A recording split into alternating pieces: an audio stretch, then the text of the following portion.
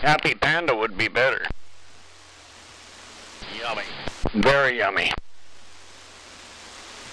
With vagina pie. Well, that'd have to be on the side.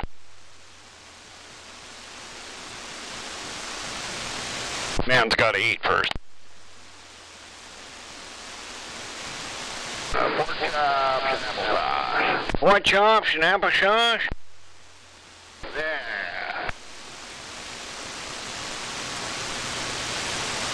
There goes Mr. Worthless. Riding by on his little tractor, doing nothing, smoking cigarettes and driving around.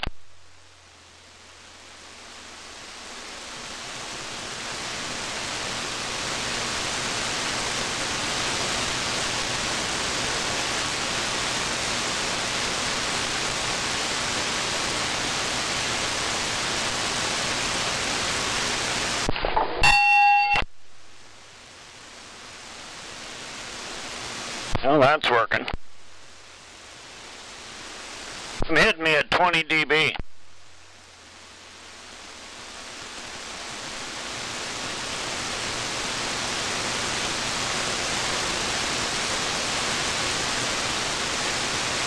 You'd think it'd be like 60 dB.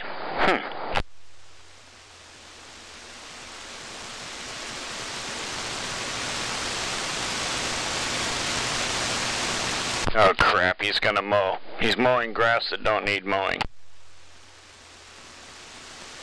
Here we go again. Or here we mow again. Yeah, so this is fun for me because I run outside and stand there and watch him. And in like 10 minutes he leaves. Oh, your underwear on, I'll give you $1.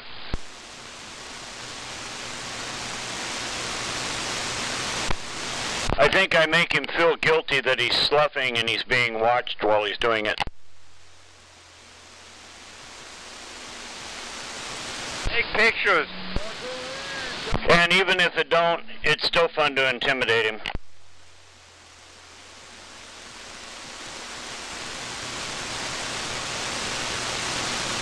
Good morning, Goody. Good morning. We'd probably give him a cup of coffee if he was a nice guy, but he's not, so. What happened to your audio? You give him a cup of coffee and put some of that shit in there that gives him the shit.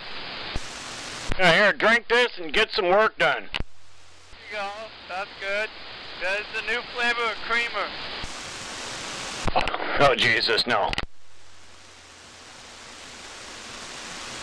You better stay in the middle lane out there. Not that. I like the hammer lane. All right, stay in the hammer lane then. Pluck a mic. Always a pleasure.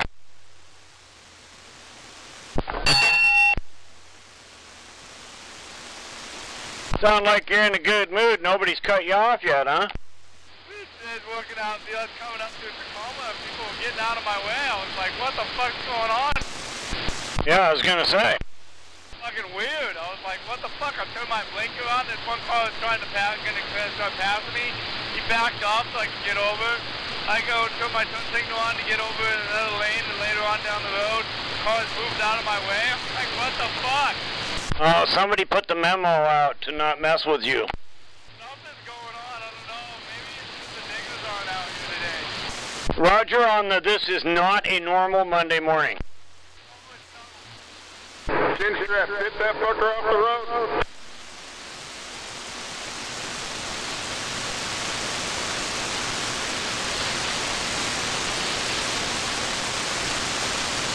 Don't forget to hug a truck driver.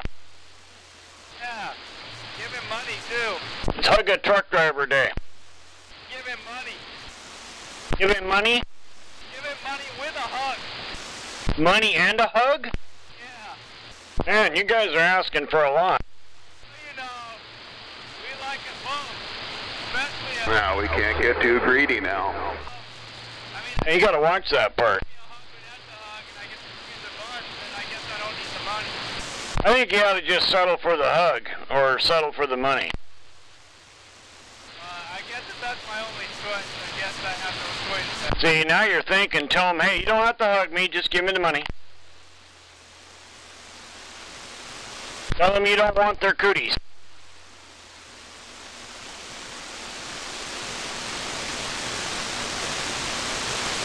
Say anything more than 2 legs and you're not interested.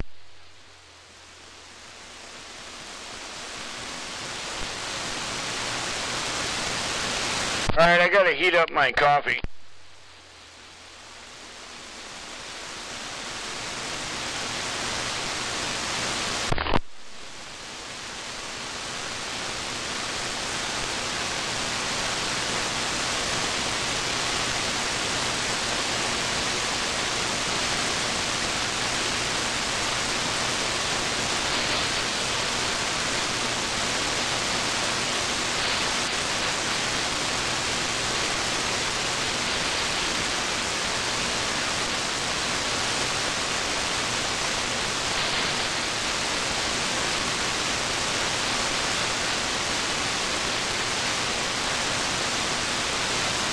What's really going on out here?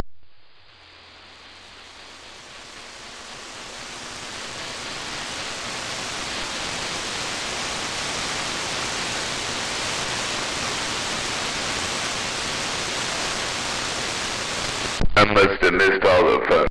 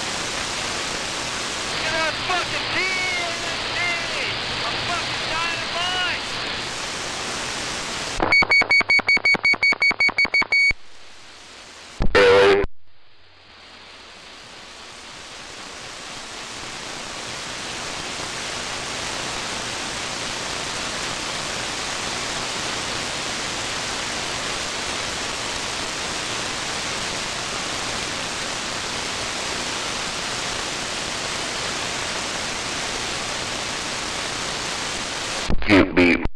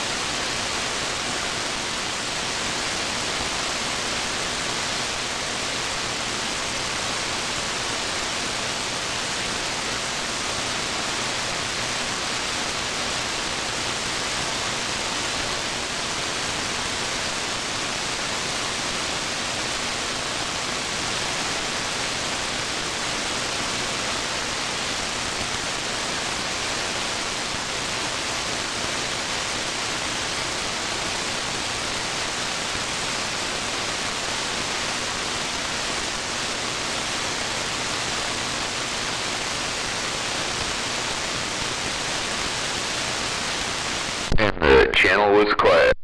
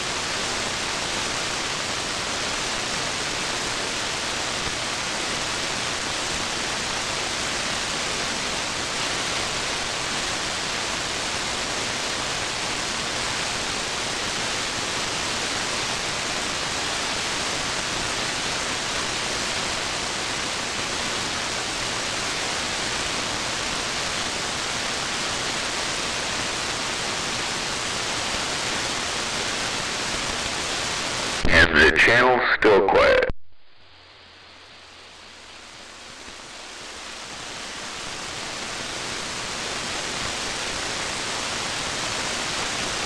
And it's still cold on the back porch. Damn it. Yeah, 10. And it's windy over here.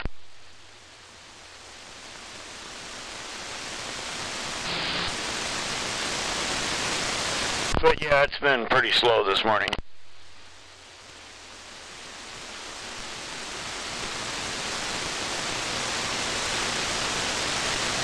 Rigid went to eat again. Dirtman was looking for his gloves, and number 10, he got lost somewhere in the swamp. We heard Motormouth. We got to talk to him for a few minutes.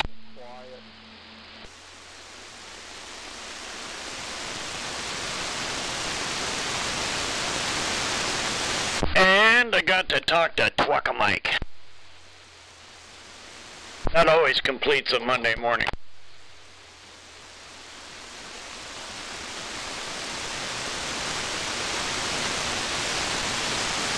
Nice. Yeah, and he don't have road rage this morning. So I quizzed him. I said, "What's the matter with you?" He said, "Well, people are using their blinkers and shit, and they're letting me over." He goes, "I don't know what's up." Yeah, they're driving like normal people for once. Exactly, which they never do. So it's probably mostly out-of-towners, Roger.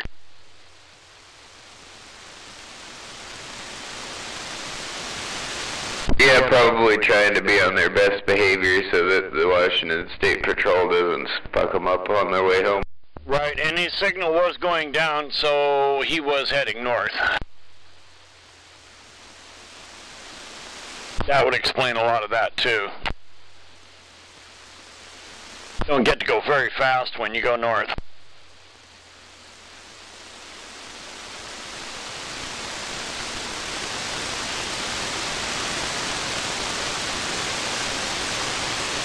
Freeways are a crazy place to be nowadays, unless there's low traffic. It certainly can be annoying, Oh yeah. especially up north. Like when you get into all those, where those freeways intersect, every single intersection of those freeways is screwed up. Yes, they are. It seems like every modification they make to all those intersections don't help. They just seem to make it worse. A friend of my family, she used to be with the Department of Transportation, and she was one of their people that helped design a lot of things that are here now. And she's dead, but she lived a good life working on that. Could be worse, could be Portland, where it tells you the exit's right here, but it doesn't tell you there's two exits there until you get off the wrong one. Right, and one goes over the top of the other. Yeah, one goes to the wrong side of the freeway, and then you have to drive halfway across Portland to get back to the other side of the freeway. Right, and that's your mistake, not theirs. Exactly.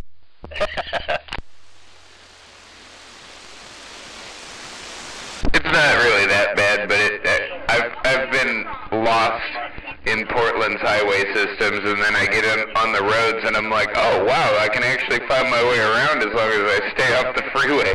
Right. Yeah, it's crazy down there. Still. Yeah, and you gotta watch out for the crime max, that max train they got down there, because it'll run your ass over.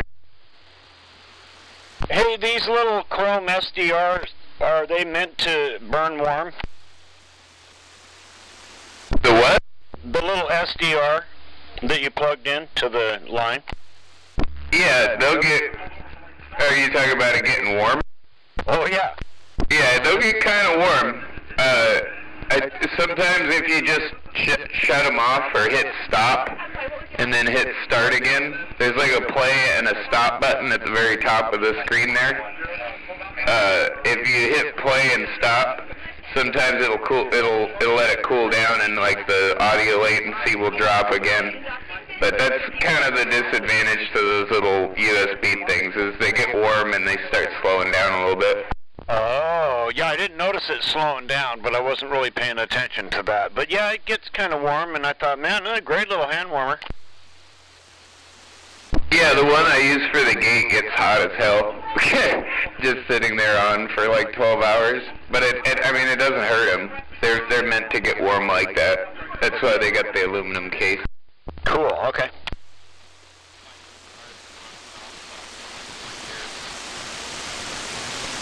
Yeah, it works much better when you're looking at the graph and you can see the whole thing going while you're talking and other people are talking. I was just seeing like the peak in the middle, and that was it. That's all.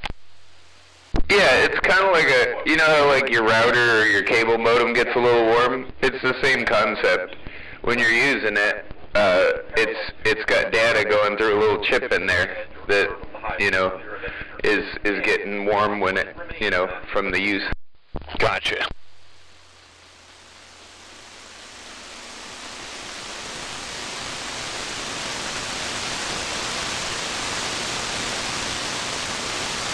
Iggy liked it.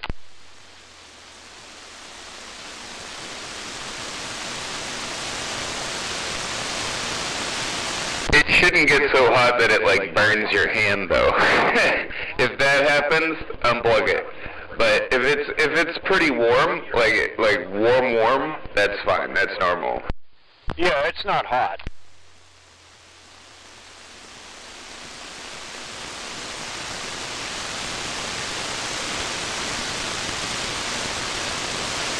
Well, clouds are moving in. It was a pretty morning. It didn't last long. Yeah, 10. We're getting clouds like what we had yesterday flying over us. Man, that was nasty. 3:30 and it got dark.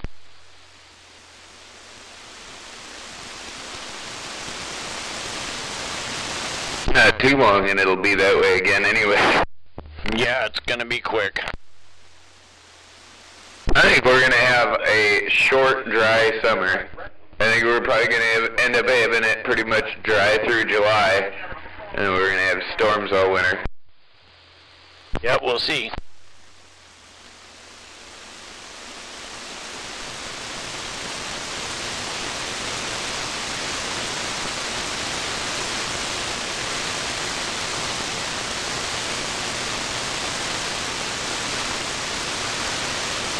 Yeah, I need a nice warm day. I got to get up on my roof and do a little bit of work on my back porch roof.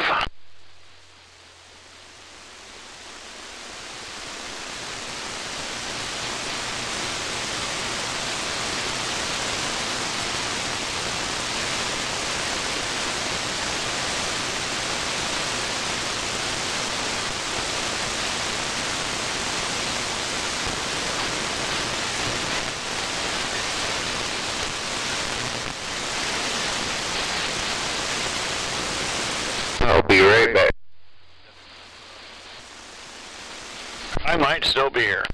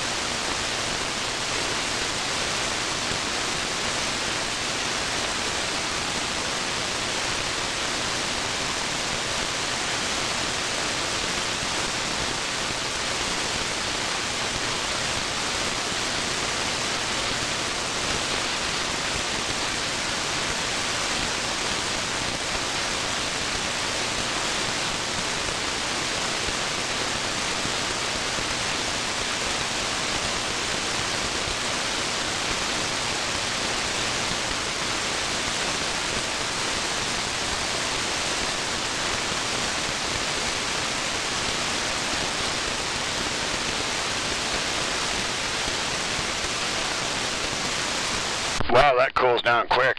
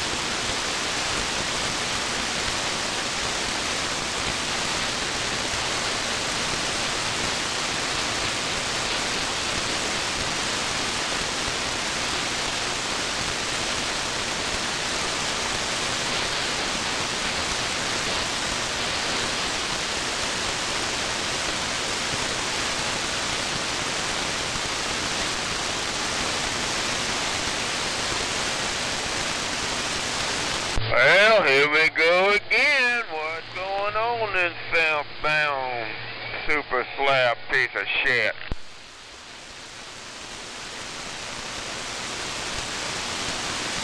Oh, that's right. Y'all steering wheel holders, you don't have radios in your truck.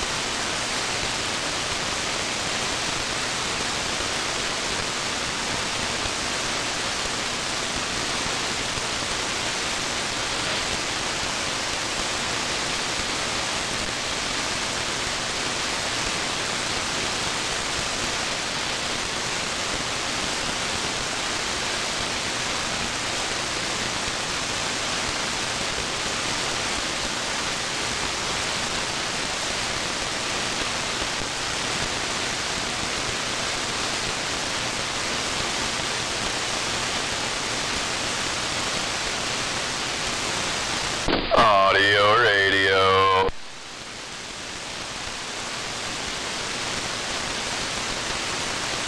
Is that number 10 in the swamp out there?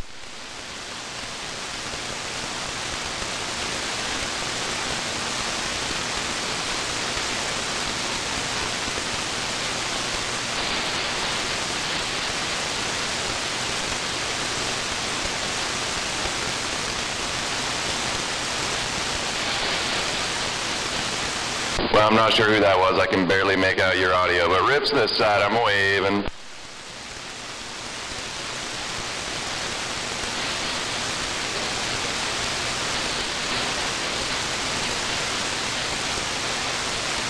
Well, I'm barely hearing that diesel wagon. Barely. 810 northwest corner.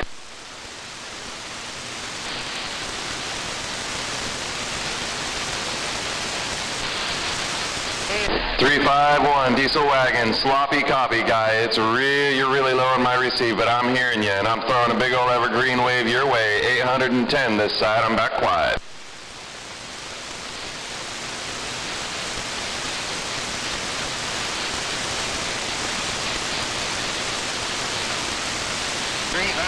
Dumpster fire's waving.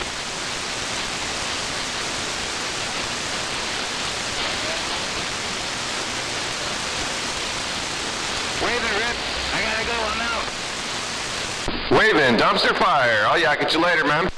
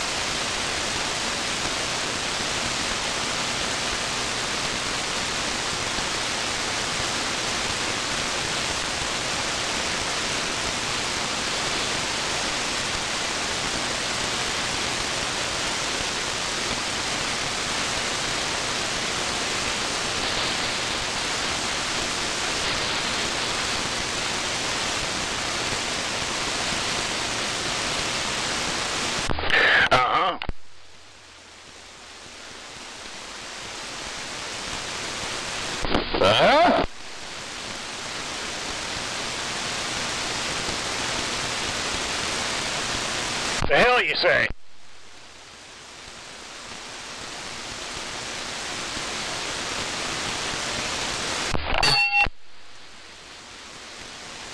Is that a Zodiac I hear out there? Is that a Mr. Rips I hear? Yeah, Dan. Well, good afternoon. How are you? Oh, I'm doing well, even when I double with you. Roger that. Glad to hear you're doing good.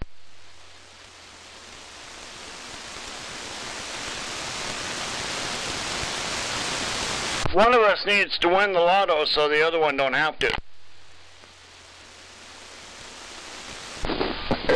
There you go.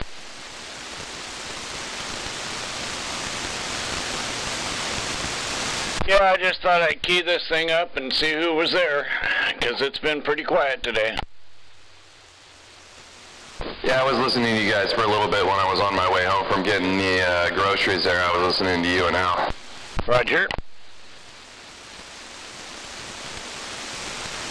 I said something about my SDR being on for 3 years, and it doesn't care.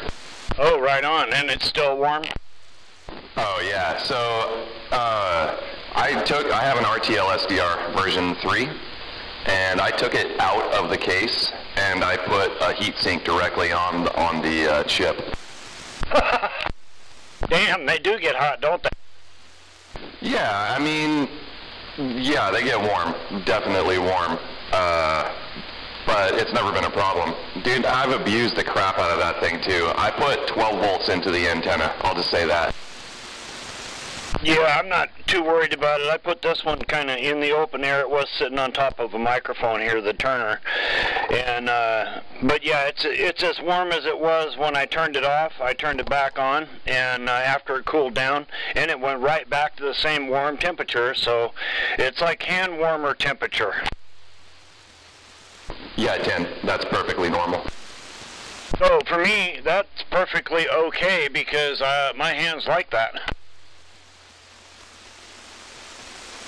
Good therapy.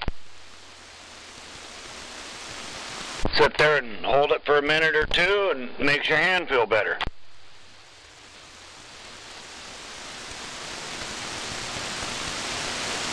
Cheap tricks.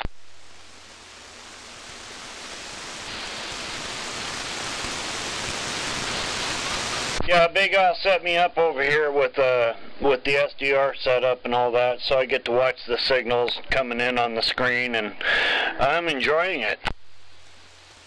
Yeah, man, I love my SDR. It's actually probably my favorite part of my radio setup. Yeah, it's fun, and I'm sitting here looking through all the different stuff, and I'm going, okay, well, you don't know what that is, so click on it and find out. Being careful, but yeah. Yep, just don't turn on your bias T and you're good. See, I don't know what that is, so don't tell me what it is, and I'll... Oh, there it is, I see it. Bias T. It is off. That bias T will send a 5-volt signal into your antenna. I mean, it's not going to hurt anything. You just don't want it turned on if your antenna isn't an active antenna, Roger. Oh, yeah. Well, I got this set up for receive on the 40-footer. Okay, sweet. Yeah, and so, you know, people's signals are going to be lower than they would be if we were in the tree, but that's okay. I'm still hearing them, and they're coming in on the screen with no problem, so obviously these things are that sensitive. Yeah, 10. So I use my radio for my audio. I don't even listen to my SDR. The quality of the audio that comes from my radio is so much better, at least on the bands that we're listening to right here, HF. There's an adapter you can get, an up converter for HF that will make it sound a lot better. Oh, Roger, yeah, I'm listening through I can do both, actually. I got the headphones hooked up to the setup with that, and then I'm running the other radio and talking to you on it. Yeah, 10. And the other radio is not even hooked up at the moment, so I'd have to hook it back up to put it back in the game, but I don't really need to, so I'm good. For the moment. Maybe I can hook it up so that I can turn the radio on. We don't know if we can run power through it or not.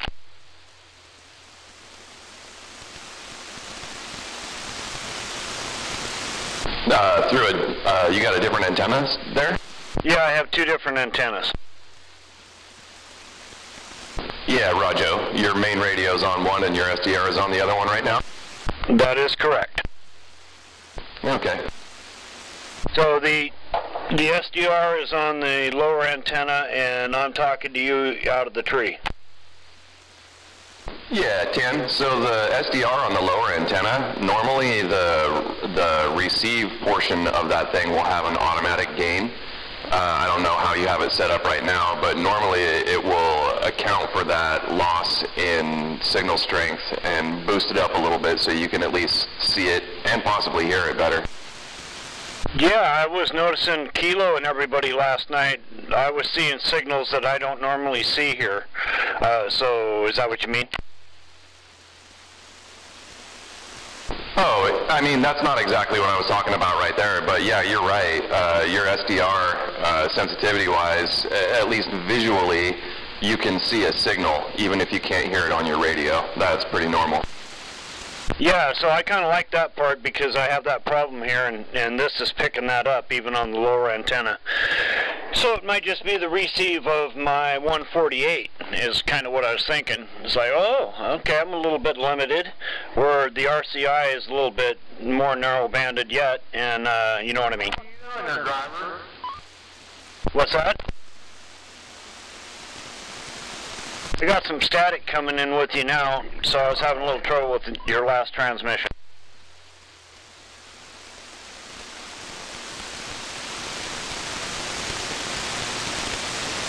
Are you talking to me, or you got somebody closer down there talking to you? No, I was talking to you. Oh, weird. Yeah, I mean, you're kind of quiet today, too. Must be atmospheric something or other. Yeah, I got about, let's see, hold on.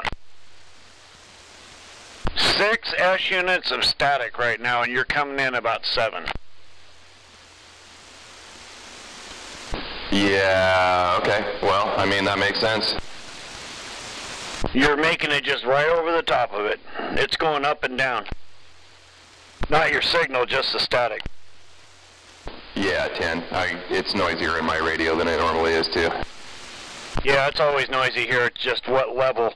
Is it freight train level, or is it monsoon level?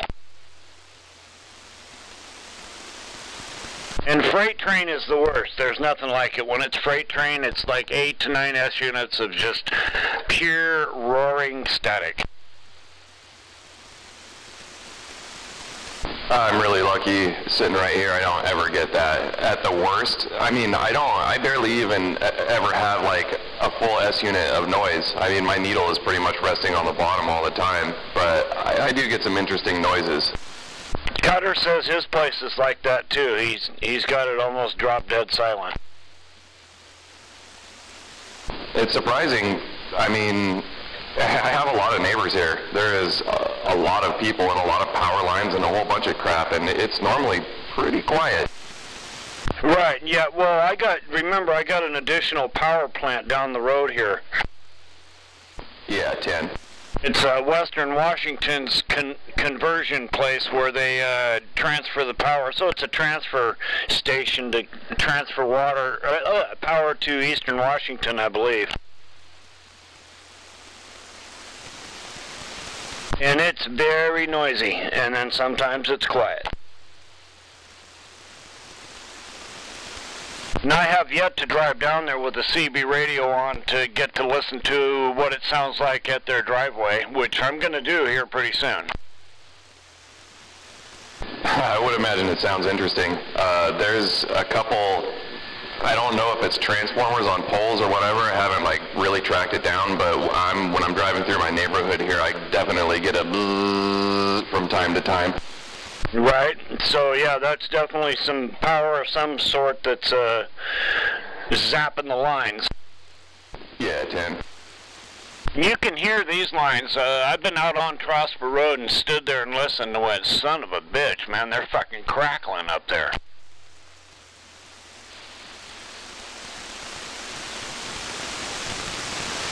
I lived on Johns Prairie when I was a kid, pretty close to the power lines, and I definitely know what they sound like. It's a familiar noise. Yeah, I climbed a tower with a friend of mine one time, and I said, is there power hooked up to this? And his handle was Rocket Man on the radio. He said, well, yeah. I said, oh my God, I'm getting down. I got down and he went to the top. About 120 feet up.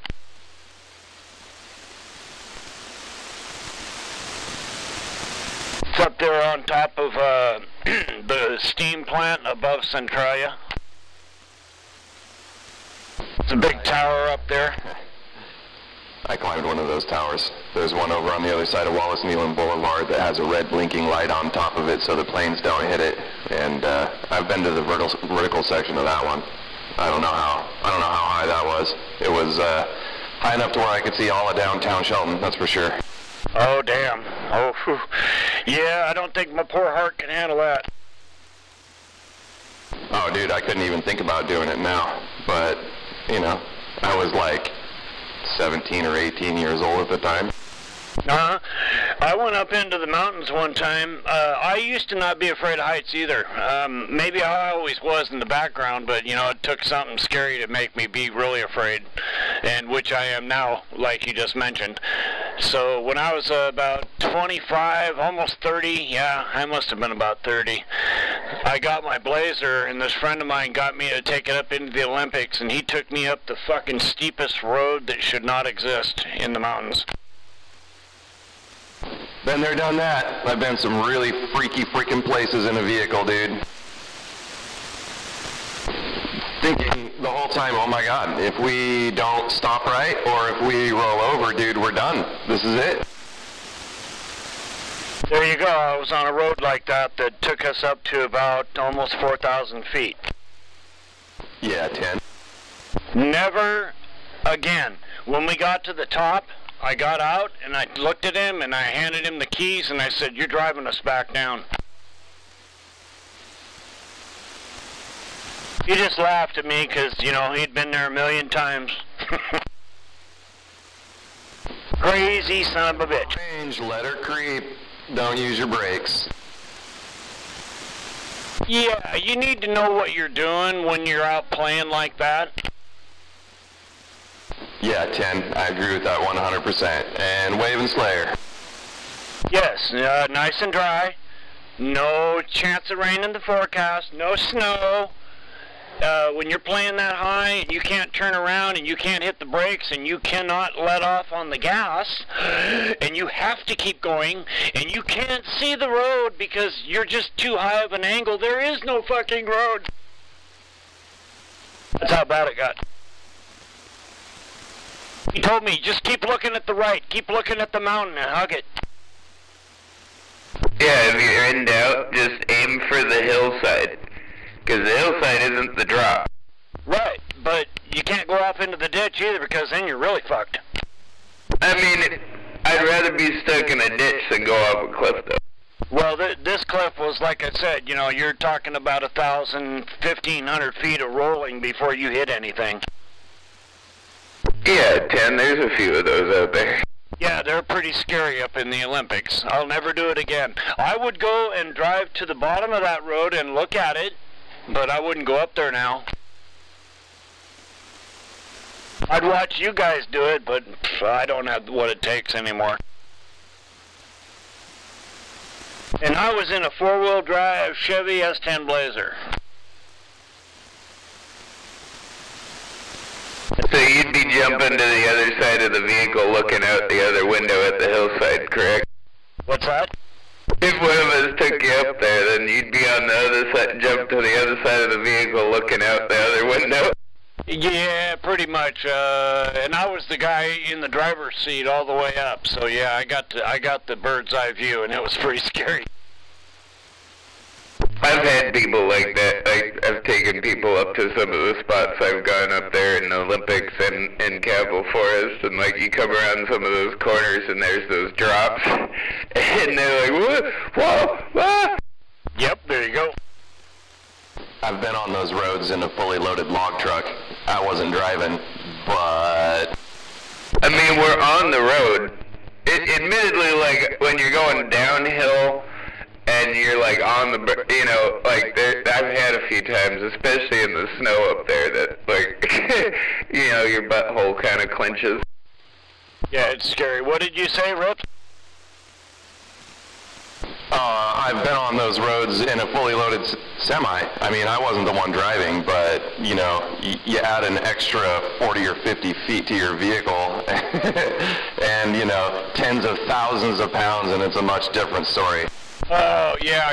I wouldn't want to be a logger, because the loggers are ones that made those damn roads in the first place. Yeah, they're driving 70,000-pound log trucks up and down them all day. No, it didn't make any difference. Yeah, they're brave people. Being a log truck driver ain't all that bad. What's wrong with it? I didn't say anything bad about it. You guys got to have big balls to go where you go with those trucks. That's what I was talking about. While 8 inches from your passenger side tire is a cliff that's freaking 2,000 feet high. Yep, they had to make those roads.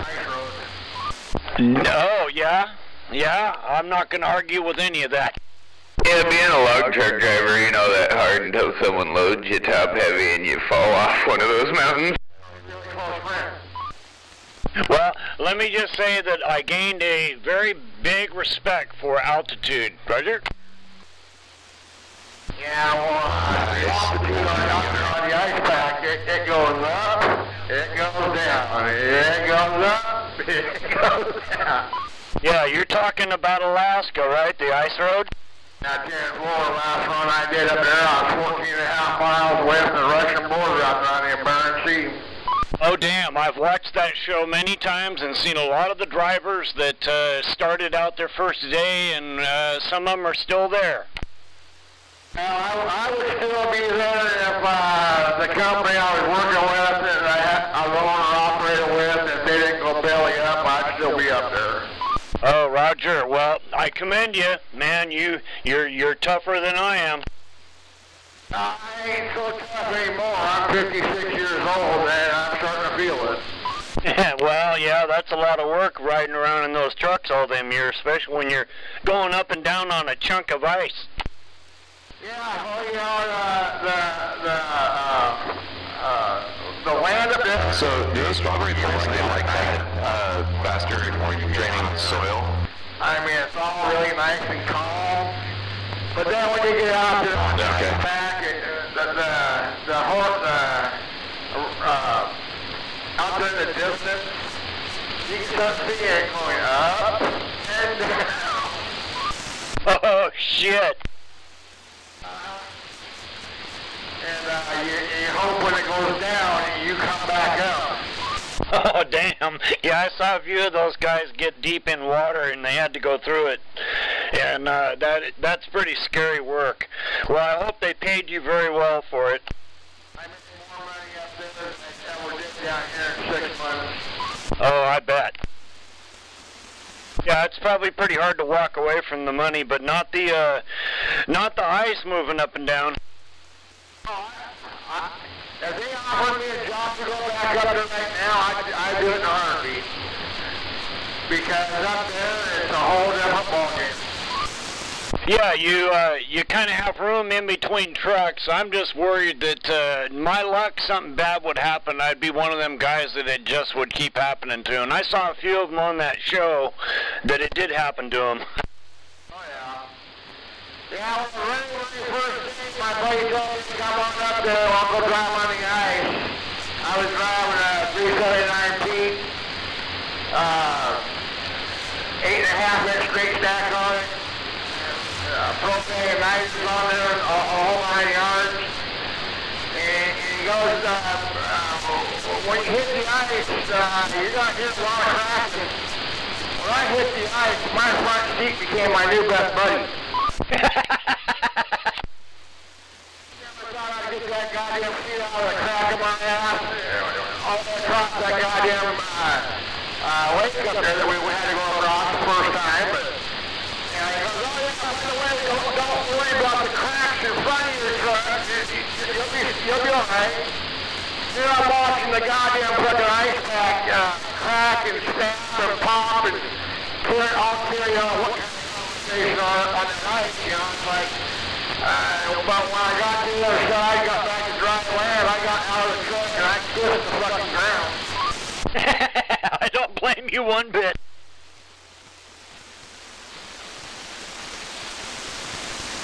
Hey, more, buddy. Hey, you got water much liquor out here right now. It's going southbound. You're getting rain right now. Roger, you got Zodiac out of Tumwater here, and Rips over there in Mason County, and Big Al over here in Tumwater area as well. We're all just listening to your story. That's pretty awesome, Claude. So thank you for sharing that with us. Hey, I got pictures show if you actually want it. Hey, we have a good one. All right, you too. Take care.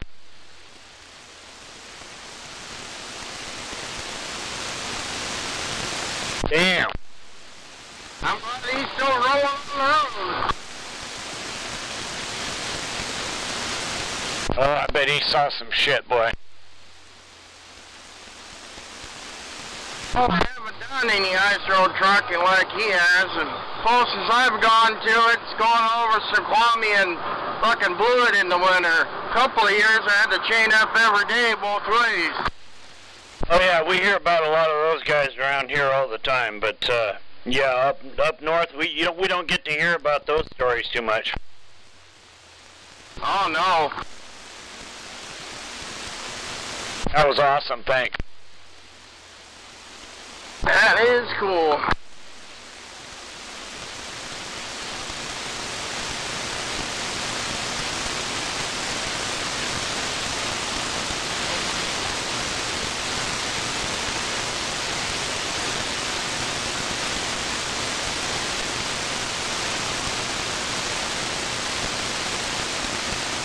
You better take that truck back to California and give it back to the driver.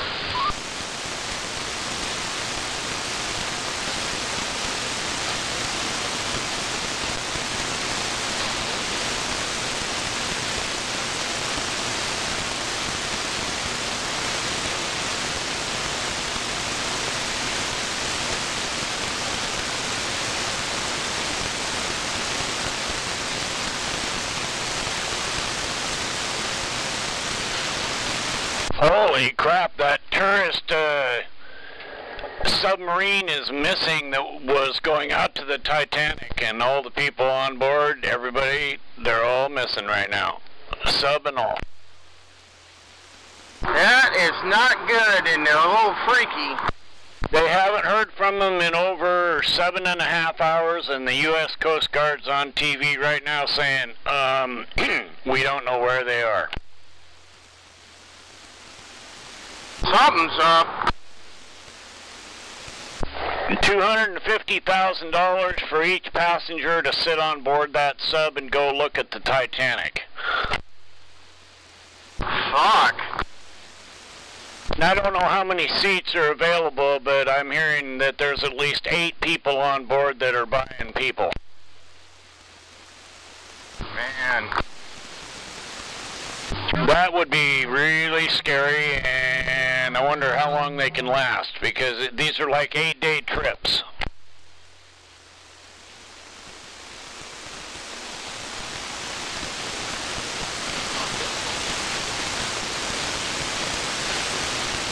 Damn it.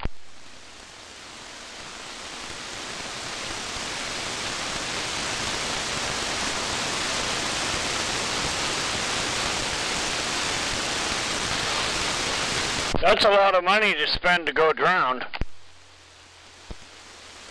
Yeah. I think I'd rather stay on land and say, hey, here's $250,000. Take that automatic vehicle that don't need no passengers and go drive it down there and take 100 pictures for me.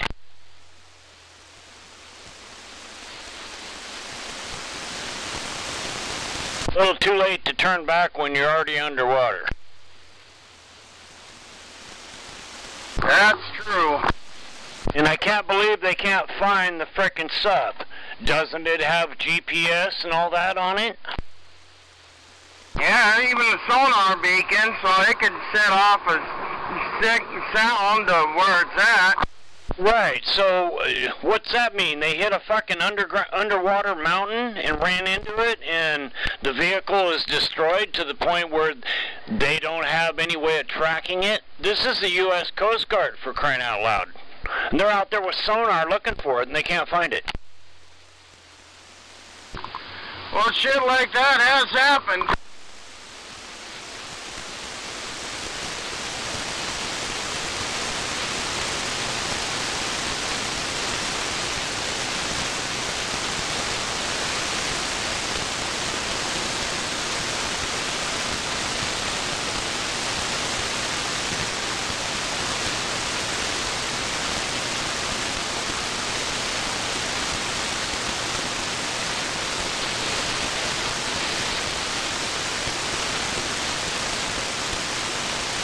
How about getting on out of the middle lane so everyone can get by it?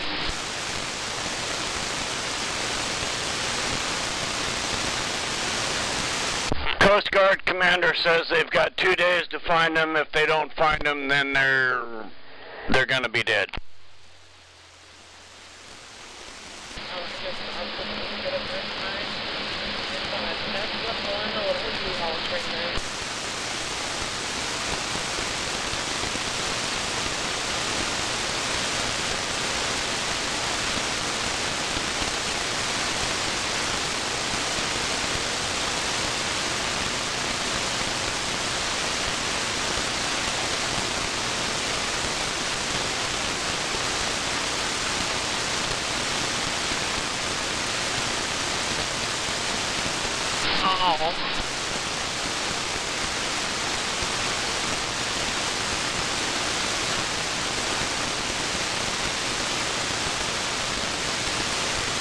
Get the fuck out of the middle lane.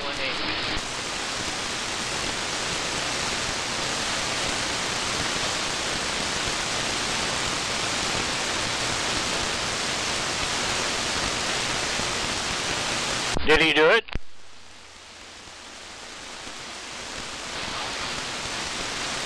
Did he get over it? No. You gotta yell louder.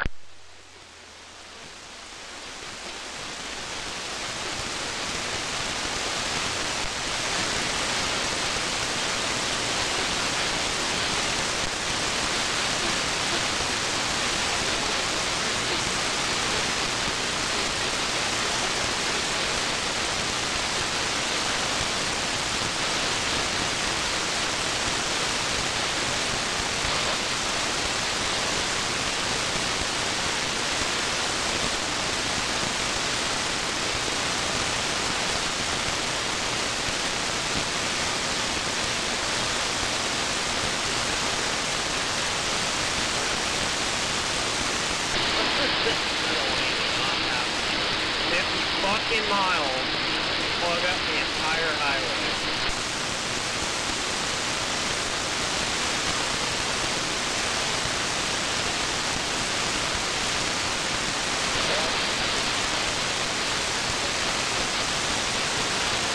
Changing the lane is so fucking difficult.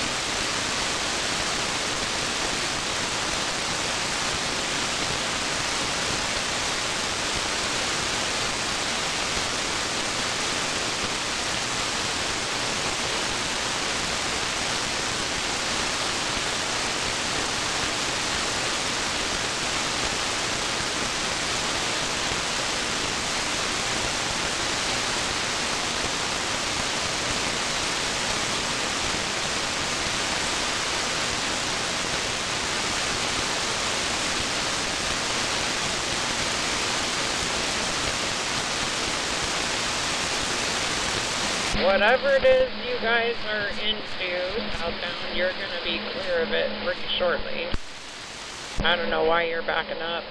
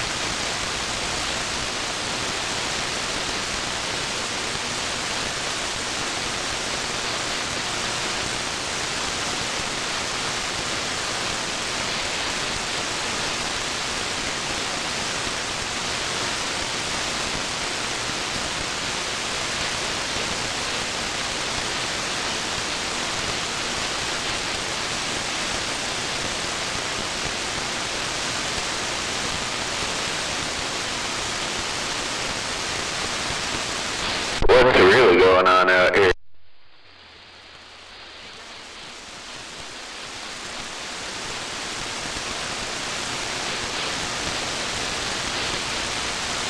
Awfully quiet.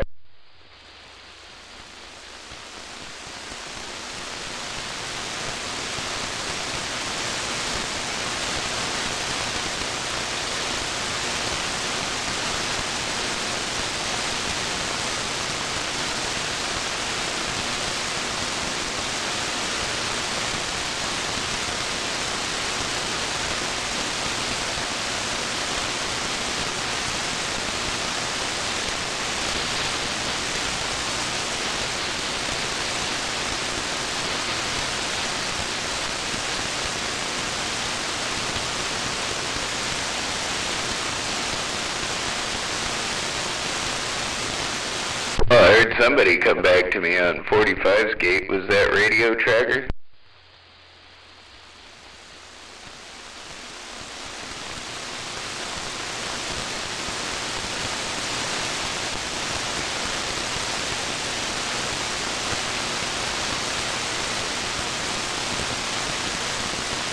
Yeah, I'm waving back at that radio tracker. There's a bit of a delay. I can't hear you on my base station, but I can hear you on 45's gate. We're definitely waving. Hope you're having a good day.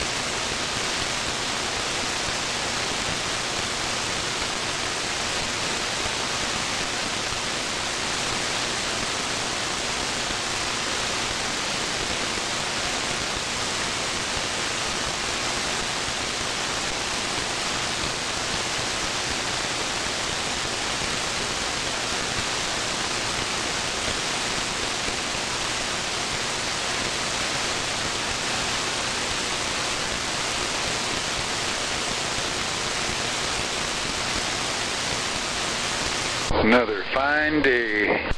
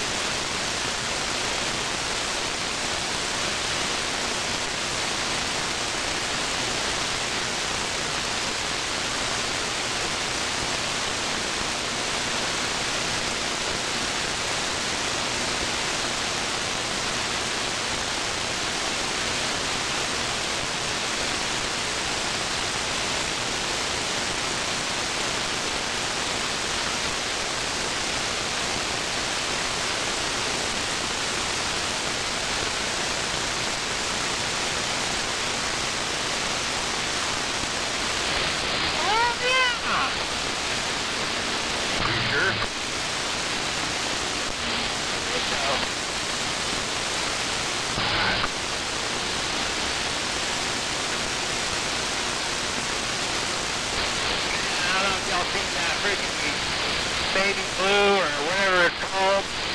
Mint green, maybe, I don't know. Four-door, like 60s Ford pickup, where it must have a power stroke in it or something. God damn, that thing is nice.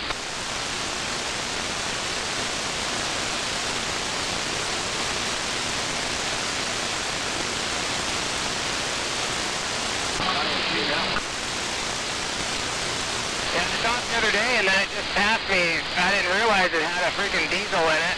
Man, that thing is just beautiful.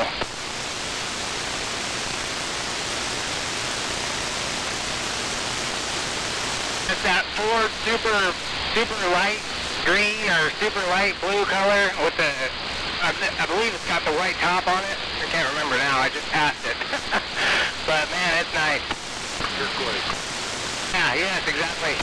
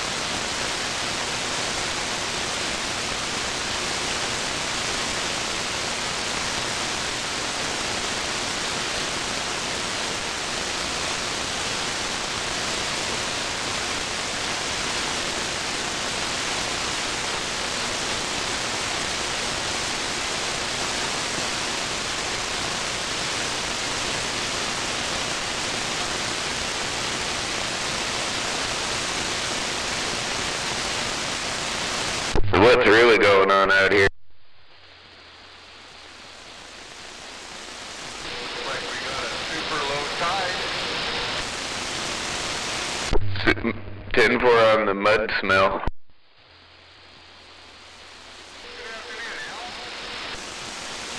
Yeah, good afternoon.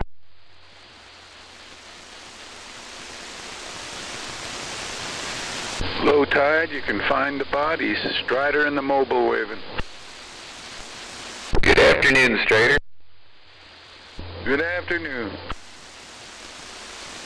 How's the traffic out there? I'm on Martin Way approaching Kenwood, and it's really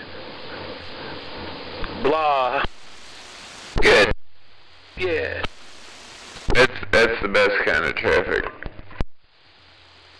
I heard that this morning. Apparently Trucker Mike was out here and he wasn't agitated by all the drivers around him for once. It's weird, like everybody's driving normal. It kind of bunches up around the Bud Bay there, but that's okay. Bud Barn, I mean.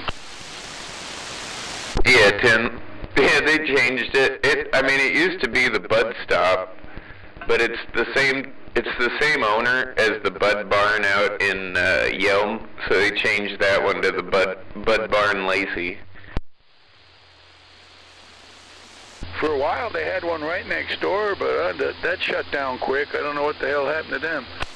Well, they moved. Well, they moved and then shut down when they moved to that location. That was Danks. And Danks used to be in the, A-frame just a block down the road. And they moved out of that spot to the bigger spot that opened up behind Bud Stop. and the owner of Danks was into all kinds of shady stuff they weren't supposed to be doing, and they were breaking all the rules, and I think it caught up to them, and they ended up going out of business. Well, good for Bud Barn. Took out the competition. Yeah, Bud Barn, they have some good specials. If you're on their, if you got their app and you're on their list, every now and again, for 40% off any ounces or half ounces. Yeah, anymore I just go to like T-Bros or the 420 store over there in Tumwater, because I kind of try to avoid that certain parts of town, like that side of town. If I don't have to go there, I don't go there. With West Olympia, the same thing. But, you know, at the same time, like, yeah, I'll head out there occasionally. I'm still on their list. And I usually go out there for the Cedar Creek stuff because it's the closest place that has it.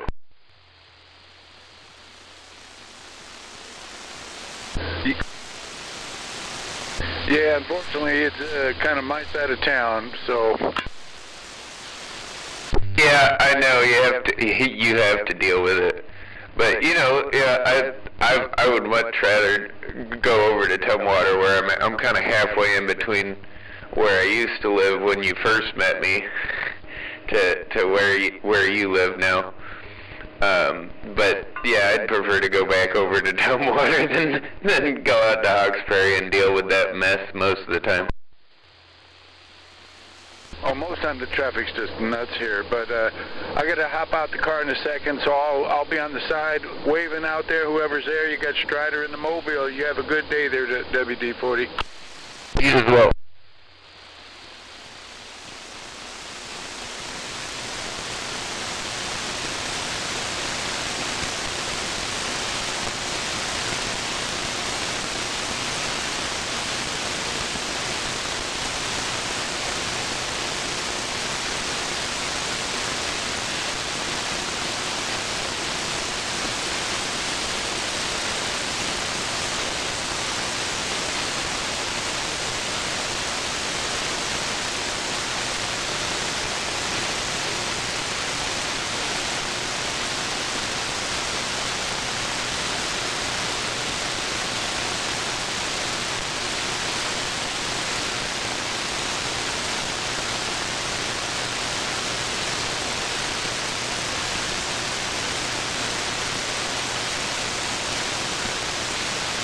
Still funny, where I had my antenna at that old apartment is now a road.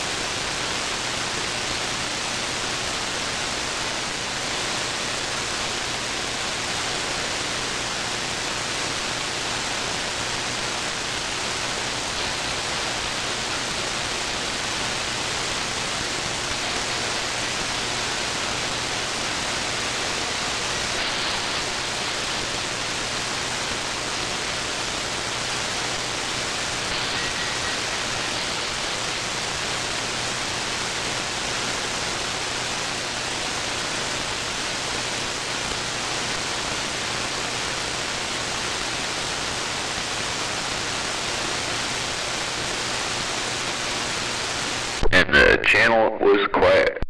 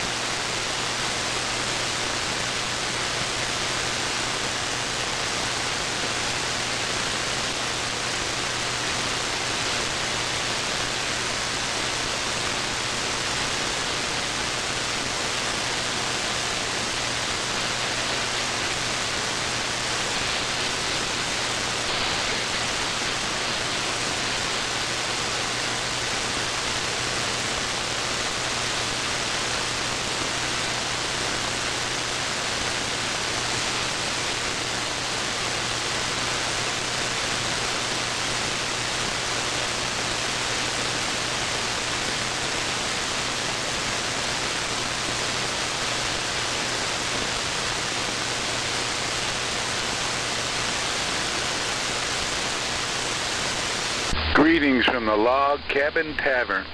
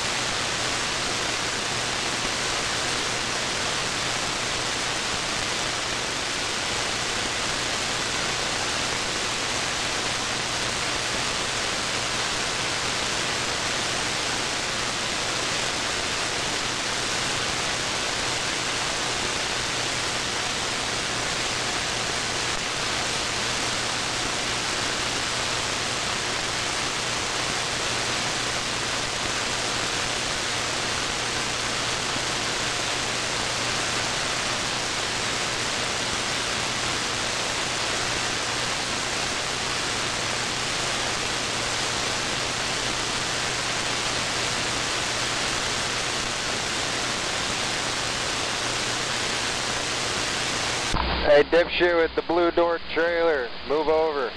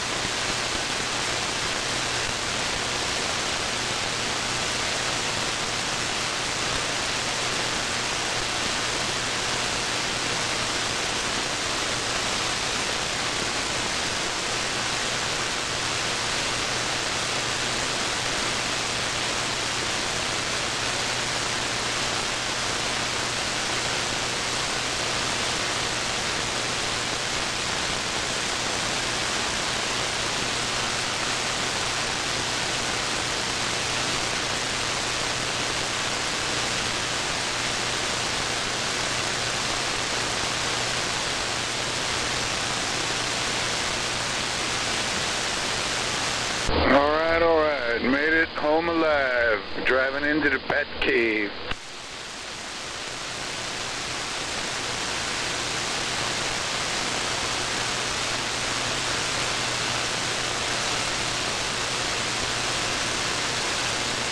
Alright, back into the middle lane you go to do absolutely nothing but block traffic. You're a fucking genius, man.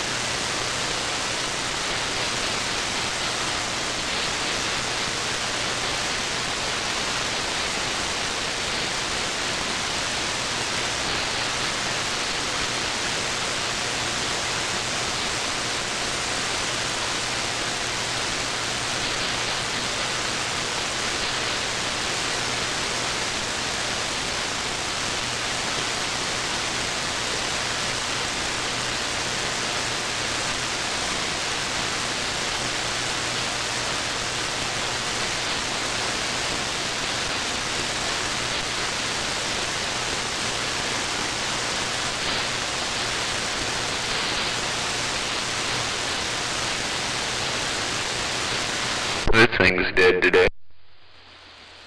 Dead, yeah. Waving, Inspector. Good afternoon.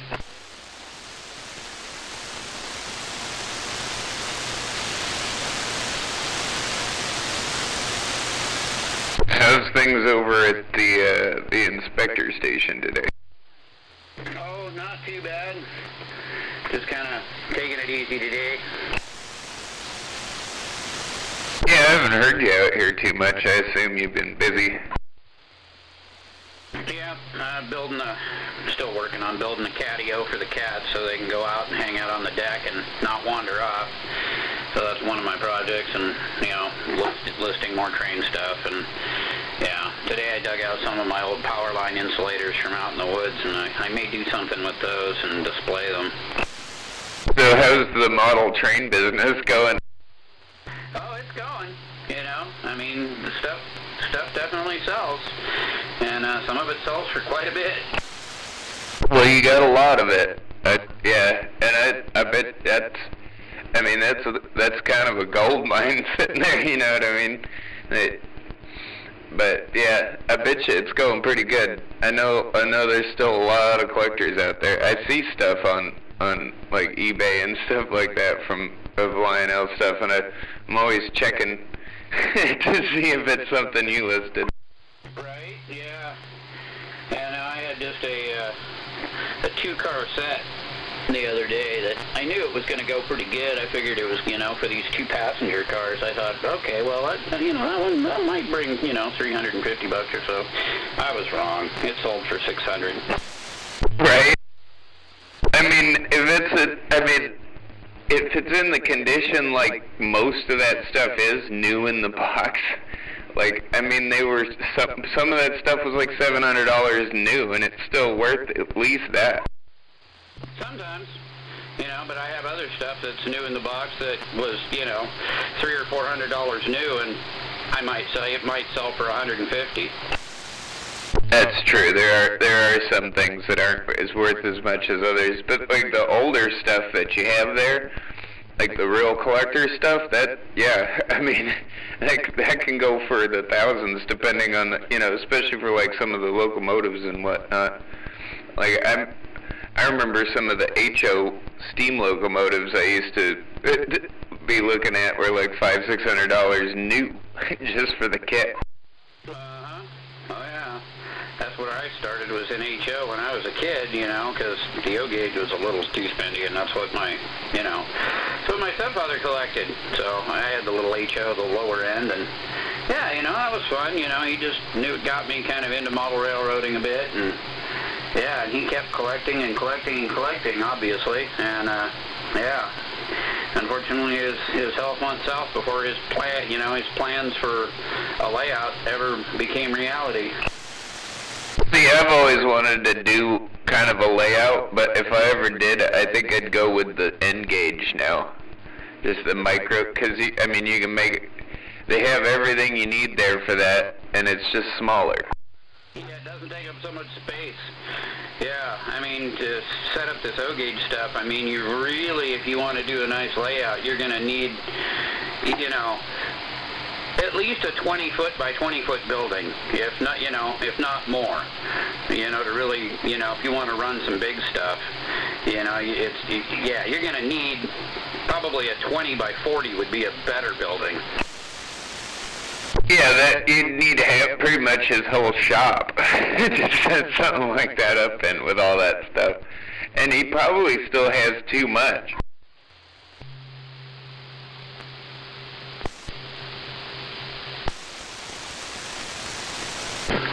There we go. My audio went away, didn't it? Yeah, I don't know what that was about. Oh, I think it's how I press the key switch on this microphone. I've noticed sometimes, you know, I looked over and I'm like, hey, the needle's not moving. I'm like, what's going on? No, okay. But yeah, that's where if you go with a smaller gauge, you know, like an N gauge or a Z gauge, you know, then, you know, you can do quite a bit on just like a 4x8 sheet of plywood. Yeah, 10. Like Z gauge is really tiny, but yeah, I like the N gauge. That was about the right size that I should have gone with.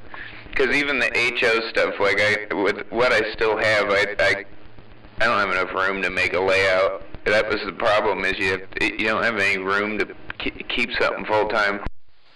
Right, exactly. You know, my wife wants me to set up something when I find enough of the old stuff, you know, that's used and not, you know, not going to matter if it, you know, if it gets run or not. So I'll try to set something up in the house, but of course it'll just be a temporary thing because you can't just leave it there all the time. But she thought that it would be kind of fun to set up something to run around. Well, I mean, you could do something where you like just put it on like a shelf around a room or something, and it just circles the room. Yeah, that's a lot of work. Yeah, I'd just probably set it up in the corner on the floor. You know, just have an area of the living room taken up for a little bit of time, and then, you know, when you get tired of stepping on the track or tripping over stuff, and yeah, then you got to pull it up. And that's what my stepfather did years ago, is he'd set it up every once in a while, but you know, he hadn't set anything up in, you know, close to 30 years. So yeah, he just kept collecting in the meantime. I can tell. I gotta sit back on here. I'll catch you later. Oops, I bumped off channel already. I'll catch you later.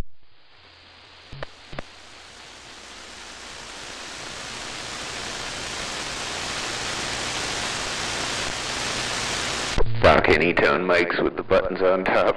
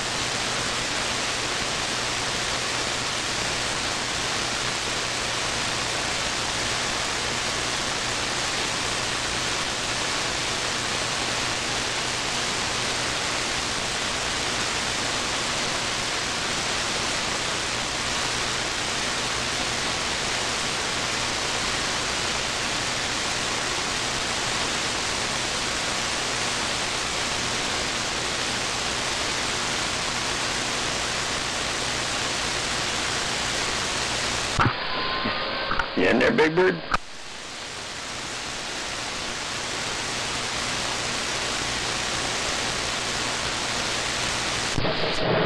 In other words, if you pick your fucking head up out of the cell phone, you seen I had the blinker on for 3/4 of a fucking mile. Still fucking text on it. You went by as you darn near assholed me because you couldn't look up to your fucking blinker. He was talking about getting his waders out, so I went and got mine dug out.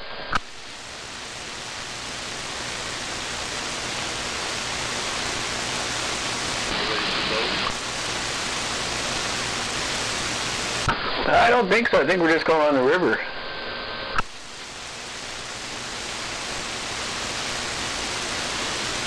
I thought if I had the motor, I'd be putting them waders on and going out right now just to try it out.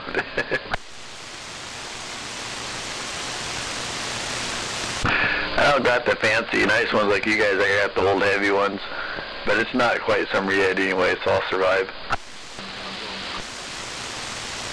Roger.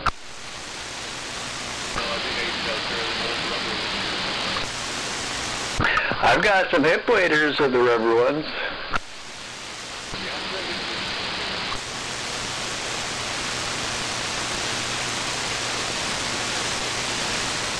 It's been quite a few years since I even seen those.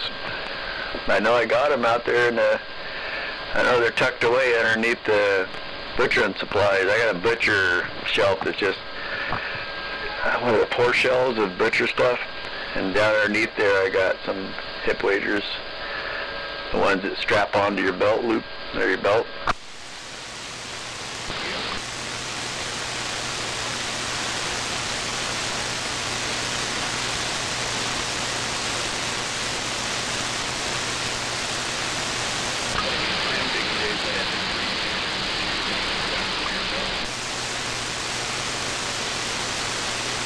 Roger. Yeah. You needed something heavy like that. It was insulation, and it also freaking weathered through those freaking oyster shells.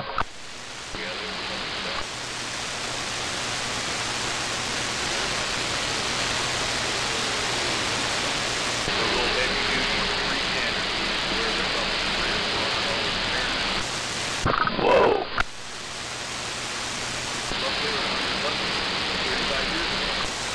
That's true.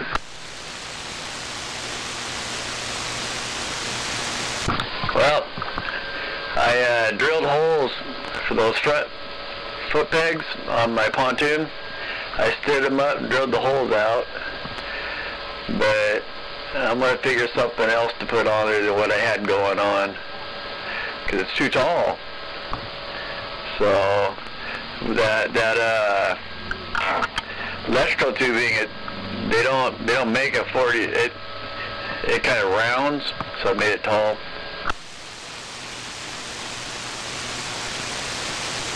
But I got it drilled and pinned, and all I gotta do is make something.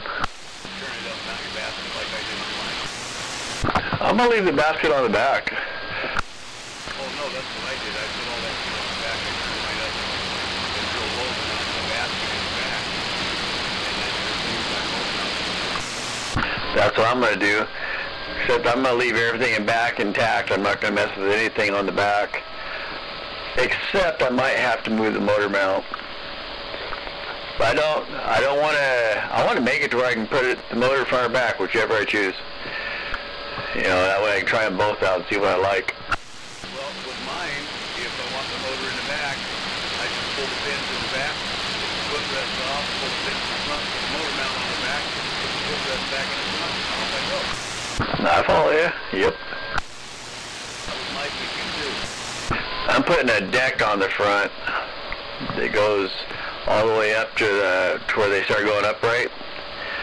Go all the way back just underneath the seat. Yep. And I'm thinking on the front of it, I seen a sheet metal bender. I'm gonna go over there and bend the front up just a little bit, you know, about 3 inches of it, bend it up.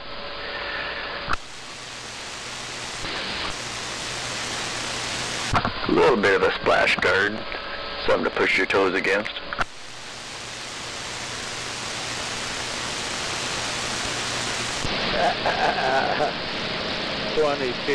miles at Tacoma, 24 minutes.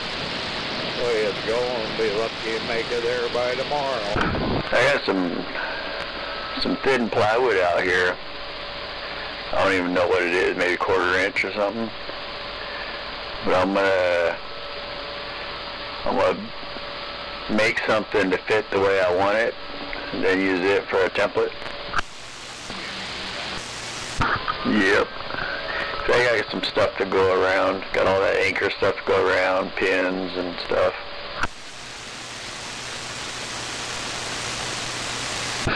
Then I'm gonna make it to where it goes just underneath the seat, so that those side pieces, those pins, will go right through it, hold it all together. It'll hold the sides on and the platform.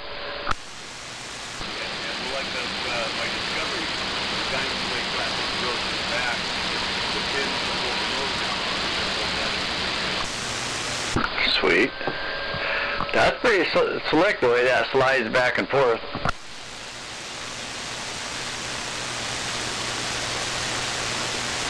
Mine ain't gonna be that nice.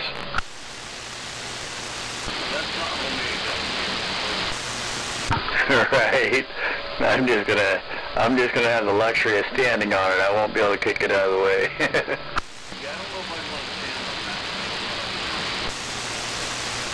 It probably hold me, but I don't know that it hold you real well.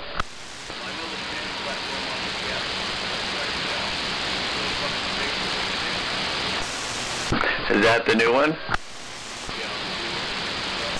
Yeah, that's the one I was thinking of. Yeah, well, the way it's boxed, so they can slide it underneath there, and that boxing gives it a lot more support.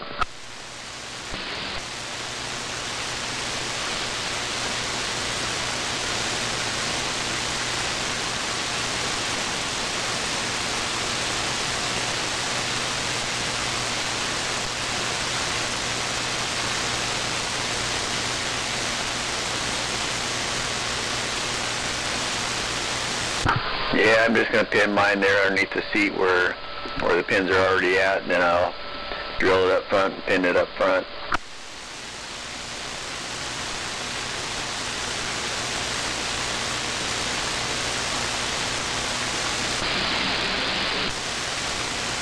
Oh yeah.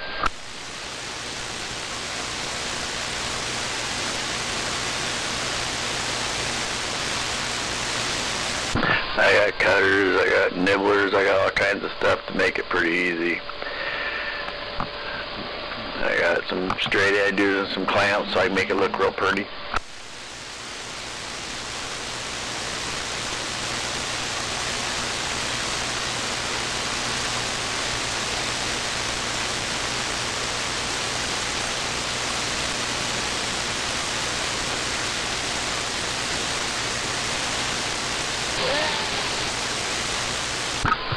I'm just not finding what I really want.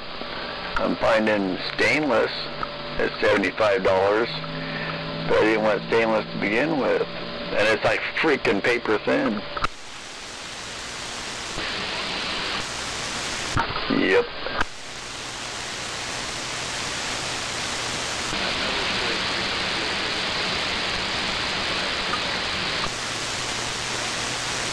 And Fife, holy smokes.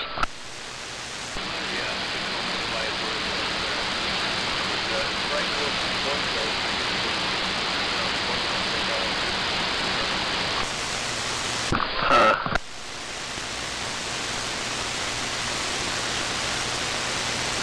It'd be interesting to talk about.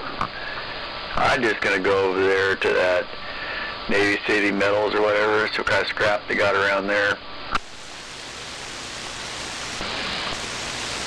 They usually got something you can figure something out with. If not, you can go across the street and order what you want.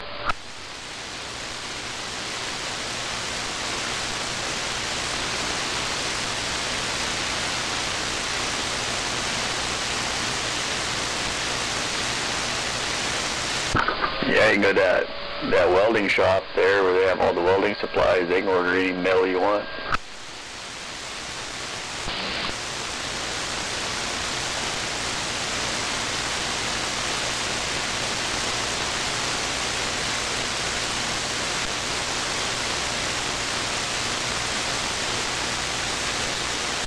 Actually, it's probably not good. I'm just assuming it's still there.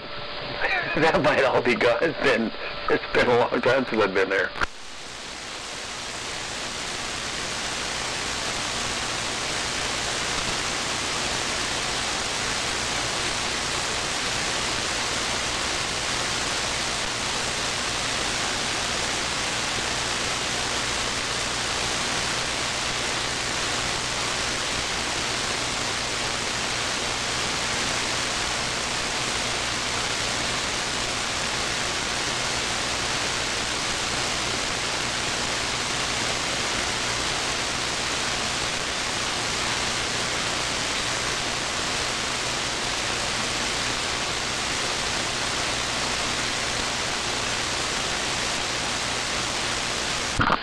Thinking about running into Tozer's and seeing if I can find a washer that fits that air nozzle piece for that one boat. If I find a rubber gasket for it, I can just carve it out and make one of those pieces that lock in there.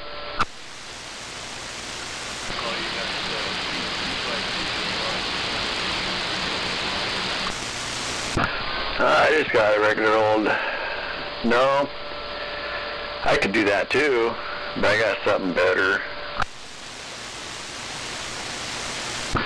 I got a piece off of a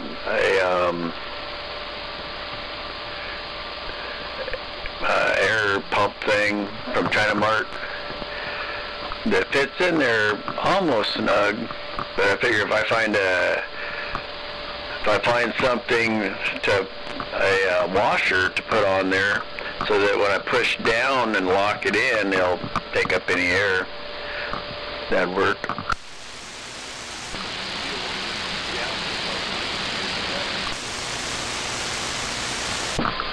Off of, I don't know if it'd work or not. I mean, how much, if I find a gasket that fits it, it can't be that much.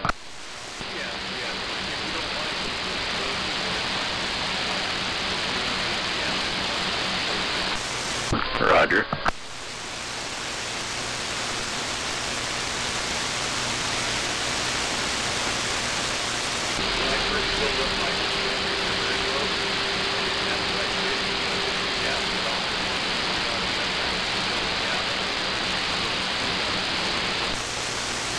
You know that one pontoon I got with that last frame I bought? It takes the same exact, it's the same exact, same exact valve as the fish cats.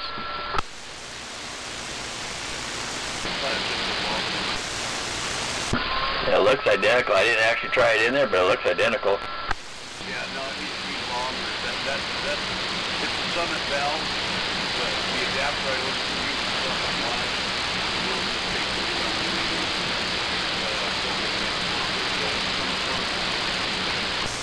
Ah, Roger. You can hold it in there and feel it up there. Yeah, I only got one of those pontoons anyway. But I figured I'd fold it up and stick it in the tote because maybe someday I'll run into the other side.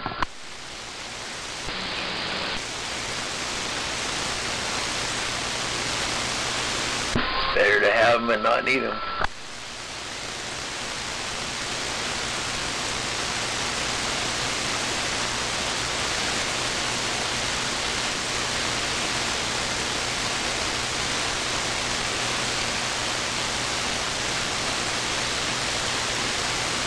Yeah, he was a youngster in his 20s, and he scared himself pretty good. He hit something hard enough that he ripped the other side. He didn't just put a hole in it, he ripped it open.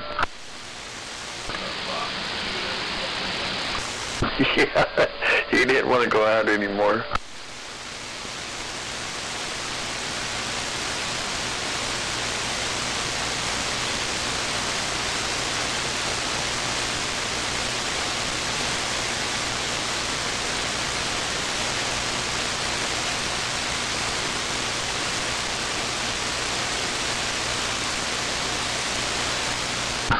Yeah, I'm at the point where it's like when it's like nice, smooth going, I'll coast down it.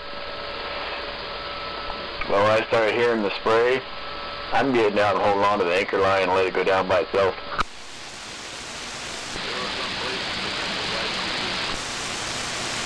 Yeah, I'm not doing it.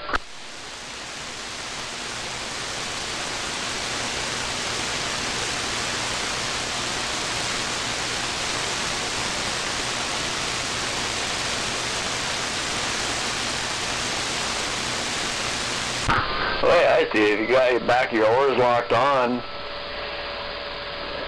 it should be, if you're not on it, it should be so high up in the water that it should be able to pass over everything, make it down just fine.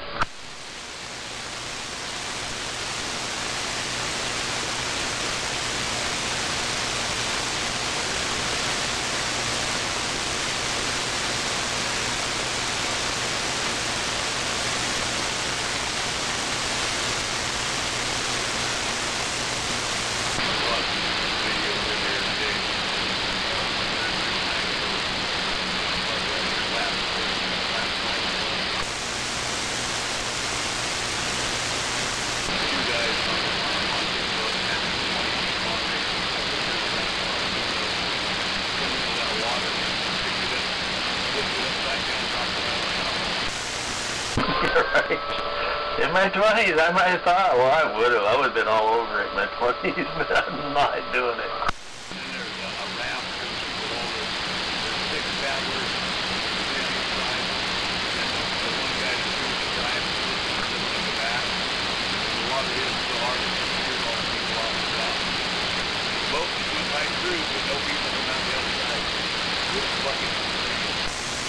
Right. I guess it's like a big giant RV. They line the sides of the road. There's thousands of rigs out there, hundreds of guys. We got vans and trailers to get to transport the road back and forth and down through. I guess it's a little bit of It sounds like a lot of fun. Get a little bit liquored up and see who's brave enough to try and go through there. Those guys go through there in kayaks. The kayaks are like 16 long. Yeah, that's what you'd want. Yeah, most of them were upside down now for you. Let me rephrase that. All of them were upside down now for you. There's one spot where there's a big giant wave. The guys get out there on their stand-up paddleboard. Surf like a surfboard. You can ride on top of that wave for a long time. Wow, that's cool. Well, them kayaks, they're kind of designed to, you're supposed to roll over and roll back up and keep going. That's part of the ride. Yeah, the video was Loxa River Master 2011. Right. Fucking cool video. Man, oh man. Seriously, bro. There's no fucking way I could not a video. At 20 years old, I've been on there and fucking finished. Yep. We missed out a lot. I don't think we even had that shit like that when we were kids. But they probably did. There's probably people doing it. We just didn't know it. Well, yeah, I was 20 years old. I was young, dumb, and full. Well, yeah.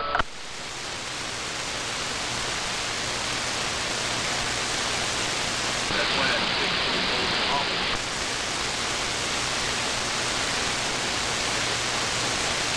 I know the feeling.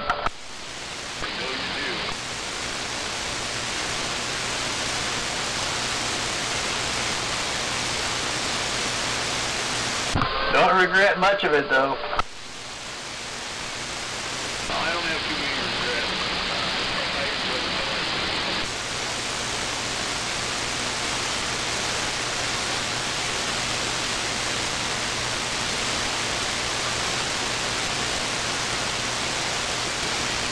Well, I just about got my refrigerator all cleaned out and I can start over.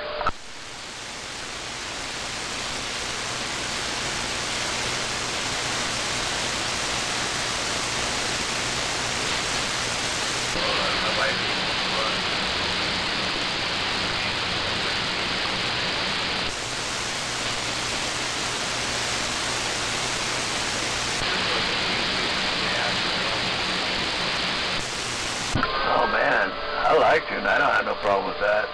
But it's all fresh canned stuff that I have though.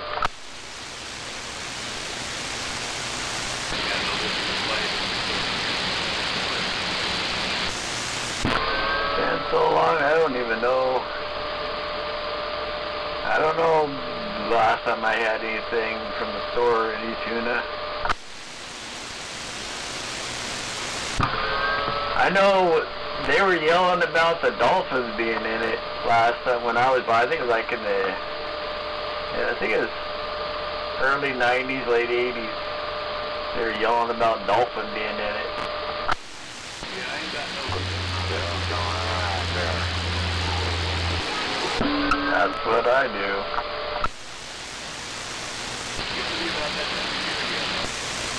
Oh yeah, couple months.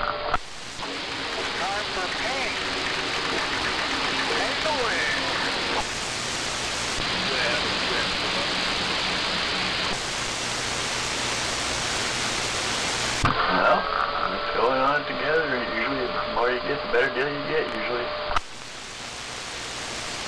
Yeah, but I got like 4 or 5 feet.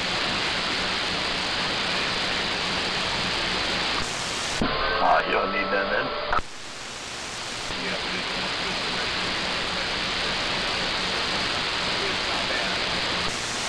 Roger. I probably got, you know those oyster jar cases, there's like 3 layers of jars. I probably got 2 layers left in the case. I can't remember, I don't remember how many jars that is. A lot. But Yeah, my wife canned up. I had her that. My wife canned it up.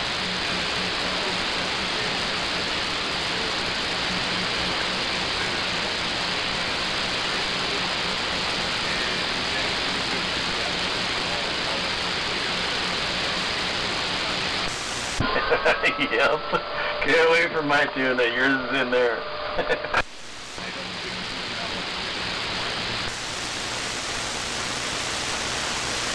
It's totally different. It actually has taste, not a old rotten crotch either. Yeah, you definitely have to get the right I got a case of that too. Just not good.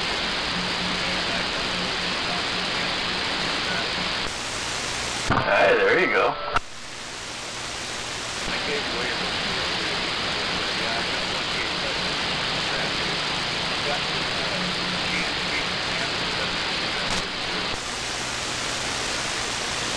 That'd be good bait. If that doesn't attract them, I don't know what would.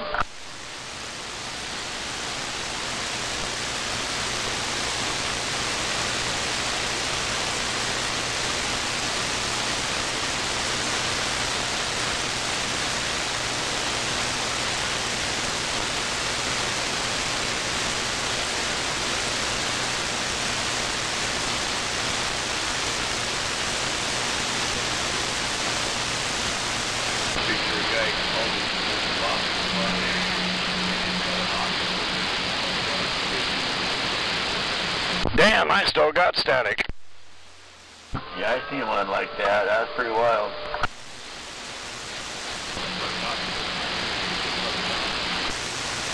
Yep. He got it up to the boat, his arms are all going out everywhere. Yeah, I saw that.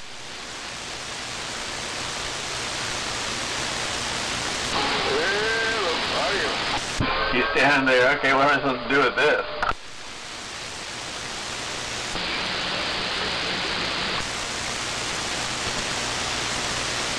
I've never eaten any of the big stuff. I've eaten the little ones, but I've never eaten a big one.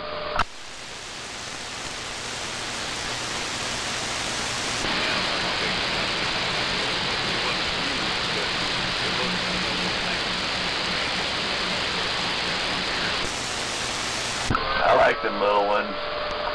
You gotta make sure you don't overcook them though, otherwise they're just a chunk of rubber.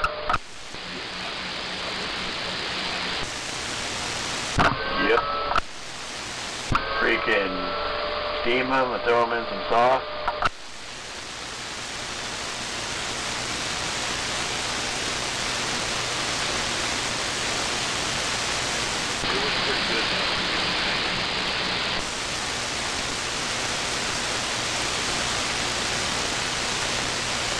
Yeah, it would. Yeah, that's something you're not cooking very long. That'd be perfect. Yeah, you gotta save them for last.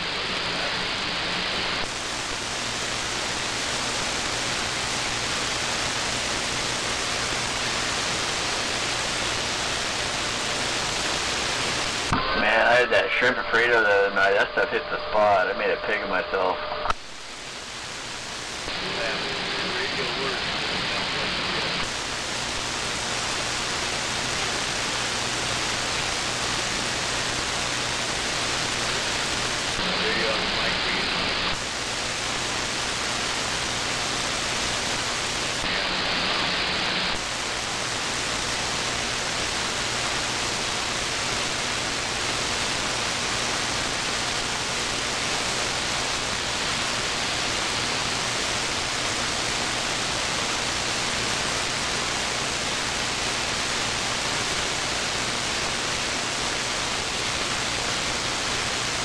Dang, I'm starting to think I should have loaded up and went to the lake.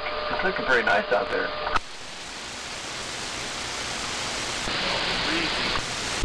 It is. In the kayak, it wouldn't matter.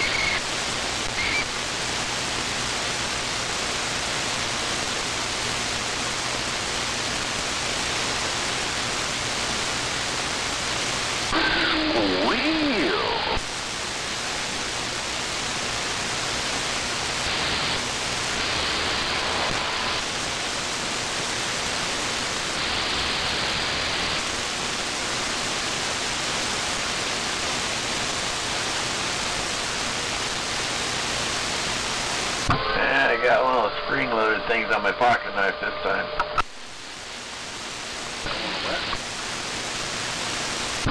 I forget what those things are called. Big Bird showed me these spring-loaded things. They're like I want to say plastic, because they're kind of plastic, but they got a metal inside of them. They're like spring-loaded, and you put stuff on them and reach out, use it, and let go of it, and it'll just go back to where it was. Yeah, lanyard. That's what it is. I got a thing on my pocket knife this time, so I can not have to go swimming for it.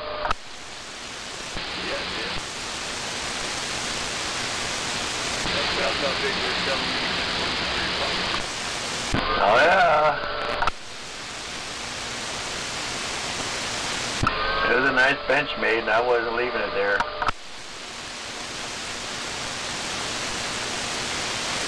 I could see it, so I was getting it.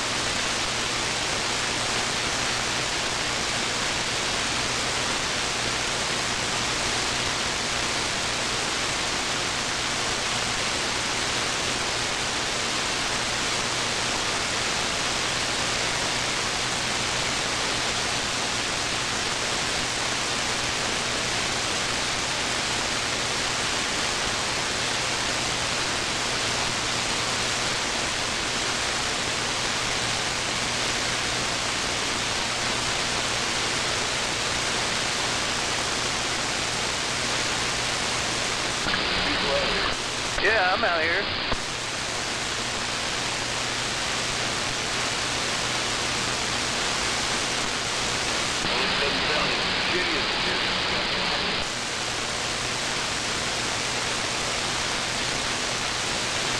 I don't know how it sounded before.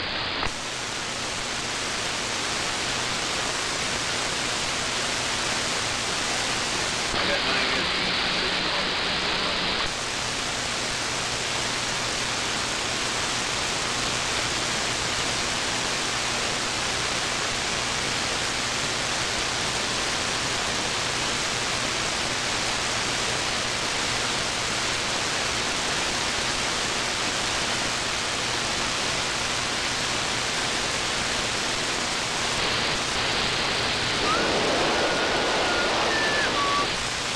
I got him at a solid 4.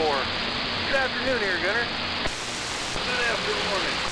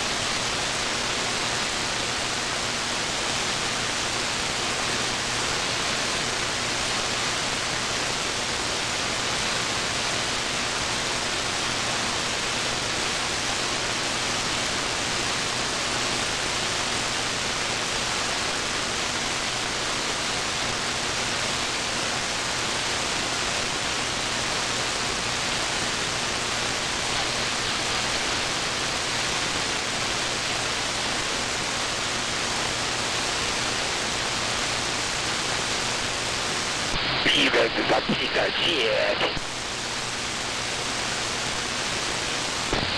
Oh yeah.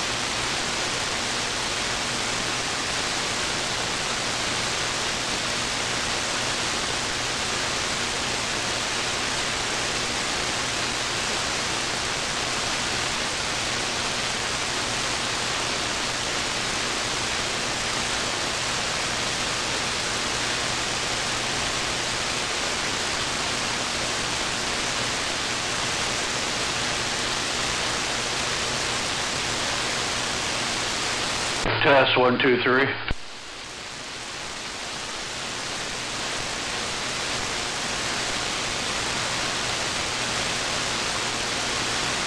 Audio.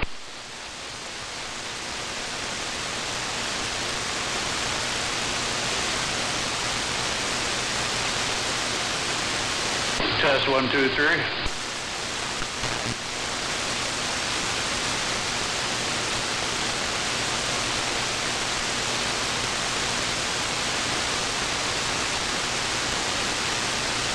Test 1, 2, 3.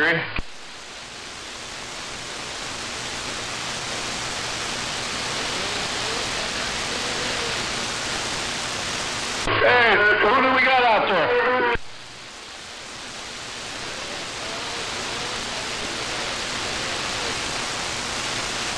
Oh, Hammerhead, you're out in the mobile, huh? Where you at? Oh, that radio sounds good.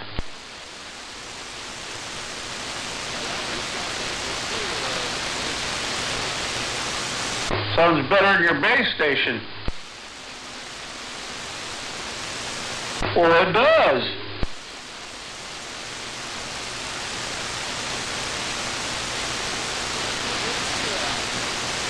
This is Triple M out in Roy.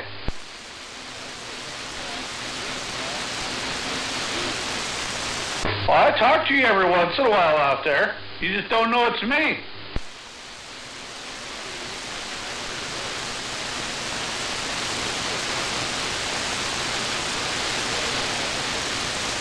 Yeah, let me try something. I want to see if there's a difference on this.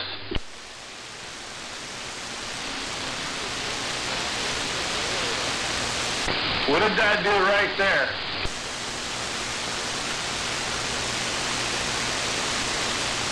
What did that do right there?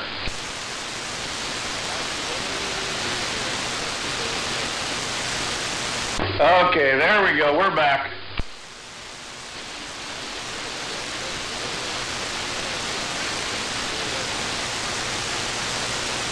Okay, well, it's working the way I want it to work then.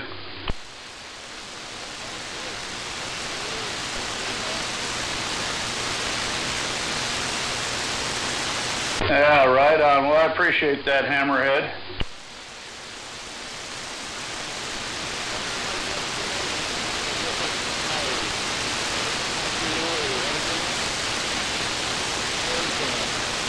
Right on. Cha-ching, that's going to cost you.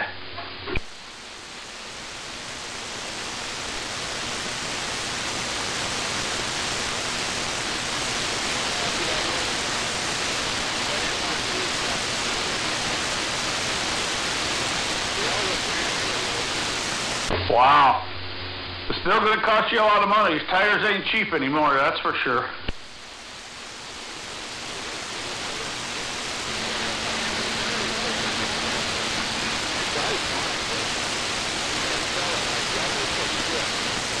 Yeah, I know what you mean. Hey, wait a minute, RC.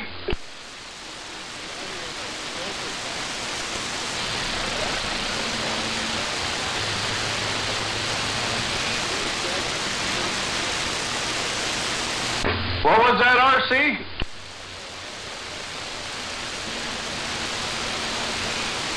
It's crackling a little bit, huh?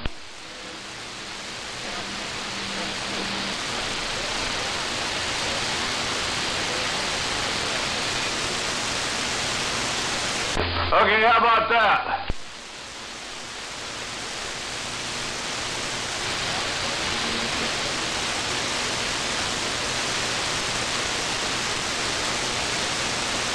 What about right there, RC?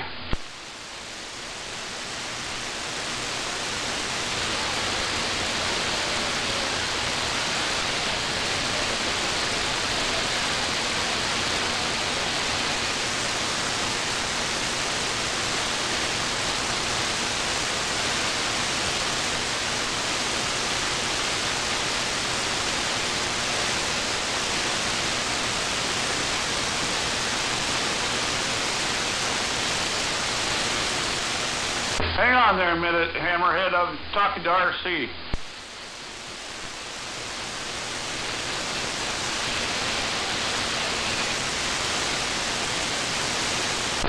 Hey, RC, can you hear me now? Yeah, go ahead.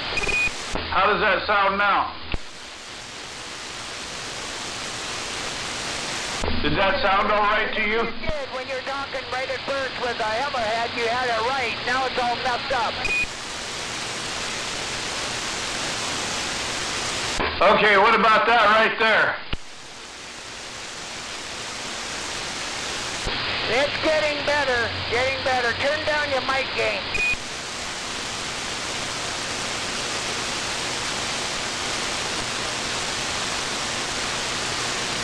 Okay, what about right there, RC?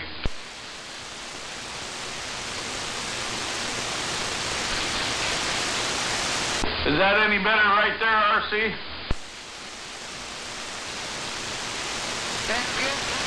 Yeah, hey, hang on a minute.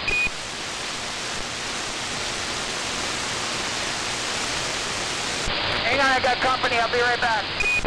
Okay, sounds good. Hang on, I got company. I'll be right back.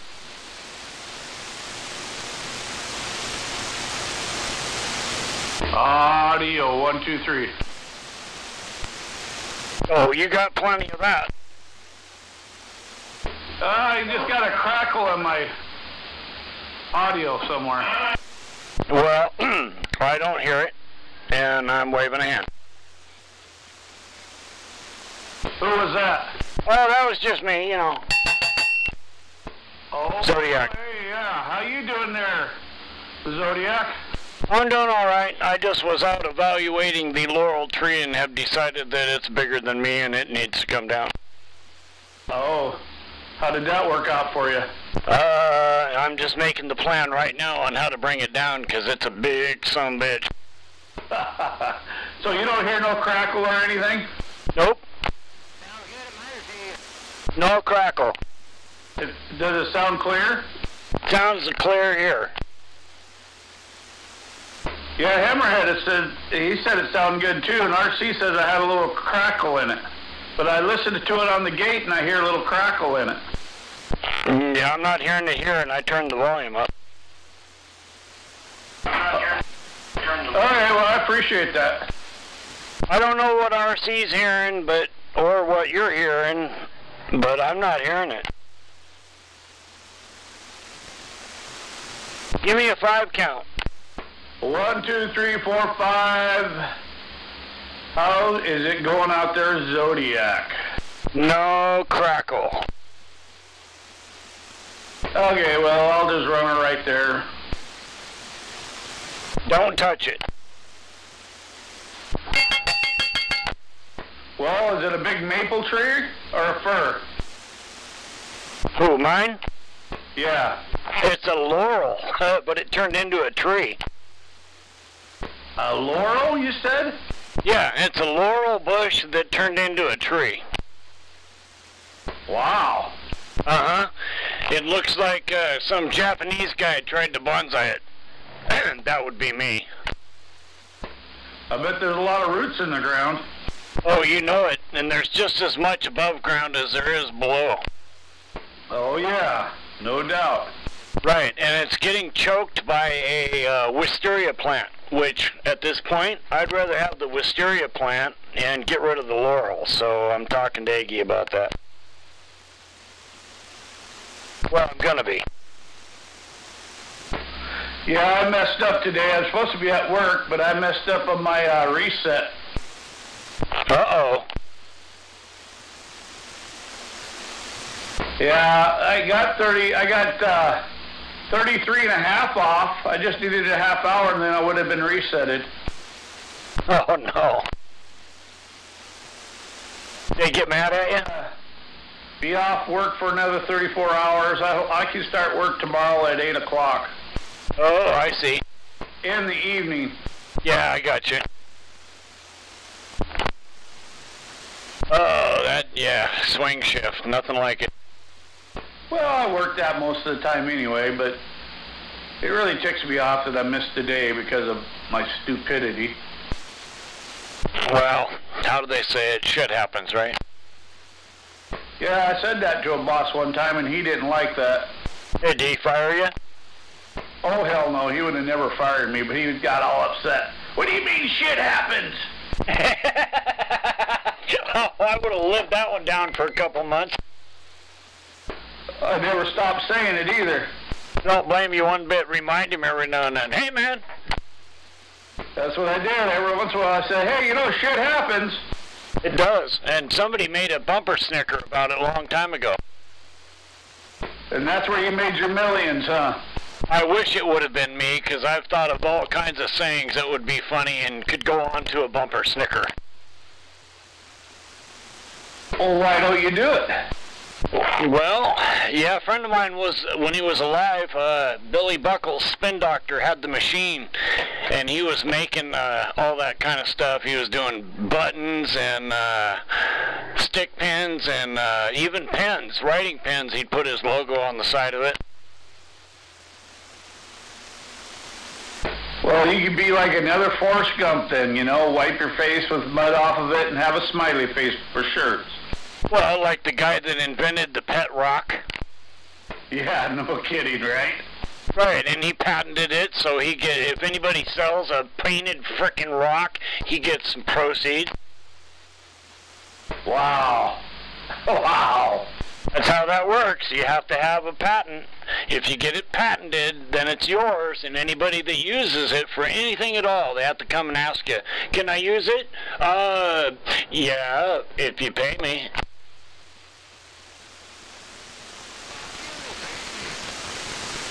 Yeah, we're going to have to figure out something here pretty soon. My dad figured out a whole hog machine, and then they developed it about 20 years after he talked about it. That's where they can run cable underground under the road without breaking the road open. Oh, yeah. Too bad he didn't do it, huh? Yeah, and he said, we don't... They've invented a ditch witch, and that's what they call it now, that they can run that machine. You can also do a ditch witch, and then you can run the whole hog through it and do it the same way. And you'll end up with the same results. You're getting the cable underground to the location you're trying to go without disrupting everything above surface. Only if we had a lathe, you know, or a milling shop or something where we can invent this stuff. Well, so my dad, he did it in his brain, and then he put it on paper and showed us, look, if I took a piston, like from a car, we're all standing around, yeah, and he goes, look, you take a piston, and he shows us a drawing of a piston. You all know a piston punches in and out, back and forth. You put a head on it with a piece of steel, and he says like a bullet, and you put it in there, and you put compressed air to it, and it'll punch it all the way through the road. And he thought of that. Oh, wow, that's cool. You know, my father-in-law is the same way. He's invented a lot of stuff for the military. There you go. The guy that owns the park I live in, he's also an engineer. And I told him the story about this. He says, oh, son of a bitch. Was your dad pissed? I said, oh, he's still pissed. What are you talking about? Because whoever invented that machine had to go to somebody and see if there was a patent on it, right? Oh, yeah. That's one thing my father-in-law didn't do. He didn't patent that stuff. Right, and I hear it can cost up to about $25,000 to patent something, and that was my dad's argument when I talked to him about it, but it was, 20 years later. Well, the $25,000 is a lot of money, but just think what you could have made. Oh, millions. Everybody's got a whole hog and a ditch witch now. Any excavation company, any cable company, anybody that needs to pull underground just about anything. Hey, hang on there, Zodiac. Hey, RC, I was talking to Hammerhead, and he said I sounded good, and now I'm talking to Zodiac, and he says I'm sounding good, so I'm still crackly in your radio? I'm listening to you on the gate, and you are really crackly. Yeah, you know what? I was talking to 45 Kilo about that, and he says, don't worry about that gate. I talked to him yesterday about it because I said, man, I hear myself crackling in there. And he says, yeah, don't worry about it.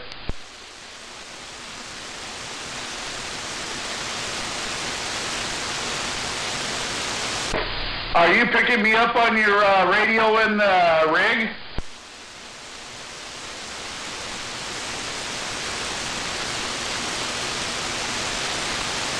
ARC. ARC. He disappeared?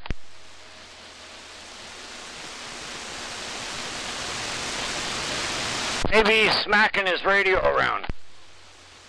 No, he said he was listening to the gate, and he said I was crackling on the gate, and I noticed that yesterday too, or a couple days ago, and I talked to 45 about that, and he says, don't worry about it. He says, you sound good. He says, it's just the gate. It might be, yeah, I didn't want to repeat what he said, but it's just the gate. But he's right. Yeah, I'll give him another call and talk to him about it. It sounds nice and clean. It does. It's been clean the whole time. But you know, it's kind of funny. I can flip a switch that turns it down to low power, and it sounds clear on the gate. I'll be damned. So I don't know. Maybe there is something going on, but I'm not sure. But if you say it sounds good, and Hammerhead says it sounds good, I'm not sure. Yeah, I don't hear any crackling going on, which would be, you know, like breaking up almost. Yeah, right. That's kind of weird how it works sometimes. That radio sounds just fine. Hey, you tell him some people pay good money to get that way. Yeah, right on. Who was that out there that was hollering at me?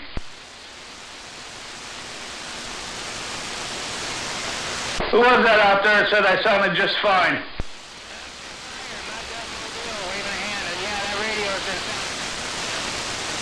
Was that Reefer? Right on. Where are you hanging out at? I'm out here in Union. Oh, Union. Okay. Wow, that's a ways away. Cool, and you've been sounding great. No crackling at all, man. Oh, right on. I appreciate that.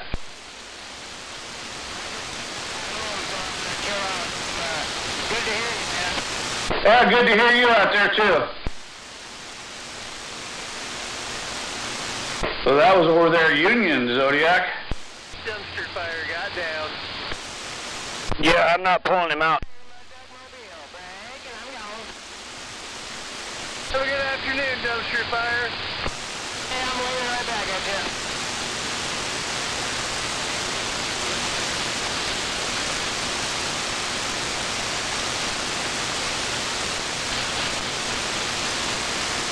Well, I gotta go do some projects there, Zodi. You take her easy. And RC, thanks for the heads up. All right, we'll talk to you later on.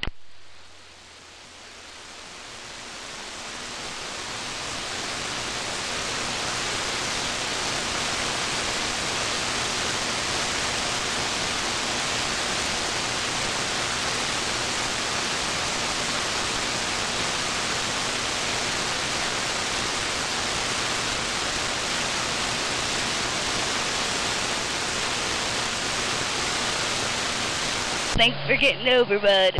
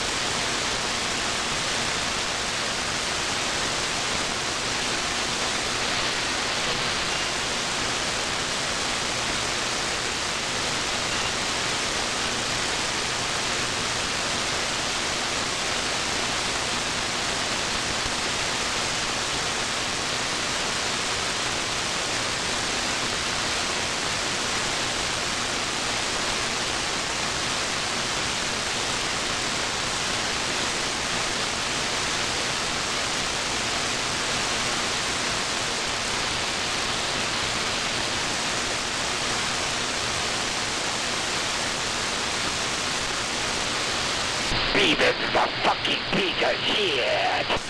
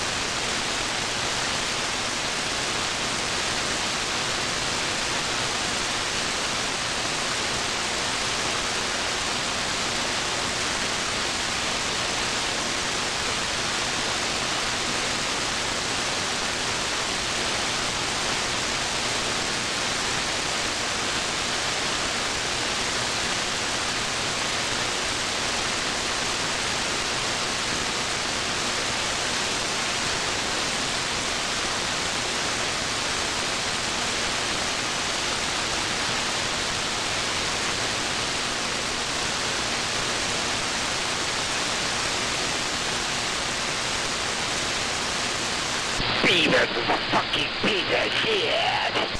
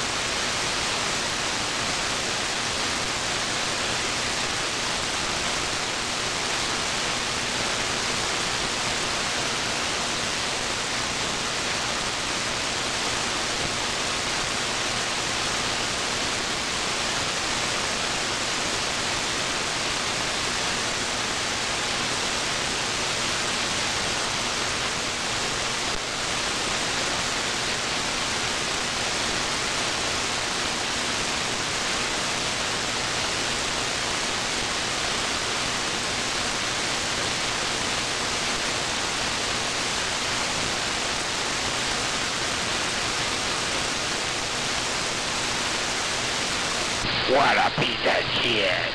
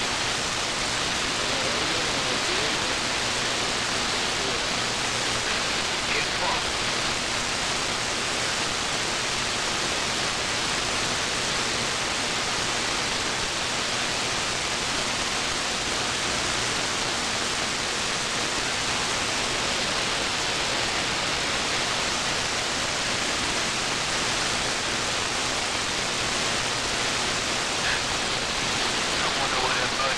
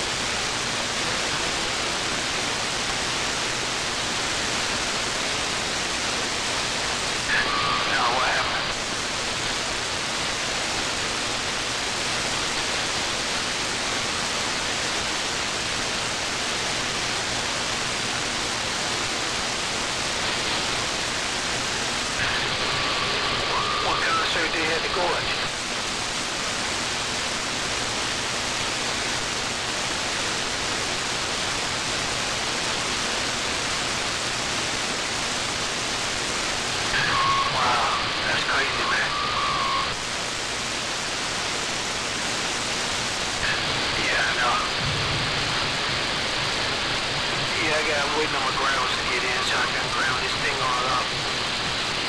So now we got them crazy ass people now, huh?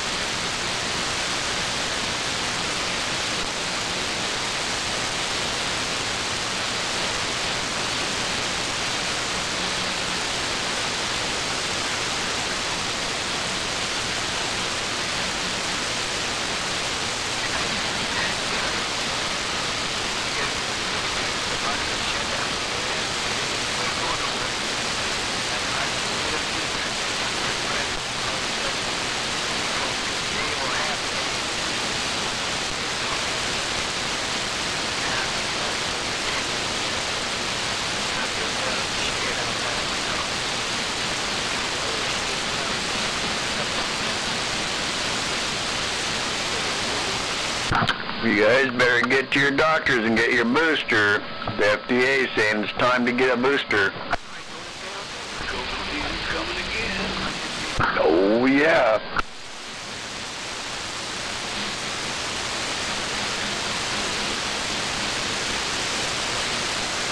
Anybody need a ride?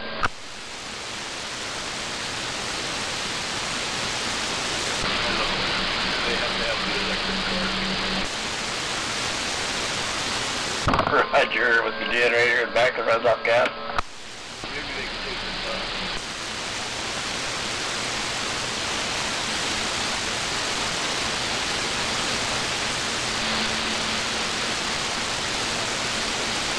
Yeah, I got a really good laugh. I was sitting here watching the libtard news,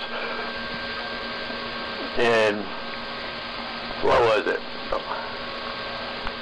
A year and a half ago, they were tearing down Lincoln statues, saying he was a racist and a slave owner.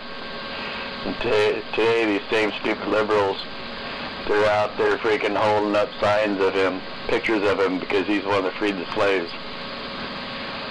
How stupid can people get?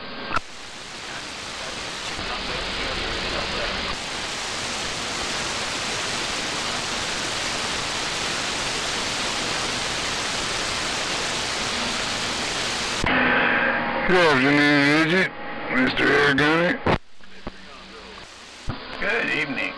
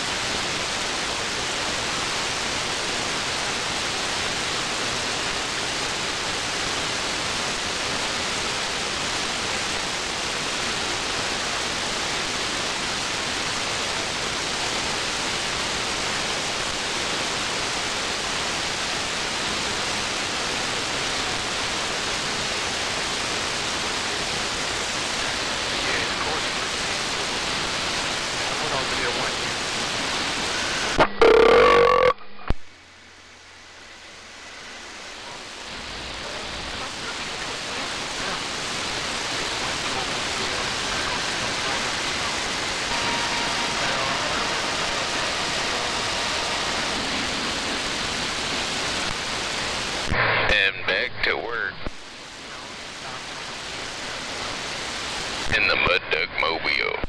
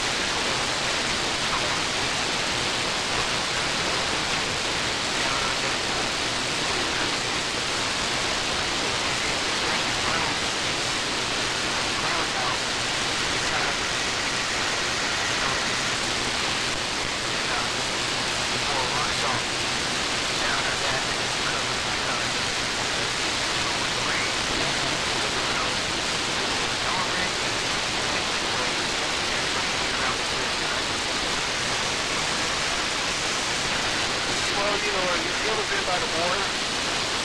Jump in by the water, the ocean, and you can take a thing where, if I can say it. I used to, I'm gonna put it this way. I used to go to rock song in the back of my car when I first came up. And I used to have a Dr. B every day.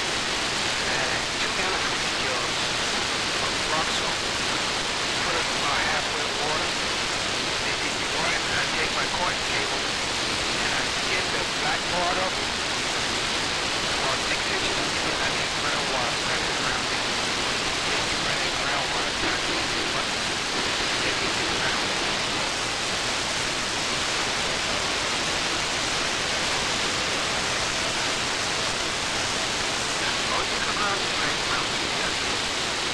Yeah, that sounds good, man. And, I don't know, back where I heard like the day. And we had a shootout in Spanaway Park. And the tournament day, and I was beating everybody with a barefoot and after these 2 people first person. I was beating everybody that had a barefoot in mobile. I was whooping their ass. And I got one guy from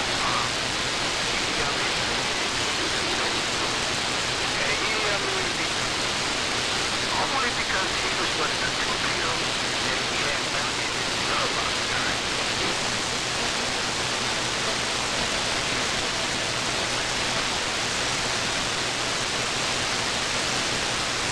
Oh, I was just really barefoot racing. Never been a barefoot class. Just straight go. I think I had a whole 29. Just running that radio when that shootout was barefoot shootout. And I used to run it. Messenger 4. That's what we saw in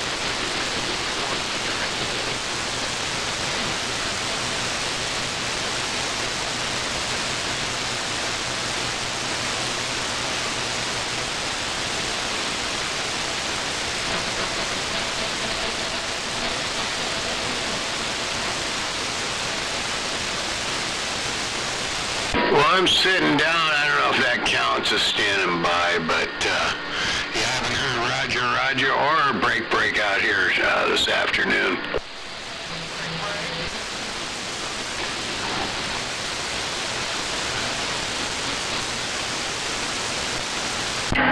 Good afternoon, smuggler. Yep, I done it close down. Go to Mazda, make speeds up. So, right on, you haven't heard from me for a while. Guns, it's Jay over there by Lawrence Lake. That's who I'm talking to. Can you hear him? No, I can't hear you, so I'm sorry. I didn't realize you were talking to somebody else. Well, I was going to say, if you could hear him from Lawrence Lake on his mobile, he'd be doing a damn good trip there, because you're down Mason, right? Yeah, dude. Turn off here, but I guess not.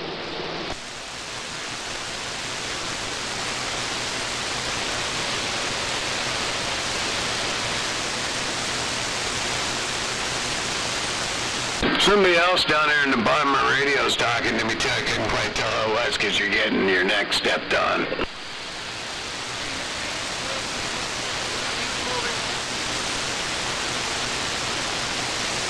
All right, Jay, you have a good afternoon. We'll catch you later.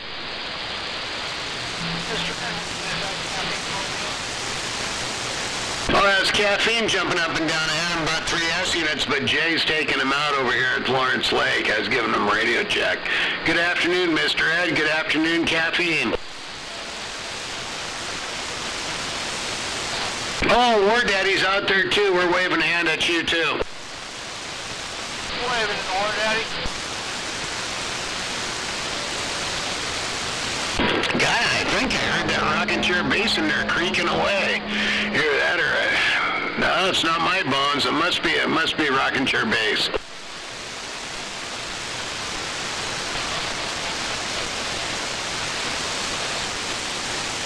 Snake's waving hand around the band. Waving back at you there, Pliskin. Rubber Snake, good afternoon. Yeah. Damn, started raining on me. I went fishing for a little bit.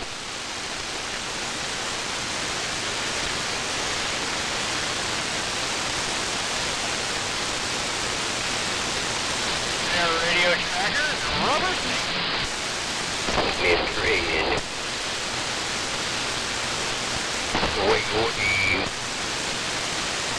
I hear Gonzo up there too. Wait, Gonzo.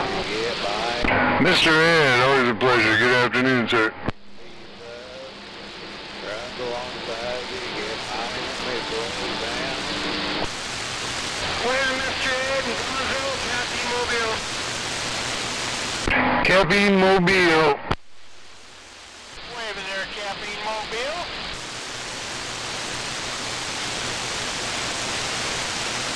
Waving, who's that? Alaska.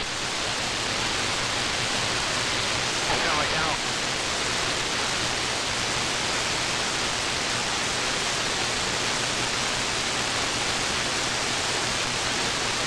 Rubber snakes waving their hand at Captain. Waving, rubber snake.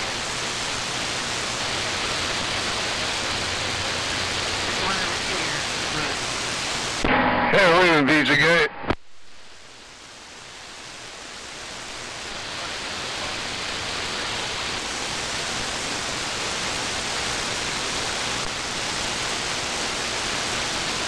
I'm gonna have to go over and put my solid because we're just gonna freaking corner this shit. Yeah, it's dumping over here, Roy.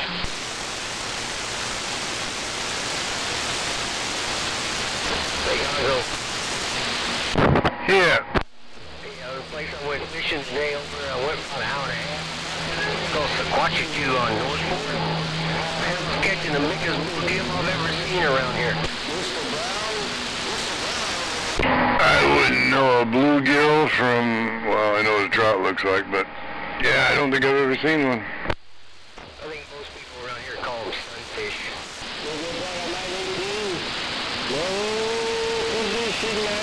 Ain't a whole lot of meat on them, but you play them up, you get a couple bites on each side. It's a good enough size. Oh yeah, these things were bigger than your hand.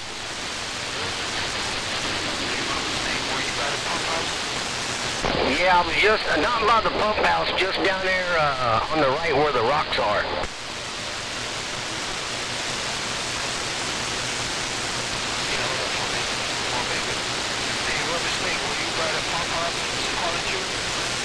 Well, I was at that lake. I was down there, as you're looking at the pump house from the road. I was off on the right down there where that opening where the gravel is. There's some big bluegills in there, man. And they got some dope freaking, what do you call them, cutthroat in there, too. Alright, man, I'm glad you had a good day. I'm back out. I'm waiting over there at 521. I was waiting my turn earlier.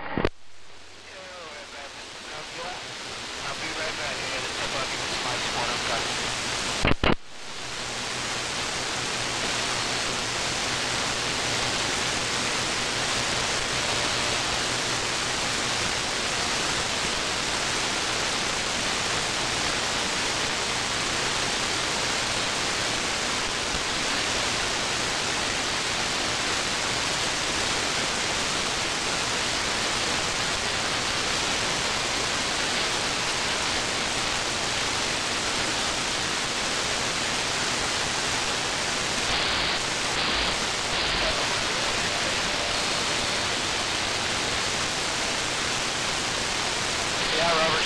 Things are kind of like crappie. You got a whole lot of crappie. You fish a whole bucket of them in 10, 15 minutes, and you wind up with a little bit. Oh yeah, these were, man, they were bigger than the palm of your hand and they were like an inch thick. Nice. Big orange belly.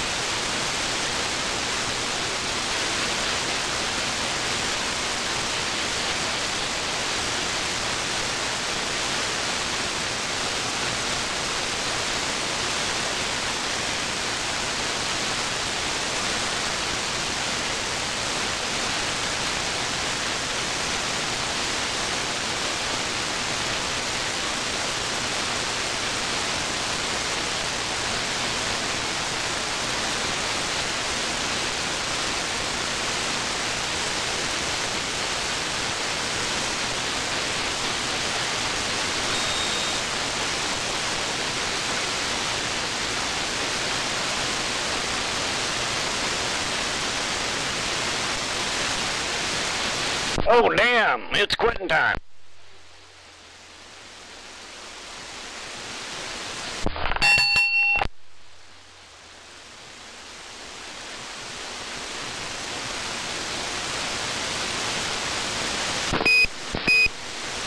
Hey, there's a beep.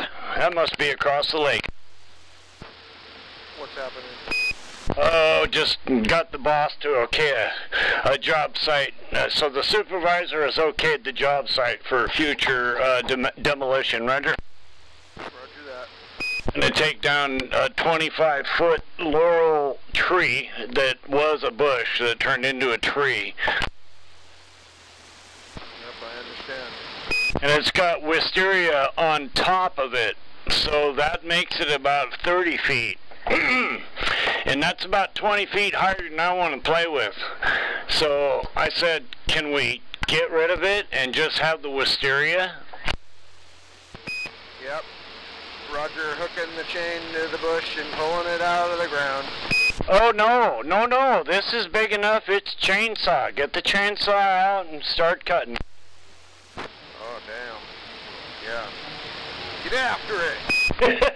It was a bush when we planted it, and I clearly showed her, look, here's the tag, and she laughed, and I go, honest, that's the tag, and half of it's sticking out of the bark on the tree, on the bush.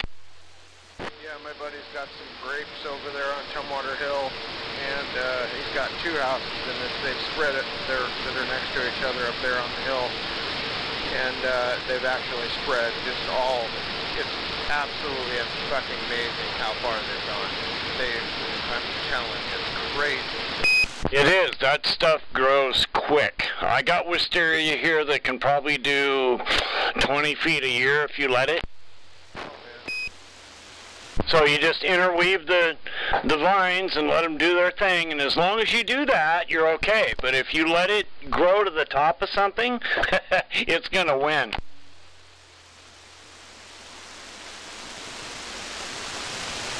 You got static over there like I got?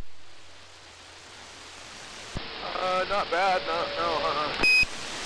No. Yeah, mine's intermittent, but yeah, it's as high as 7 almost. Oh, no, not here. Yeah, it's been crazy. I don't know what, maybe it's somebody, they're running some weird equipment. Somebody's got like a 1980s vibrator or something. You never know around here. Yep, some 80-year-old housewife. Oh! She says, come here, Grandpa. Get away from me with that thing.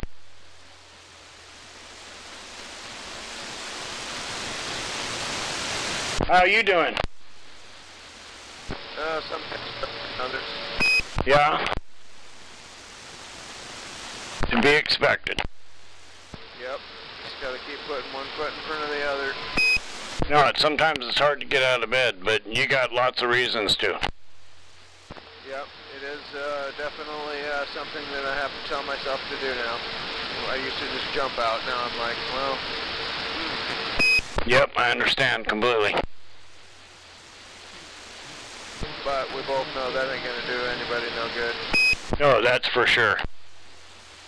Hey, I got a one finger and a zodiac break. Good afternoon, Gonzo. Waving up there.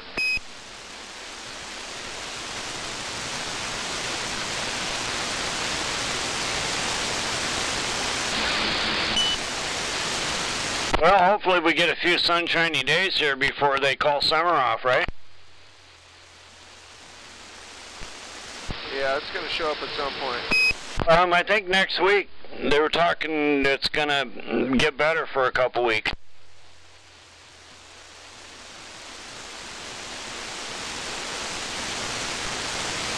It's not like the Eagles no more cloudy days, but you know. Yeah, see what I did there?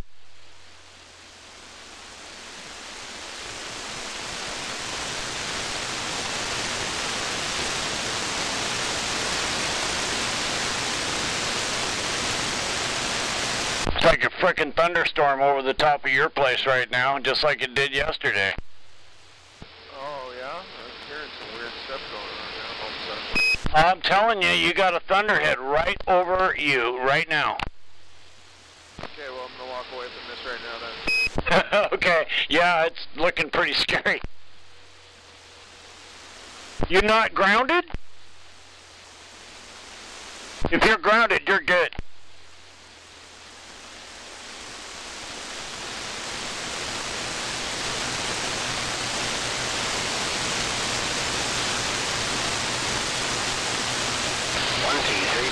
Yeah, it's just kind of sitting there over the top of Black Lake. And it's partly all the way here to me. So from you to me, that's how wide this thing is.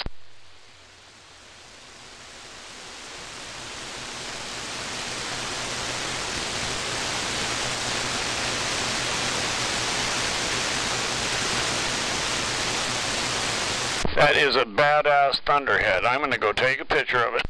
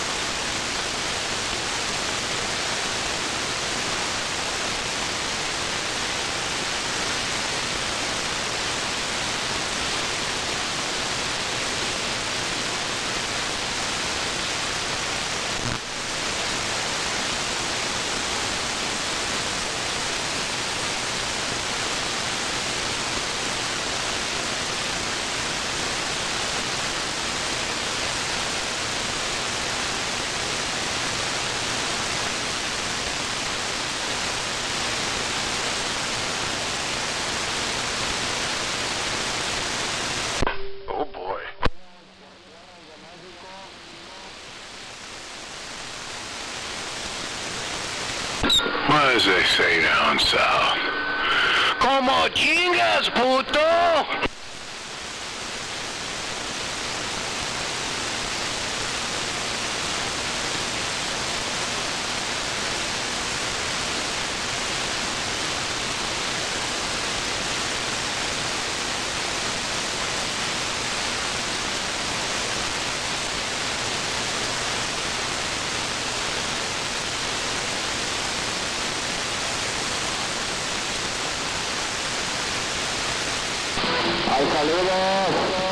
Can anybody out there give me a rough translation of that?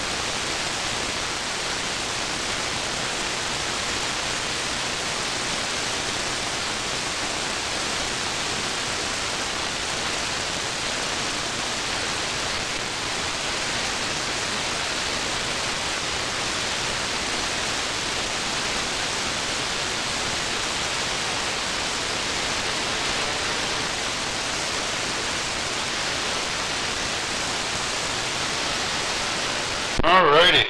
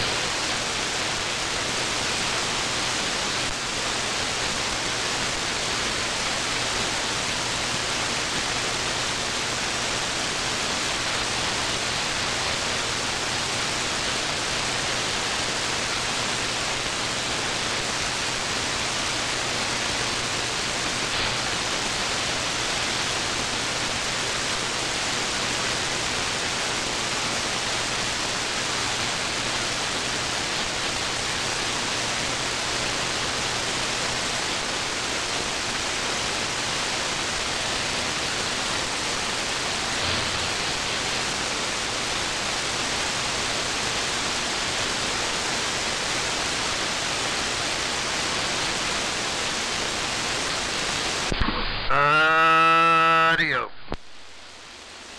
Audio. Audio.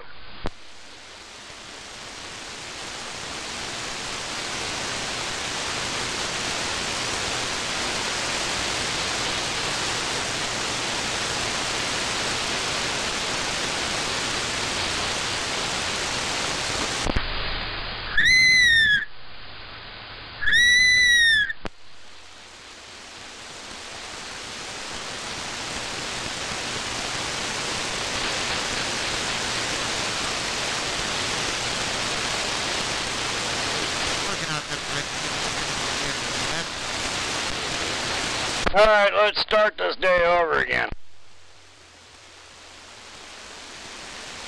Mondays always suck, right? Start it over again. You want to redo it? My Monday's over. I don't want to start over. Alright, forget it. We're not starting over. Never mind. Thank you. Forget what I said. Yeah, I didn't think you wanted to have another Monday. Everybody go home. Work time is over. I agree.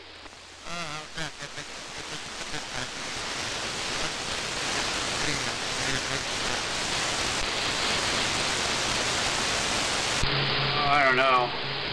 I think oh shit, my audio.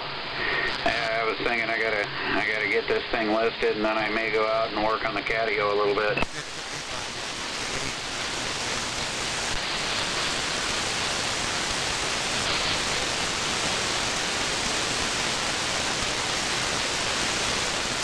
Yeah, it's getting out. I hear it over here. I don't know if I can work with it.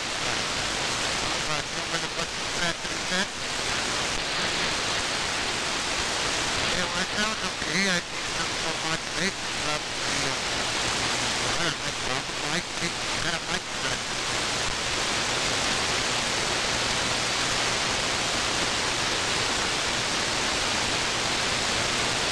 Yeah, but I thought you could see a little more modulation. I saw it on a floor.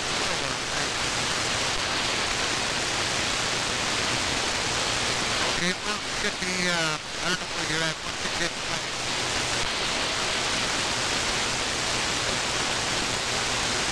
Okay, well, that's better than that.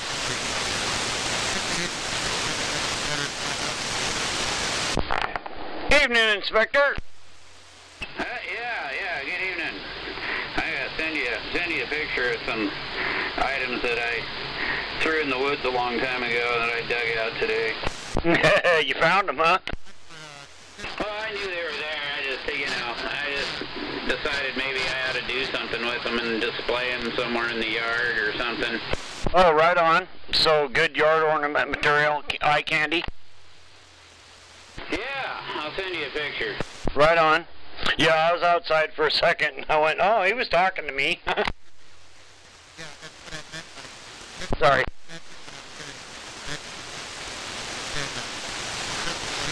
What happens when you work too much?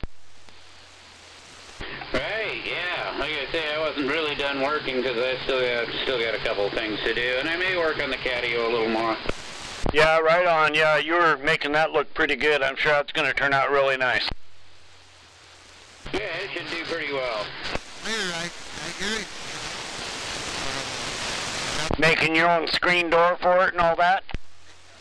Yeah, you know, it'll be the same type, you know, that whatever it is, that, yeah, you know. You can probably just about stick your hand through it, but the cats can't get through it. Yeah. Oh, yeah, okay. Whatever it is, 2-inch by 4-inch, you know, rectangular hole wire. Oh, that'll work. If you want to mosquito net it, that's another thing you could do is buy a roll of that black stuff, and then you won't have mosquitoes in there. No, I don't care about that. Your cats might. Yeah, they got fur, they'll be fine. Yeah, tell their ears that when they're getting bit by the mosquito. My cats hated that. Man, boy, they get pissed off when the fucking mosquitoes would buzz their ears. Yeah, the mosquitoes could probably even come up through the cracks in the decking underneath, so yeah, it's not going to be worth trying to keep them out. Besides that, I want to give them the thrill of, you know, a small bird might fly through or a squirrel might run through and they might have a chance to catch it.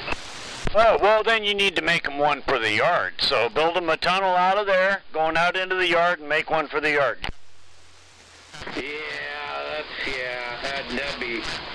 That'd be a little more involved than I'm going to do. That's how it started for me, and then I moved up to the catio, basically. It was, you know, a cat zebo. Like a gazebo, only for cats. Hey, yeah. Come on, audio, where are you? There you are. Ah, damn. What's going on with this microphone? Is it crackling and shit? No, but you had low audio when you weren't up on it. I haven't been up on it, but yeah, sometimes it's giving me low audio. Hey, you know, the microphone is old. Nice and clean. Inspector? Good evening. Yeah, there we go.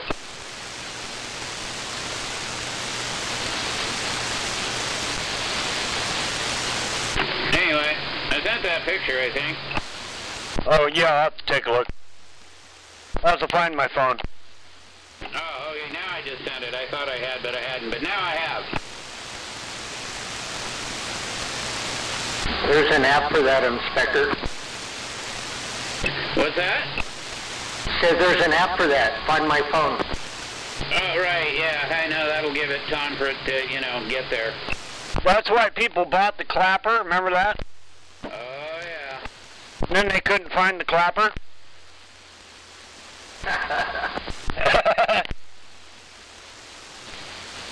Oh, those are cool. Evening, Zodi. Evening, Jake.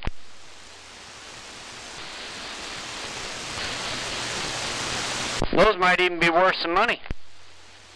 Oh, you know, there's people who collect them and whatnot, and I've collected for years, you know, and I have some small ones, but these are the big ones, so, yeah. I took one of those blue ones, and I put it on a little plastic pipe, you know, about 8 inches tall, and then I wrapped that with a string of LED lights, and then I set that on top of it and used it as a yard light. There you go, mini UFO. So yeah, you could do that for sure. Definitely, you could definitely illuminate them with any type of LED lighting that could be against them. Yeah, I like those, man. The power line insulators in blue. Those are pretty neat. I thought the clapper is something you get in the Philippines. Piece of fucking shit. What's that? Well, I may be wrong.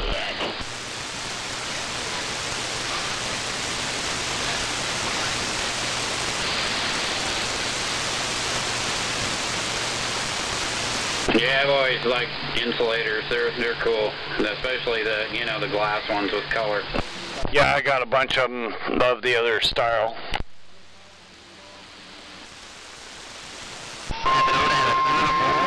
You know, they're probably buried in the basement here, way in the back somewhere, because I collected them when I was like, you know, in my, you know, before I was even a teenager. Oh, damn. Yeah, Janine, Inspector. Oh, and then you're cutting out. What? There we go. Yeah, when you first keyed up, it was trying to cut out. Lazy thumb, evidently. Oh, that's much better. Yeah. I gotta figure out mine's got a little bit of an issue going on too. Yeah, I'm catching that. Evening, Uncle. Jake.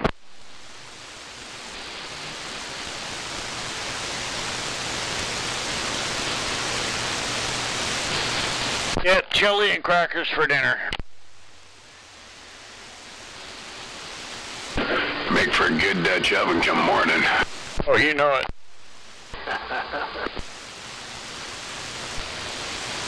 I heard some people have that problem. You know, you might want to try that with egg salad sandwich. You can dip it in your chili and, you know, at the same time maybe chop up some jalapenos in there, wash it down with a couple beers.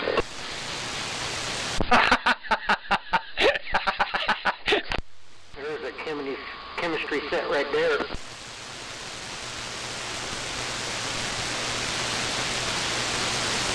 Yeah, when I worked on a crew, I always planned my meals accordingly. I knew I was going to be working with the next day. It's always fun to back somebody into a closet.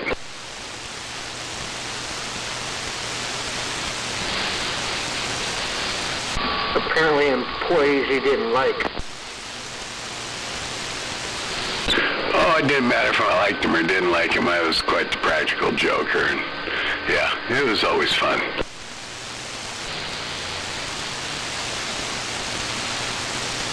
Another good explosive combination is just good old potato salad and beer. That makes for good bombs in the morning.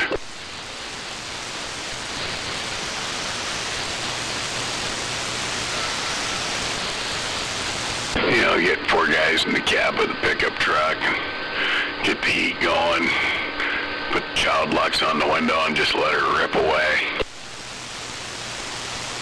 Not to mention it would probably clear out and you wouldn't need Orkin to come in and spray for pests.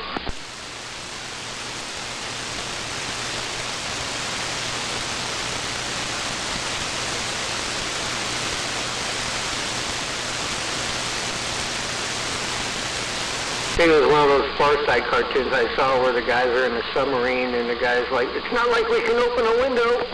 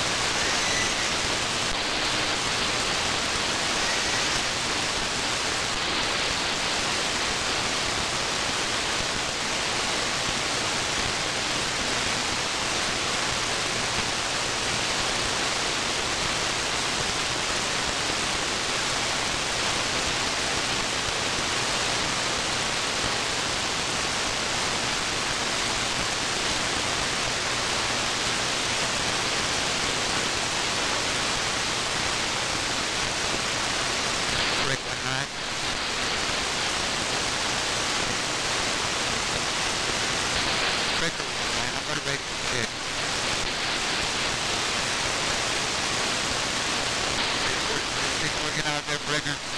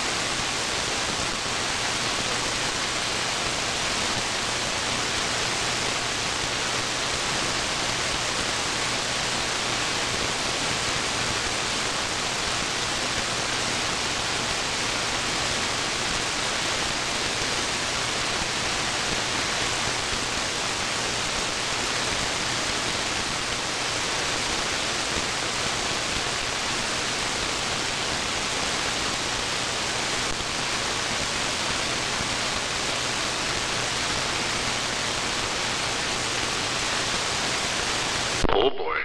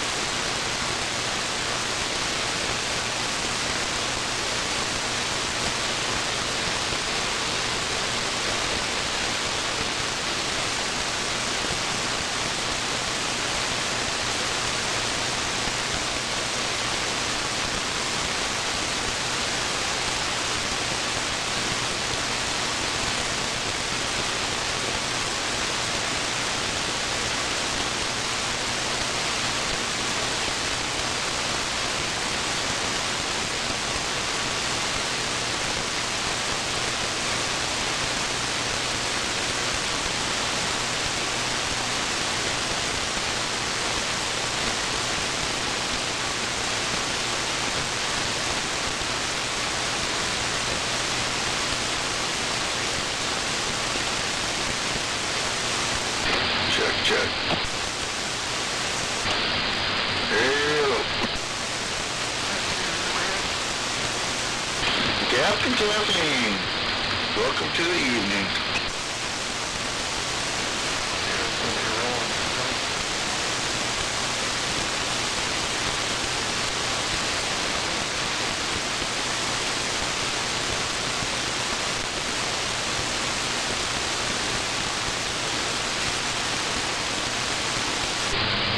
Hello, Mr. Hammerhead. Hello, Mr. Caffeine. 559 waving.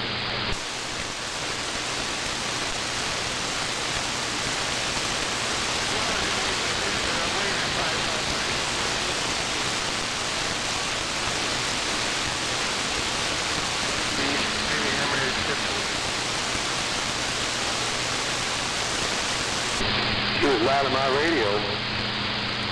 I was sitting here on my phone and he woke me up from a nap.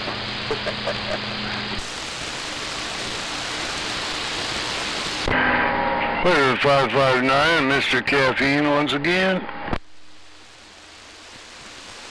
Go, Gonzo.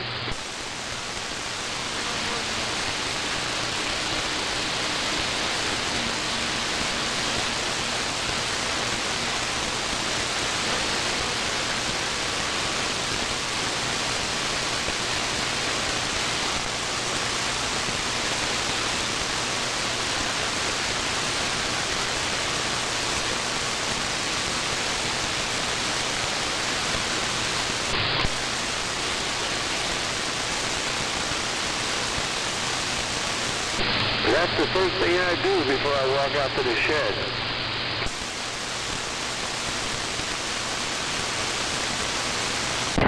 That's the first thing I do when I walk through the door of my shack here. Gotta have a nice cold beer.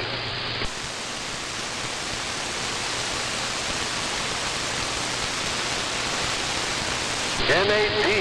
Hello, MAP.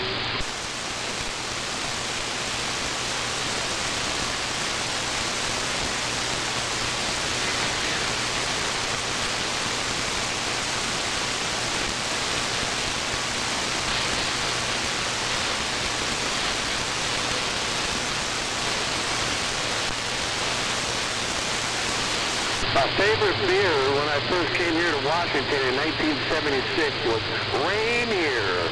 It was good back then in a glass bottle. Wasn't made by the Australians.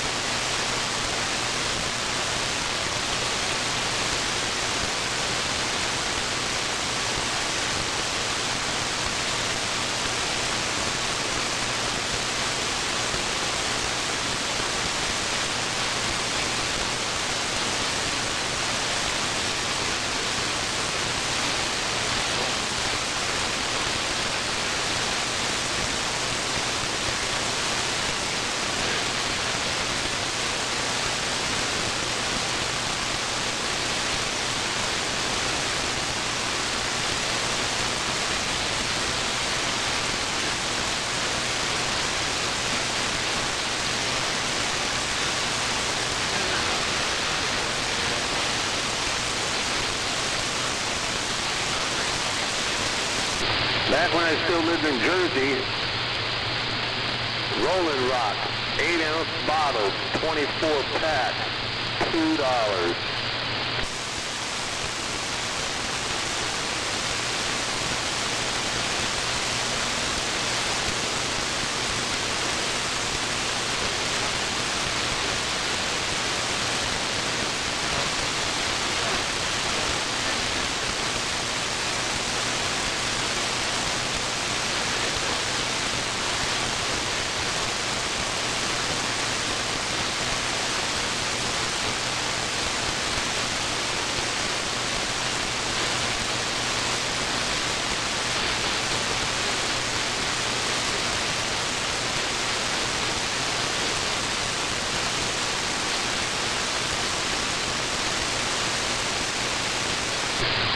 gasoline was only $1.30 a gallon.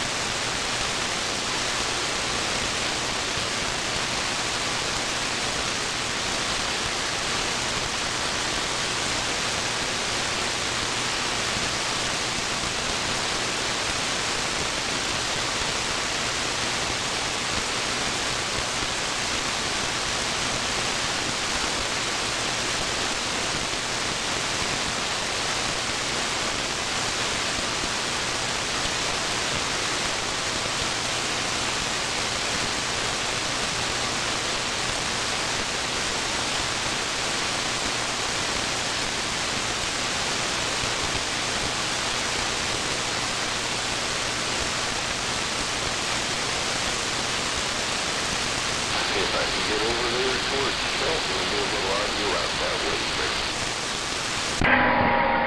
Oh, you.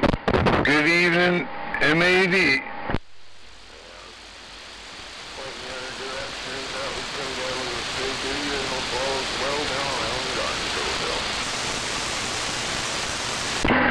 I got no complaints. I had the kids over here yesterday and last night, and yeah, it was awesome.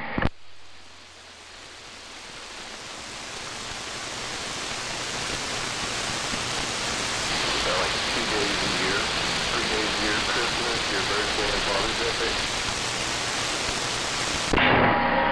Yeah, maybe.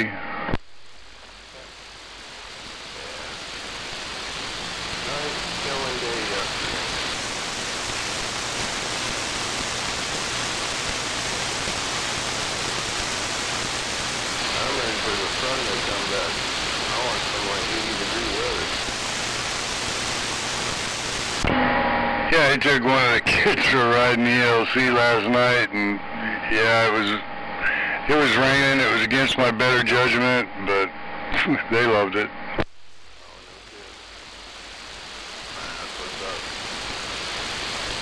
what's up. That's a serious spin.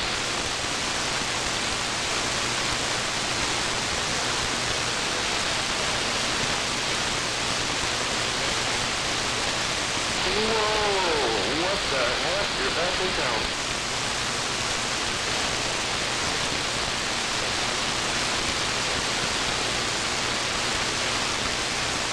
Yeah, what's it been, a month? One more?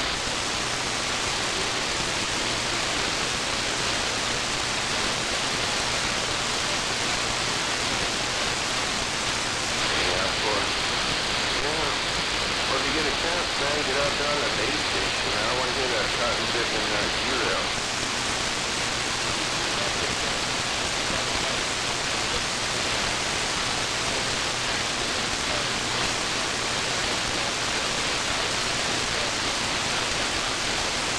Shit, not bad. Good audio, good 9-yaps in it, and I'm pointing out towards Shelton. I'm not even pointing that way, but yeah, good audio.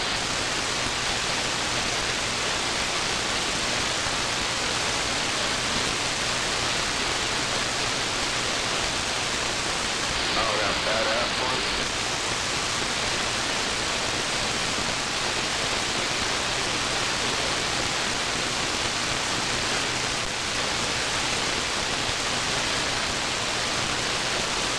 Well, that's what good to hear you out there. Glad you made it back, man. You didn't blow any fingers off, did you?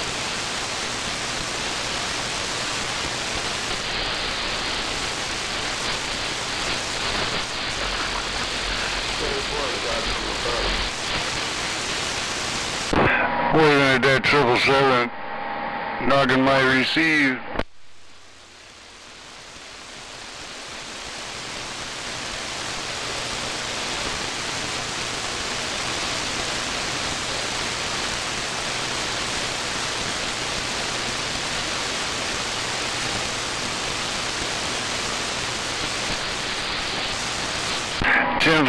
Happy Pappy's Day if I missed it.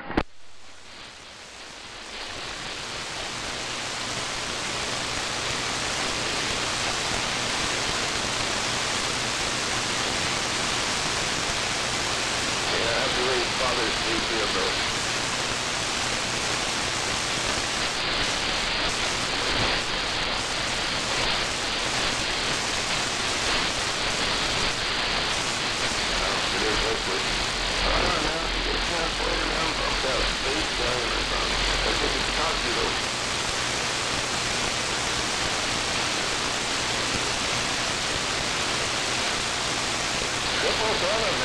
Good to hear you, man. Good to hear you backstage.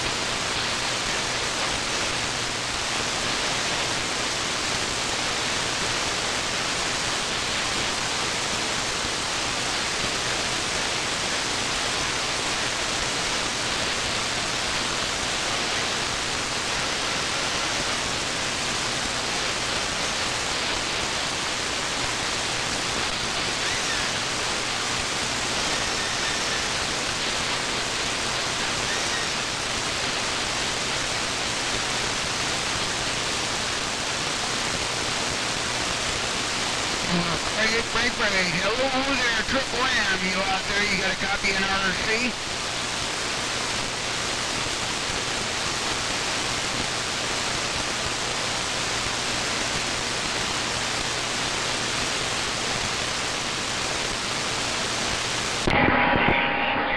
Good evening, RC.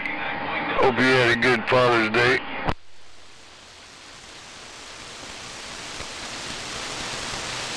Oh, good evening there, Gonzo. Always a good evening when I hear my buddy Gonzo on the air. Break.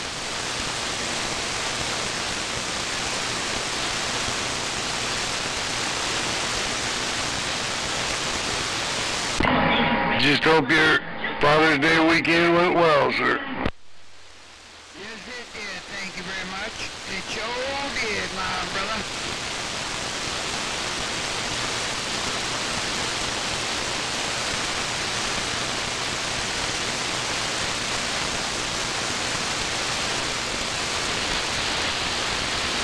Ain't no doubt about it, Gonzo. I had a very good weekend. Glad to hear it. I did as well. Yeah, what you up to tonight? What's going on? Oh, you know, just doing my thing, hanging out by the radio. Yeah, what's anything new? How's the El Camino running? Still running really good? Have you done anything to the El Camino lately? I had it out in the rain against my better judgment last night. One of the kids hadn't been for a ride in it, so had it out and about a little bit, and yeah, at least that chip seal's a little easier on tires when it's wet, right? Yeah, you gotta be careful, man. Them El Caminos will slip right around on you.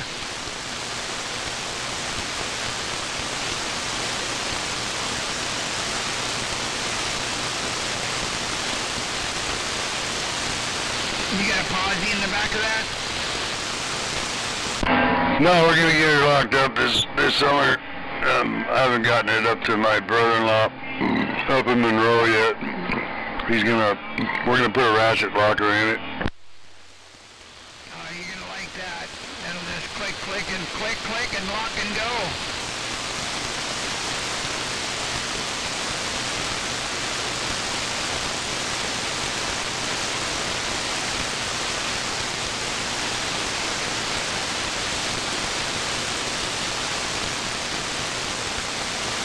Yeah, they kind of rattle around back there, but they work well. They lock up and go, and then you still got some spider action, you know, where it isn't like fully locked.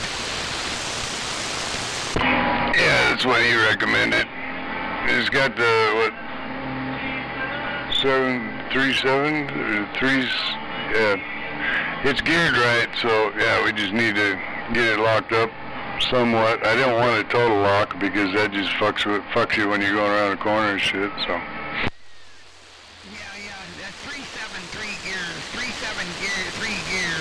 Yeah, and then when they're fully locked up, they want to plow you through the corner. 10-4, yeah. Yeah, I'm looking forward to getting some work done on it this year, and there's not a lot I gotta do, but yeah, there's a few things I want to get done. Yeah, no doubt about it. I love El Caminos. Had them all my life. I've had a bunch of them.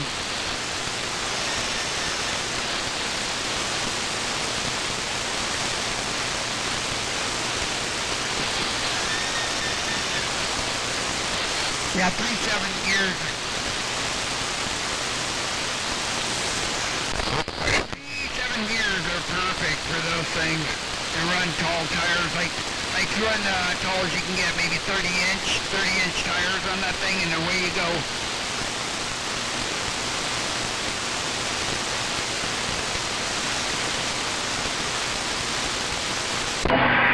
Yeah, that's one thing I gotta get done. Shears tires. Get some,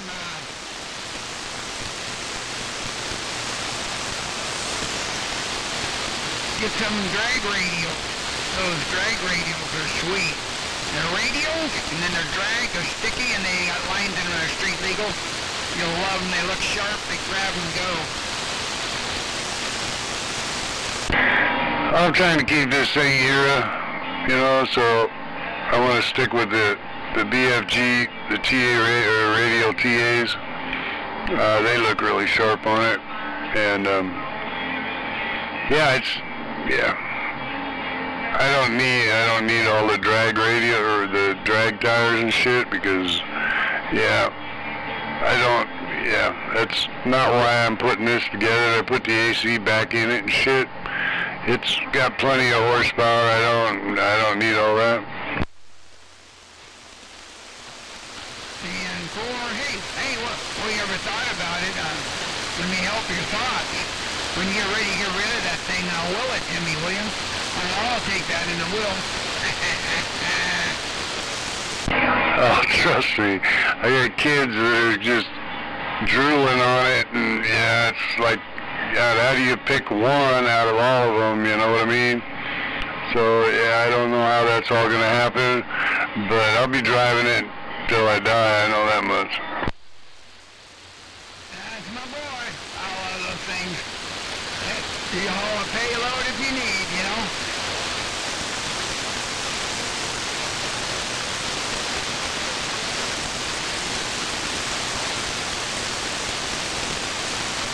Man, I run down to the bowl to see what's going on here. You ever go down the bowl? There's a little bit of skip, but not a lot going on.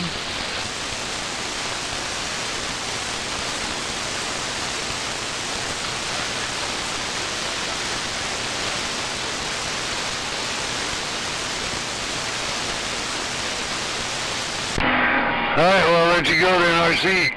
Yeah, enjoy your bowl. I'm gonna light one myself. of a different nature. You always crack me up. Hell yeah, enjoy that bowl. Your old friend, the referee. In on down. RC, you have a good rest of your evening. I'll see you. Hey, 559, what's going on? Yo, buddy, RC looking. I heard you on the bowl the other day. Must have been yesterday or the other day, 2 days ago, I think. Yeah, you were out there, you were giving some trouble, that's for sure. Hey, I go down there and try to stir up the pot there. I try to get in where I can fit in, you know? Yeah, tell are you? Yeah, I enjoyed it. I was kind of just sitting there listening to you. Well, you have a super power. 559, I'm gone. Anytime. Welcome to the week there, 559. Your old friend, the referee. We're sitting back in the bushes, looking at the mail. Check, I'm gone.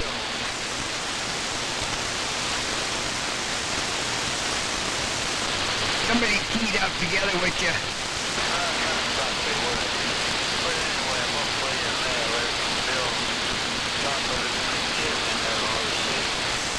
Hey, Mick, what's happening, buddy? Hello, Mickey. Hello, buddy. What's going on? Oh, not a whole bunch. Just hanging out, taking it easy after a long weekend. Right on. Hey, that spring opener's this weekend coming up, I think, out here in Martin area, the spring opener. Oh, the abate spring opener? Yeah, the abate one, yeah. Yeah, Roger. They don't make that one. And, boy, I'm going to take a stand by and sit here and look at the mail. Okay, looking at the mail there. Good to hear you in there. I hope you had a good fun. Yeah, thank you. I did, thank you, and I hope you did too, my friend. Your friend, the referee.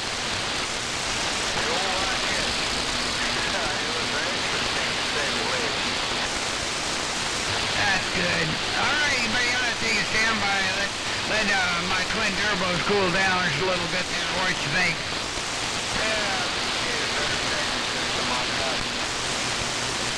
Oh, yeah, I'm just kidding.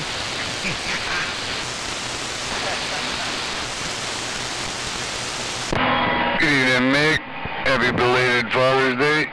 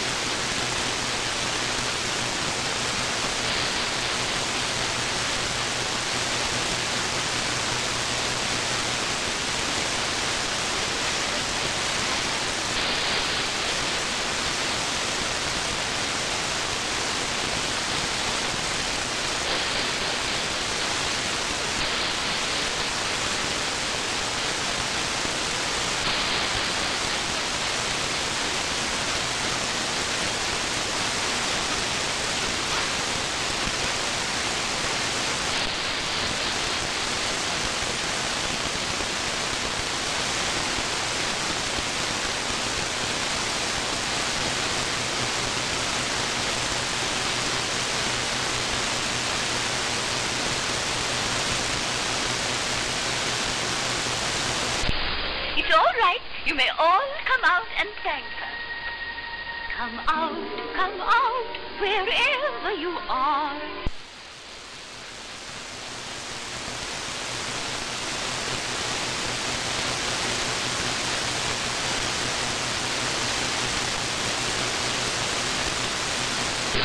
It's him.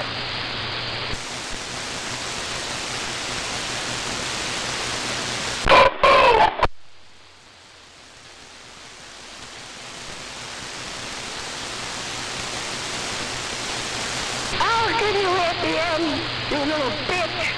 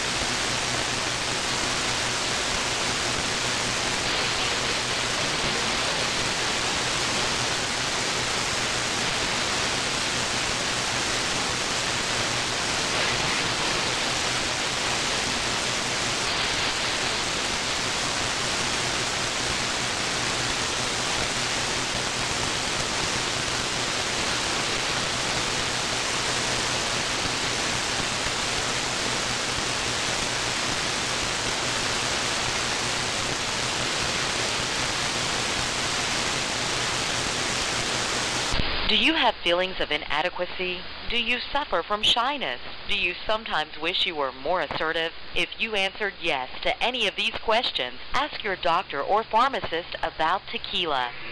Tequila is the safe, natural way to feel better and more confident about yourself and your actions. Tequila can help ease you out of your shyness and let you tell the world that you're ready and willing to do just about anything. You'll notice the benefits of tequila almost immediately, and with a regimen of regular doses, you can overcome any obstacles that prevent you from living the life you want to live. Shyness and awkwardness will be a thing of the past, and you'll discover many talents you never knew you had. Stop hiding and start living with tequila. Tequila may not be right for everyone. Women who are pregnant or nursing should not use tequila. However, women who wouldn't mind nursing or becoming pregnant are encouraged to try it. Side effects may include dizziness, nausea, vomiting, incarceration, forgetfulness, loss of motor control, loss of clothing, loss of money, loss of virginity, delusions of grandeur, table dancing, headache, dehydration, dry mouth, and a desire to sing karaoke and play all-night rounds of strip poker, truth or dare, and naked twister. Warning, the consumption of alcohol may make you think you're whispering when you're not. It's a major factor. Like a retard. May cause you to tell your friends over and over again that you're in love with them. Also may cause you to think you can sing. Alcohol may lead you to believe that ex-lovers are really dying for you to telephone them at 4 in the morning. Alcohol may make you think you can logically converse with members of the opposite sex without spitting. It may create the illusion that you are tougher, smarter, faster, and better looking than most people. And it may lead you to think people are laughing with you. Alcohol may cause pregnancy. And it also may be a major factor in getting your ass kicked. So what are you waiting for? Stop hiding and start living with tequila. Tequila! Centenario! Ba-dum-dum-dum-dum-dum-dum, tequila. Tequila!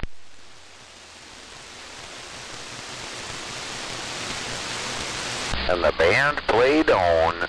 Easy North.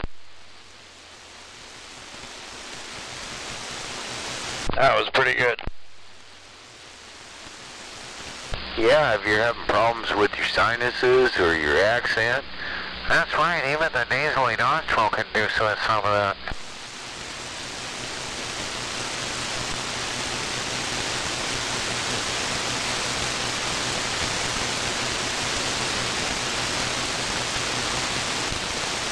All right, we're back to our regular scheduled programming. I'll be back.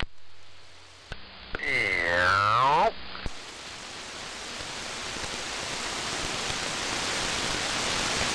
And by the way, good evening.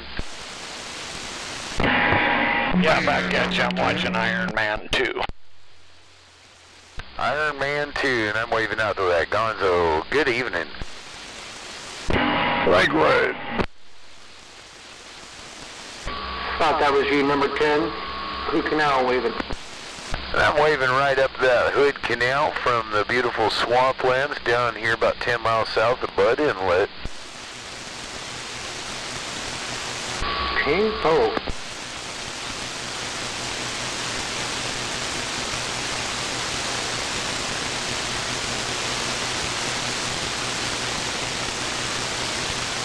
Yeah, that cloud they sent over broke. There's sunshine coming down now.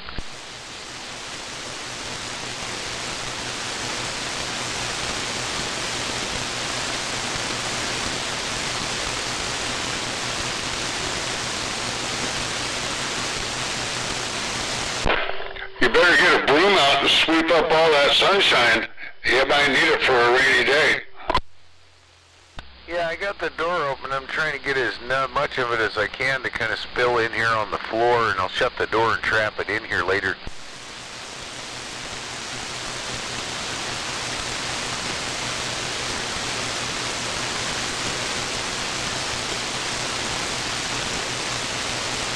Of course, you got to do that timing just right on the door shutter. You don't trap the light in here. It all escapes out the door before you get the door latched.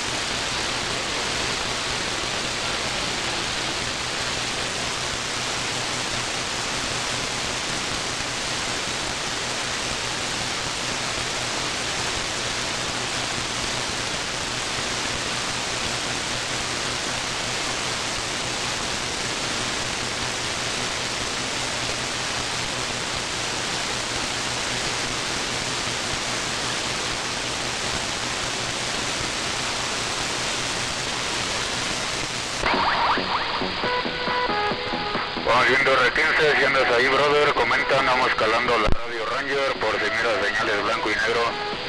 Atento R15, atento Roger, ¿dónde andas, brother? A ver si todavía participamos en la operación Conejo Roger, ¿dónde andas?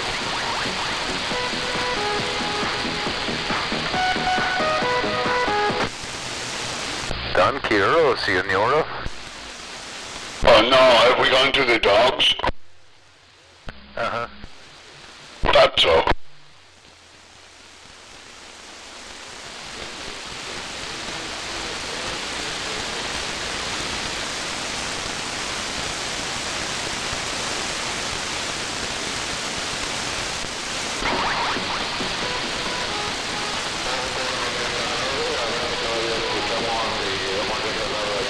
Uh-oh, here it comes.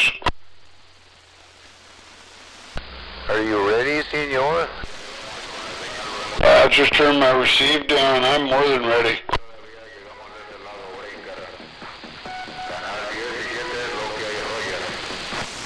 Boy, ain't that some kicking music in the background he's got going there? Sounds like an alarm clock going off. Right.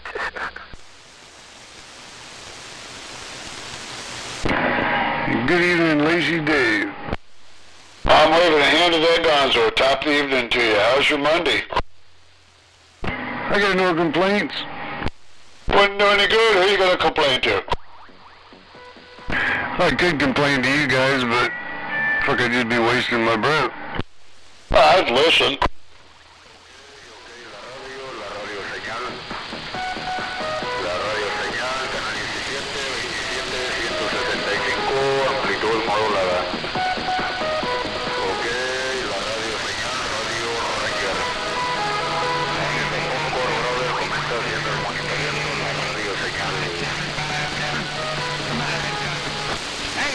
What's going on there? MAD and GAC.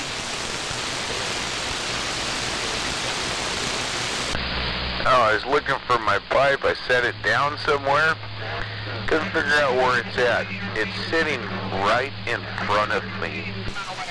Hey, number 10? Yeah. It'll be right where you left it, and once you find it, you won't look no more. Well, the funny thing is, it was sitting right in front of me while I was looking around for it. Is that where you left it? Uh-huh. Well, there you go. Full circle.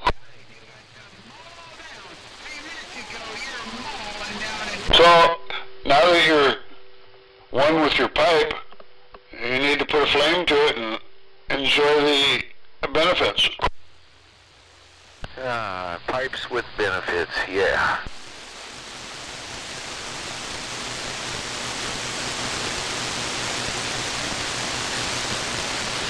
Hey, did I hear a west side out there? Hey, west side, you got a sloppy copy? Oh, yeah, RC, I got you better than a sloppy copy. Hey, wave it a hand. I thought I heard your voice out there. Well, it's a pleasure to talk to you. Hey, west side, always a pleasure to hear you out there. Come on. RC to the rescue. All right, on RC. Yeah, I've been out working in the garage, and I've been sandbagging, so to speak, but, yeah, just out kind of listening. Got a lot of stuff to do. Ain't no doubt about it. Hey, MAD loves that beam of his. You might want to take a peek at them things. They're only one coax to lay them on their side. They work really well, them Delta loops. Yeah, 10-4, one of these days, for sure, one of these days. Yeah, it's amazing how you come streaming down here so far away. Always mighty fine in my radio. Worldwide west side on the west side of USA. The referee. Right on, referee. Okay, man. I'm going to wave a hand and catch you later. West side station, northwest corner, and I'm back off the key.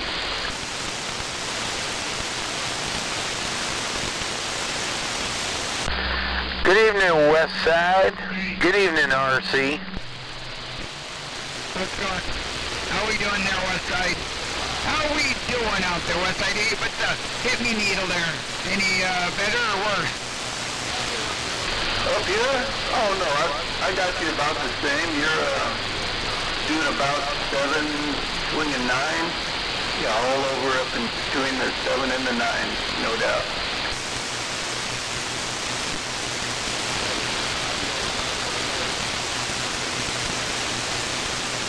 Hey, perfect. Thank you very much there. Westside, I had to kick her down a couple gears there. What you think? I like it right there, RC.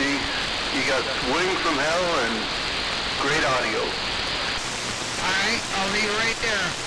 Right there. Heck yeah. Thank you, Westside. And MAD, go ahead, what were you saying?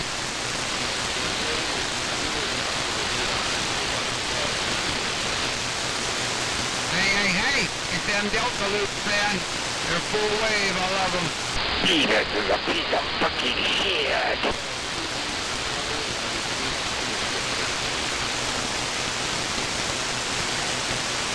That's the way it operates, these things under sight.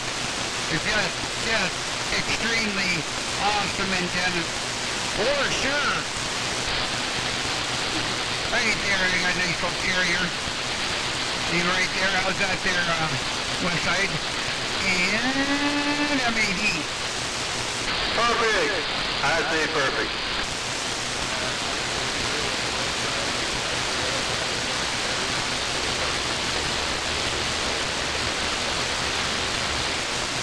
Yeah, I threw my carrier up a little bit, so it's more stable, huh?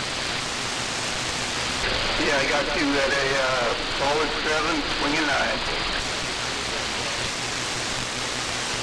Alright, thanks there, Westside and MAD. Isn't that crazy how Westside you're all up through there? That's crazy.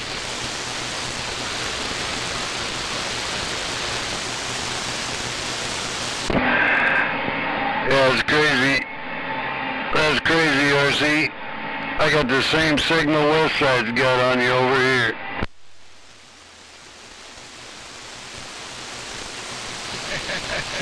Yeah, pure audio.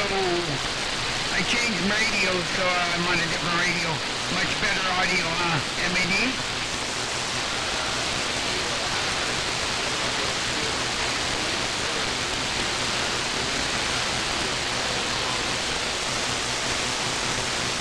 Alright, I just changed over to the low side of my audio. The low side. Any difference, or can you tell?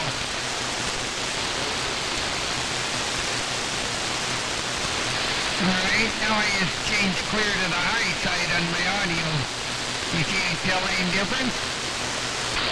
I like the high side.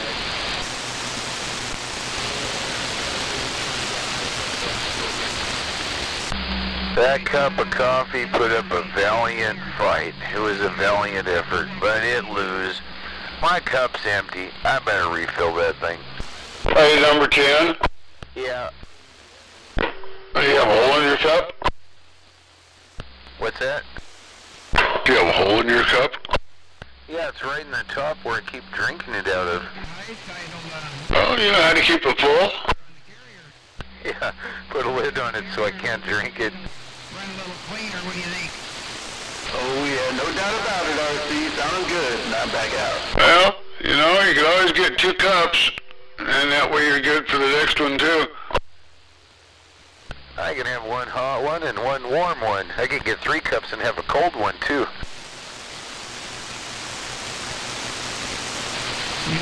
Line them up.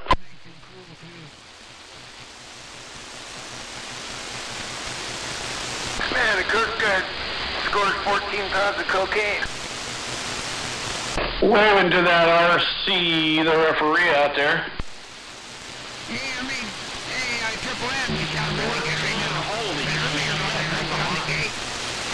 Oh boy, it's gonna get good now. You wait, local skips can tear us up.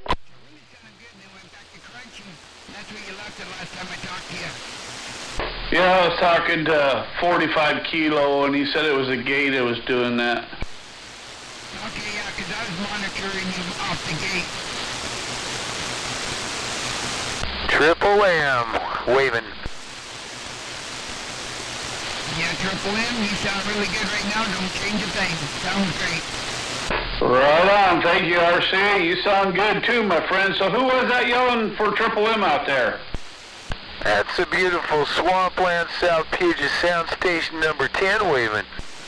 Wow, number 10, you sound good. That's for sure over here and near Roy.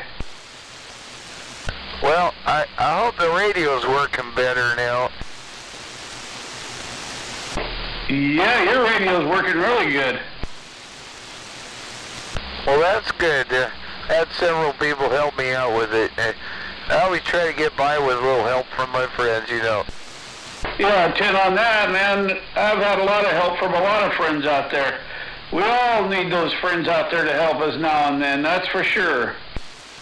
10-4, and that's why I appreciate our CB community in the Puget Sound area, because we're all helpful with each other, and I like that. Yeah, no doubt, me too. A lot of good people out here, 10-4. Oh, yeah. Good evening, Triple M. Hey, waving there, Gonzo. How you doing this evening? I got no complaints. Oh, yeah, I have lots of complaints because I'm supposed to be working, but I screwed up today, so I got to stay home.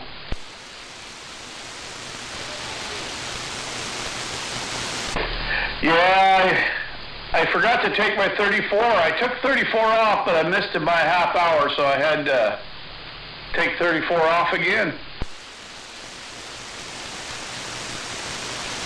Hey, Triple M. Yeah, go ahead. Hey, when Bill and Hillary Clinton are having sex, you know why Hillary's on top all the time? Uh-oh, how come?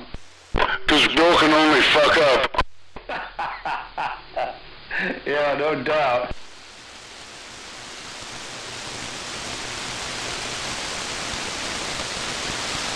Hey, did I hear MAD out there? Hey, waving there, MAD. Oh, you sound really good too.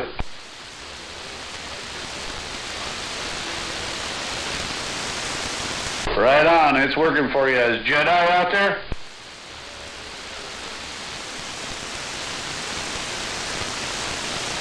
All you guys out there sound good.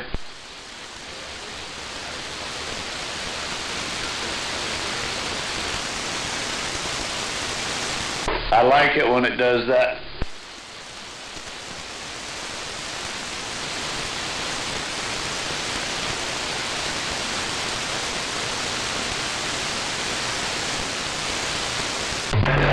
Moped! Moped! There's my buddy Moped. I was just thinking about you, man. That's awesome. Moped in the ATV in the Arizona desert. Come on.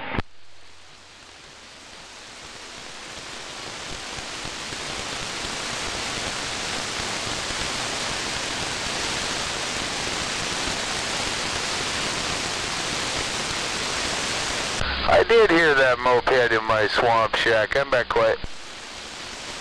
Waving at that moped out there, Triple M. Yeah, you're sounding good down here, moped. You kind of sound like one of the guys up here that's named Sky.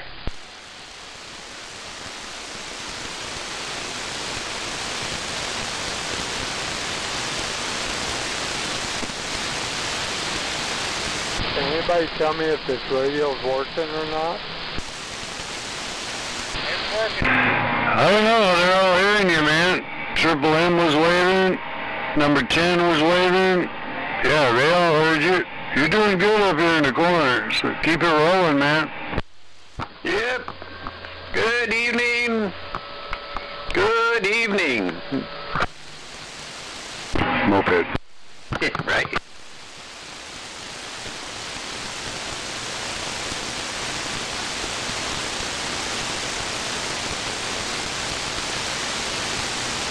And for there, moped, I'll try to catch you next time around. It's good to hear you out there, station number 10, waving right back.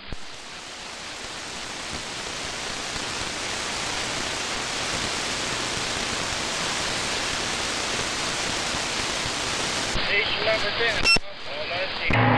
Richard was waving at you too, Moped, just FYI.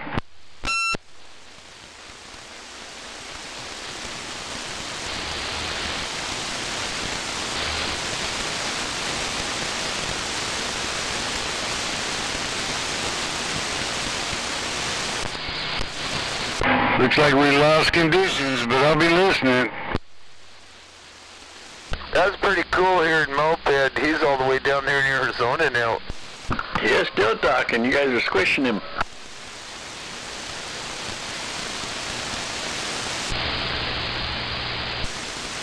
Good afternoon, Moped.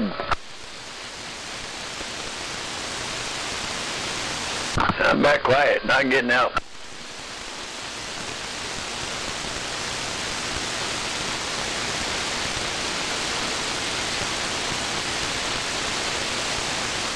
That was a total surprise hearing Moped out there.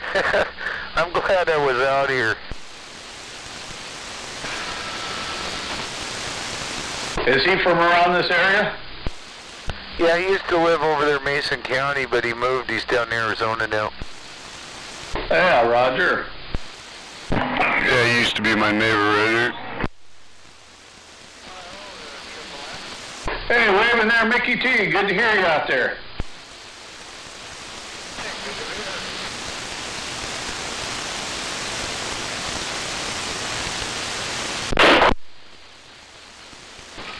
He said good to be heard. What's going on, Mickey T? Snake waving a hand. Just hanging out.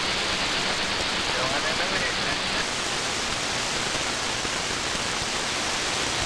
the Is that rubber snake out there? You better believe it. Hey, there, waving there, rubber snake. Check. I'm going to throw a wave at that rubber snake from my Station 10 Swamp Shack, waving. Triple M. Oh, and then we got the rifleman down there. Waving, rifleman. So you skipped out on work, huh? I didn't want to, but I kind of screwed up.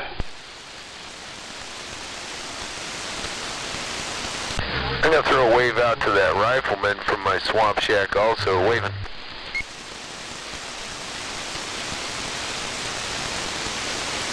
We'll do the evening wave to that gonzo.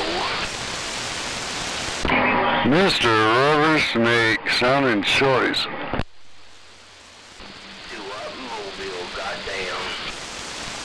God damn, man. Mama's finally started letting you park that truck in the house? Well, you know, I got two of them. One in the truck and one in the house. Oh, 10-4. 2-watt mobile because it's 12 volt. Okay, I get it.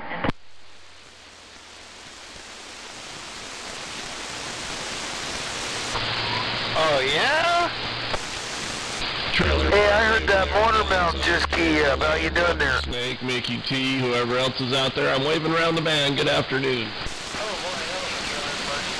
That's right, number 10. Hell yeah. Rubber snake. Trailer parking, you got them all in there.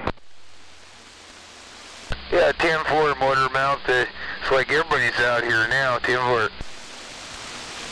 Motor Mouth is out there? Yeah, 4. Hey, waving there, Motor Mouth, Triple M. Oh, yeah, loud and clear. You're right in my strawberry patch. Oh, right on. And waving at that trailer park out there. Good to hear you out there. Yep, I'm waving back there. Triple M, sounding good up here, loud and proud. I'm waving a hand at that Motor Mouth. Yeah, waving right back, Gonzo. I think I heard Rubber Snake out there. I mean, Lacey Dave waving, and I heard Rubber Snake if he copies, over. Yeah, that wasn't me waving, that was Lacey Dave waving, but I'll get a wave in now. Motor Mouth, Gonzo, I'll see you. No doubt about it. I corrected it, but yeah, I hollered at you before that, but everybody's keyed up. I got the antenna where I can talk to y'all again for now, and oh yeah, I'll replace it with a better one next. Hey, Motor Mouth, you know, I come driving down there every once in a while and holler at you, but I don't hear you out there that much. I'm outside working on shit, on the rigs and the yard and the house and the antennas and the tower, up and down the tower, and yeah, just outside doing stuff this time of year. Yeah, but a lot of times it's nighttime. I figure you guys would be down there talking a little bit, but I don't hear you guys out there that much. Oh, I get out there once in a while now. I stay busy. I do a lot of soldering now, doing a lot of radio repair work. Bought a lot of new equipment for repaired radio. A lot of good stuff, and yeah. Right on. You working on them motorcycles too, right? Oh yeah, working on motorbikes every day. I gotta go put brand new tires on this Honda 90 right now. I'm sure the neighborhood can hear me, so. Anyway, I'm gonna get wide to the side, you guys. Just waving a hand to everybody. And get busy and ride the Honda 90 with new tires on it. Hey, Motormouth. Hey, Motormouth. Don't forget to put the screws back in the radios. Roger on the screws in the radio. Hey, good to hear you out there, Motormouth, and since you're backing out, I'll just say I'll catch you a little later, Tim. Yeah, 4, all right, number 10 in the swamp. Talk to y'all after a while. Get her done!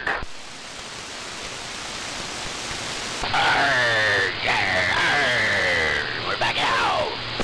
Where's that 45 kilo out there? I haven't heard him all evening. Hey, Motormouth. Hey, Motormouth, Lost Cause told me to throw you away, break. Roger on Lost Cause. Are you on the feed talking to hearing him? No, he's hearing you or hearing us on the feed, and yeah, well, he's hearing me, I know that, so. I don't know if he heard you yet, but I'm sending him a text saying you just chimed in. Oh, yeah, he said you're dinging my phone. It's him dinging my phone. Hey, you're sounding great on the gate. Keep up the antenna work. Yeah, where I got it pointed at. No doubt about it, Lost Cause. Fucking get in line. Yeah. You logger. I am in the back of the bus. I am sitting down by my dish. I did not lick that bus window.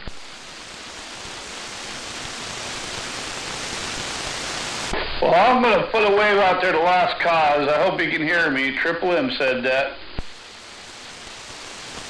I want to know if you're on the short bus. Oh, I'm sure he can hear you on that gate.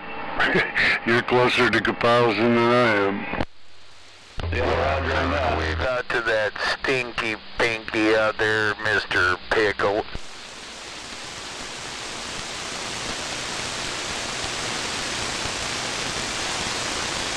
Yeah, we're smacking on that gate back door hard. Breaker. Yeah. Go ahead on smacking the gate down, Breaker. So, Rifleman, how'd it go today for you?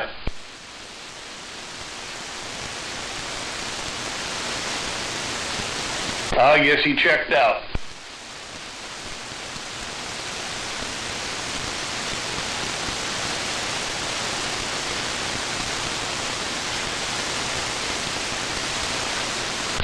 You have many practice rides on that bicycle at their Triple M? Not yet. I've been waiting for them to put another one together. I think I'm going to get it instead. Oh, Tim, I think I recall you mentioned that now that you mentioned it again. Yeah, I'm going to go down there this weekend and have a little talk with them and see when they're going to have that together. Yeah, Tim Fort.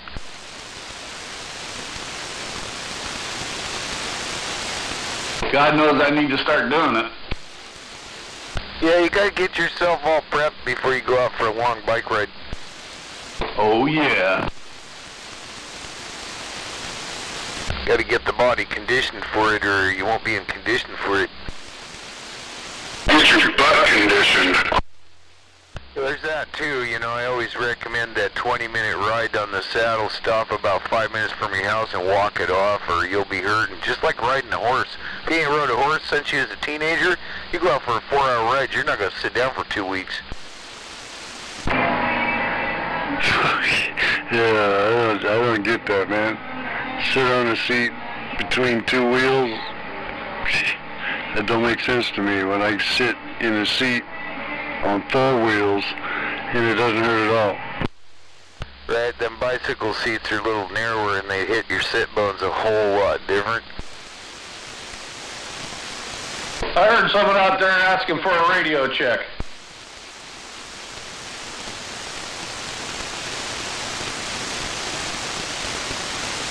Well, I guess I must have been hearing things. Well, I guess their radio check equals it's not working right? Hey, Triple M. Yeah, go ahead. Just so you don't feel left out, I got my radio. You got your radio? Yeah, radio check, and I got my radio. Yeah. I'm checking, and yep, there's a radio sitting here.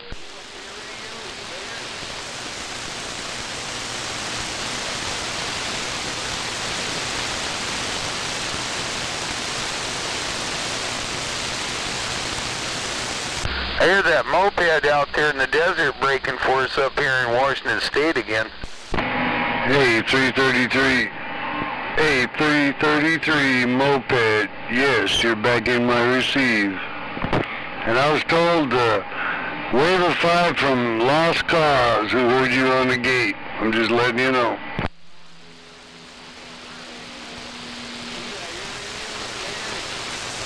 Waving to that Jedi out there.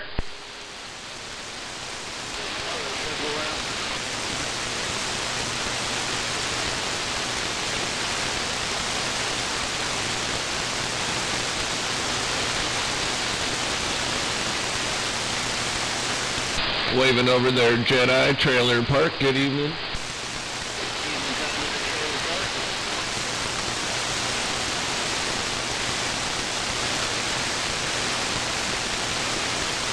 I'm going to try throwing a wave up there to your trailer park. Good evening, Trailer Park.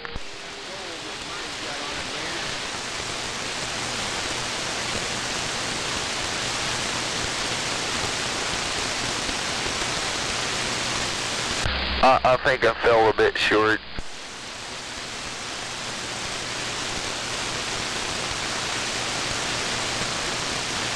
Anybody heard from Deer Slayer lately? Oh, he was just out here a couple days ago. Missed him. Yeah, he's more into just dead keying now. He doesn't talk much.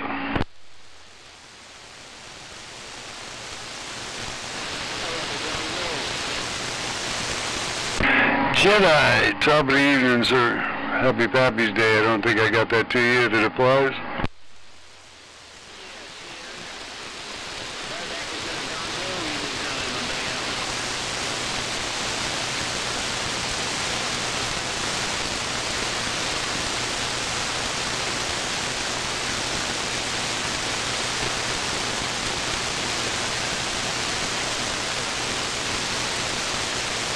Stepping out, gotta fetch another coffee. I really can't believe you don't have a coffee pot in the shack. Oh, you like to socialize. Never mind, you explained that once. I have to go in the house and get in the way, you know, for a minute or two. I can't help it. Might lead to bigger and better things. You never know. Never can tell. I'm stepping out.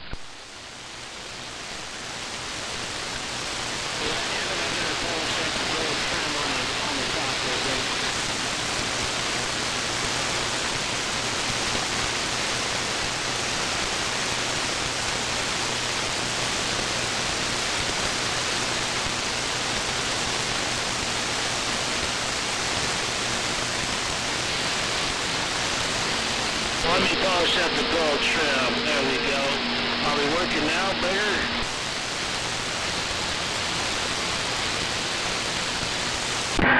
Definitely sounded good in my hood, Jedi.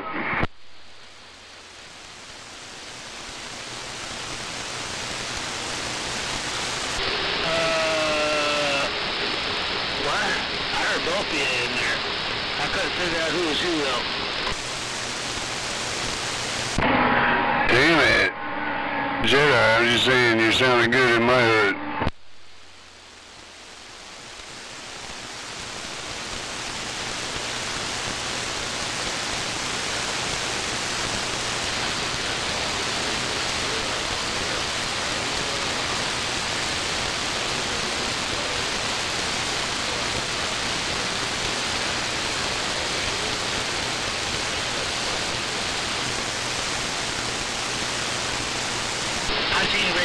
like this one, man, with the Cobra meters in it. You know, the green and the red and whatever. This one, man, this one's white with black letters. It's got the gold light behind it, so that looks pretty cool. I think it look kind of stupid wearing Cobra meters on it.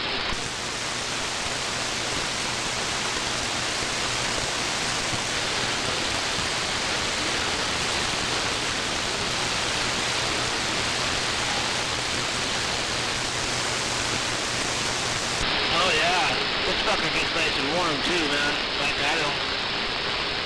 got a fan underneath there, Brick.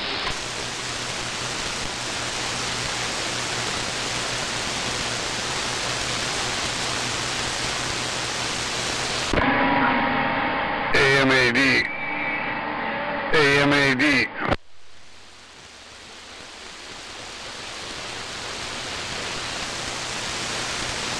AMAD.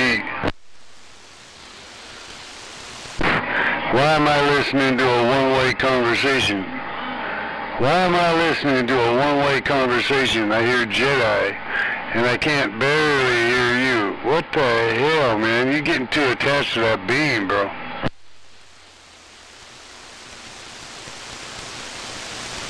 Shame on them ass. Good evening, Jedi.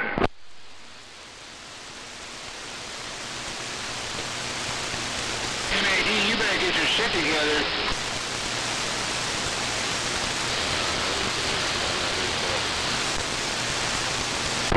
Oh, come on. It's only because I haven't said it, Brick.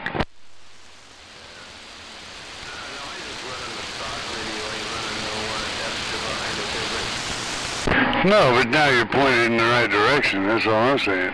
MAD. No criticism intended.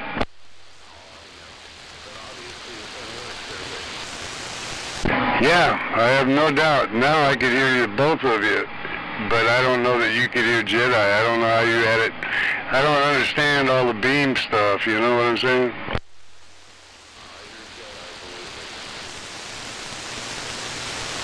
You gotta point that beam to keep frickin' Wiener Bender out of his ear. I'll make sure of that, Brigger.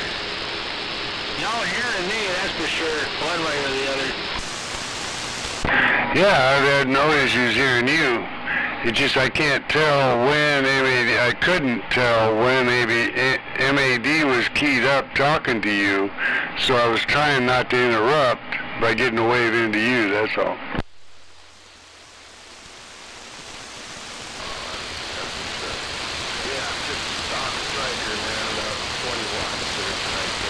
I think MAD needs a couple extra inches on that boom for that beam. We can force them about 20 watts to it there, Rick. 20 watts, that's it? Oh, that's cute. Yeah, that's about it tonight. Seeing where I could make it work. 20 watts times what?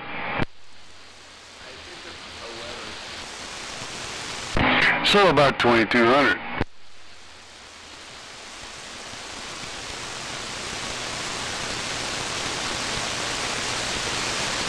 I got 2 watts swinging 10. Hello?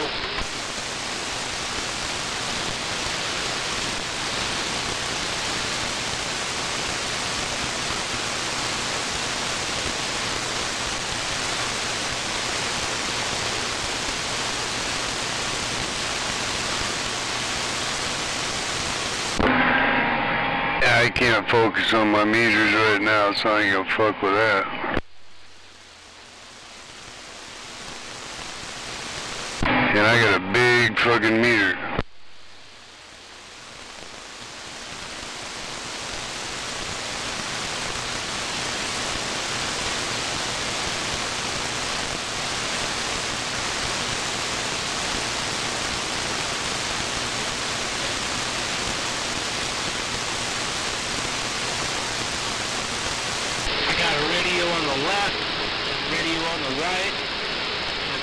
Meter in the middle. I just need to start the meter watch the needle go swing, Raider.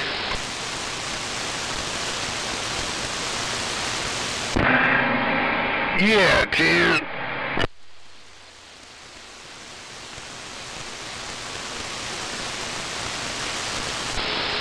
The only needle that don't move is SWR meter. That thing don't even twitch. I key it down and it don't go nowhere. So I think I'm doing all right.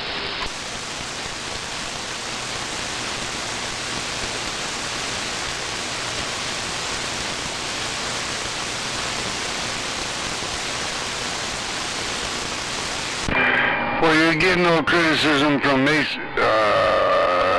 Let me rephrase that. From me.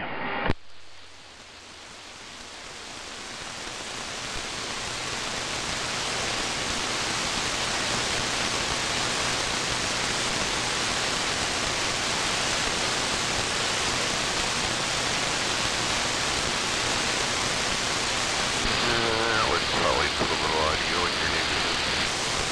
Shit. Yeah. Right around T-Town.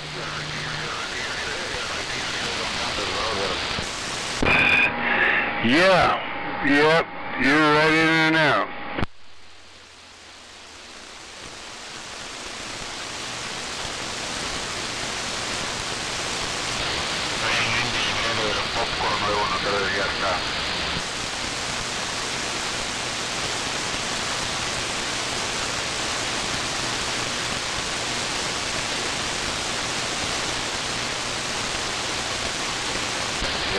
Jedi still on my set.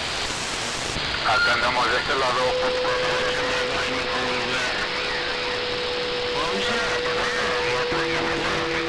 Popcorn alguna 3, brother. Acá te escuchamos. Acá te escuchamos. Alguna 3.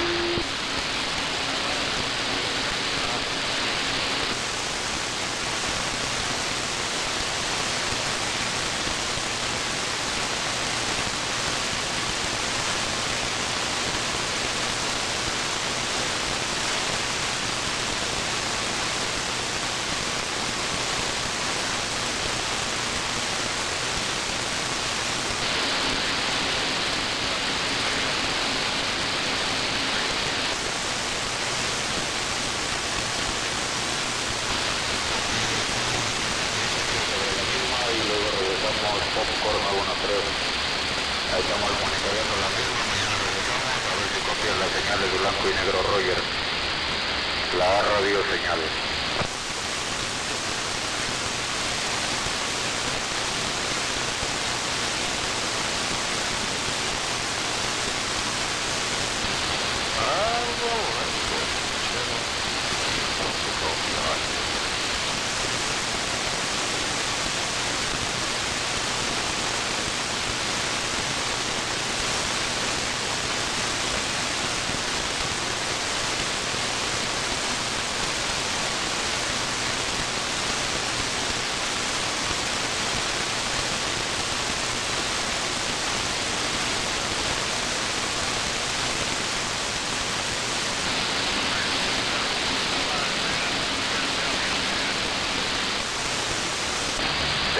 Ten for Roger, Popcorn, I 13, Popcorn, I 13, I see you later. Thank you for the news, I see you later tomorrow in the skip. Have a good day. Good evening. Wow, that's a Popcorn.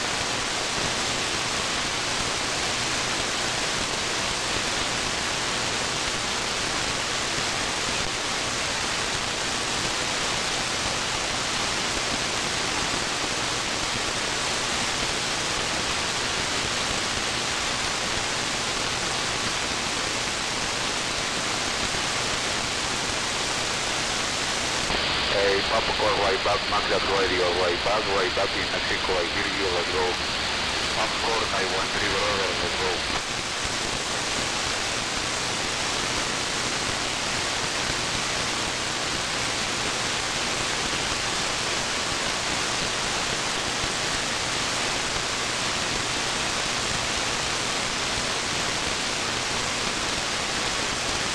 Oh yeah.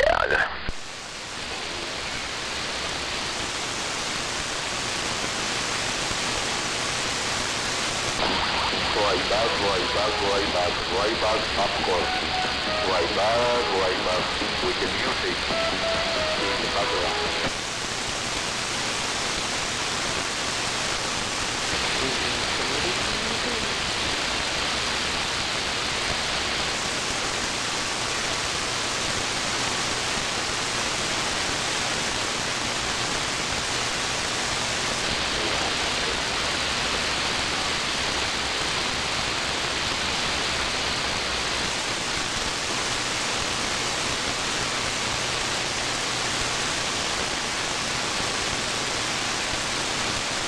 What time does the fun start?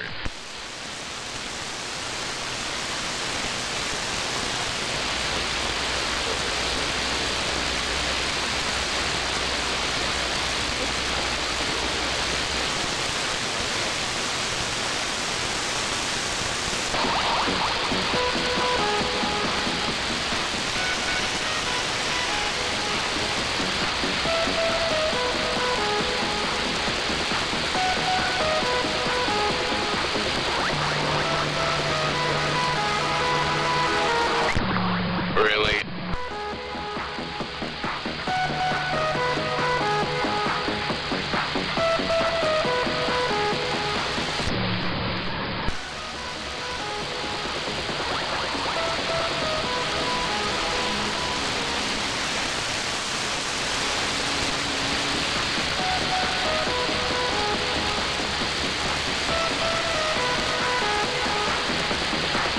Oh yeah.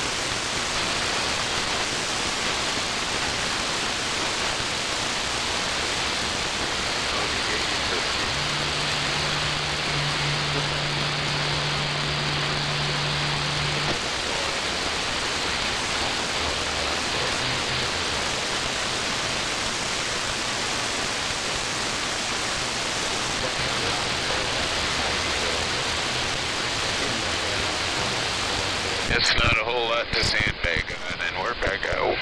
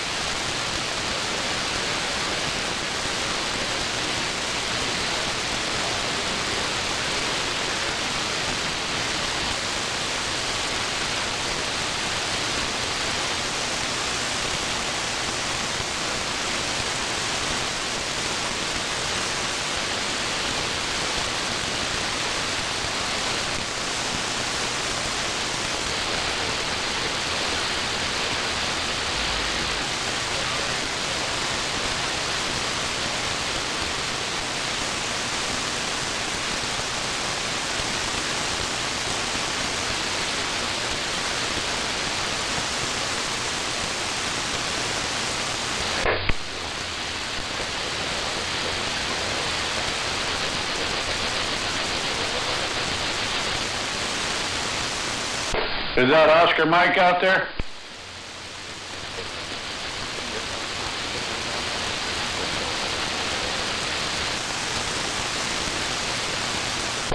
Hey, Oscar Mike, I can hear you down here, but you're low on the receive.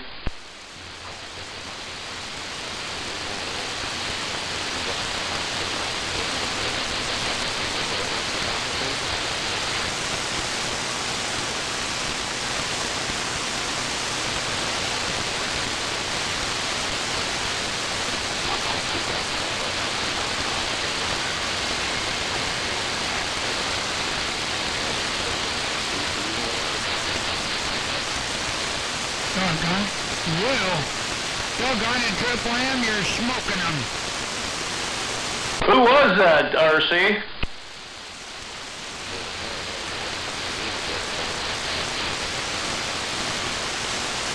Yeah, Triple M's out here.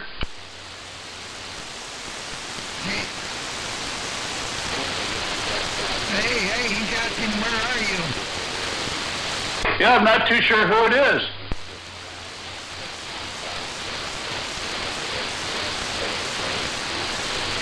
I'm not sure where he's at, but I think all the needle benders screwing with everything. Hey, Oscar Mike, Triple M, I'm down here in near Roy, Washington right now.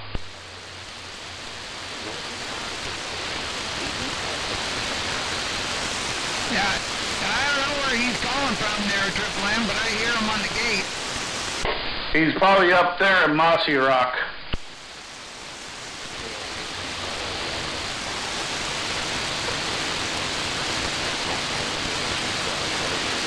Damn, RC, you're just blowing power down here at us, and you're melting the snow in Mount Rainier again. God dang, I gotta get my river raft. It's the Mud Duck Mobile. Well, well, thank you, dear Triple M. Thank you. One thing about it, all I have to do is throw a hose over the hill here in my pump, and I can water all my lawn and everything, my garden, because there can be so much water over here.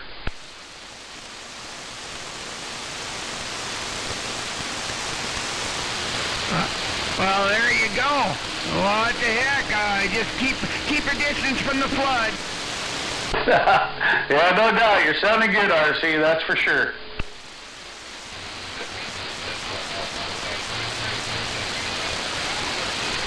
Well, thank you. Thank you, my friend. Ain't no doubt about it, Triple M. You keep doing what you're doing.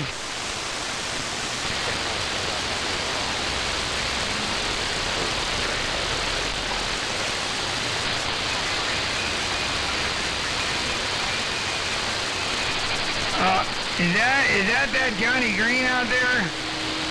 Hello, Johnny Green, is that you?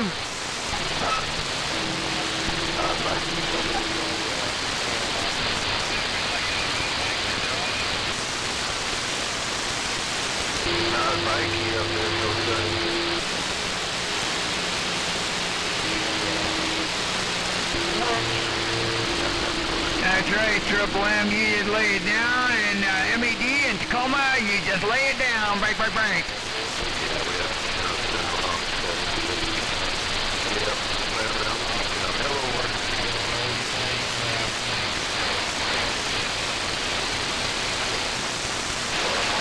Hello, my friend. You sound good, MED. Always sound good.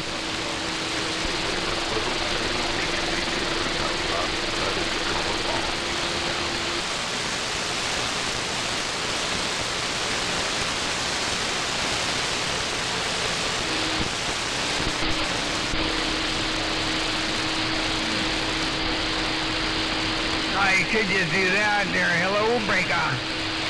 Right here, right now.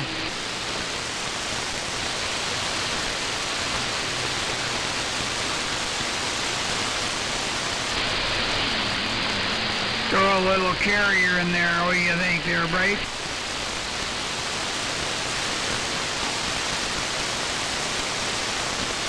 You gotta go down in detail, you know that.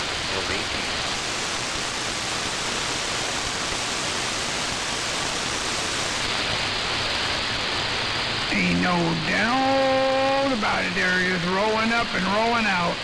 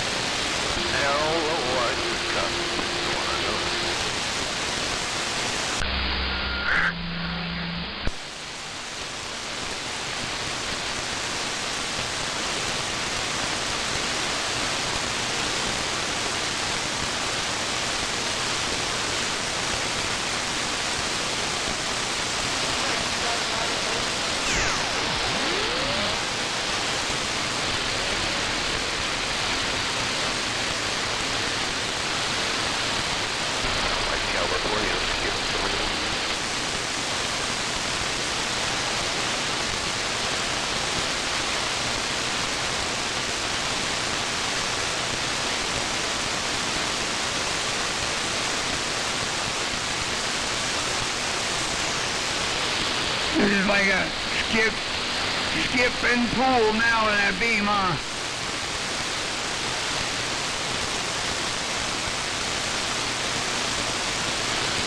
Oh, yeah.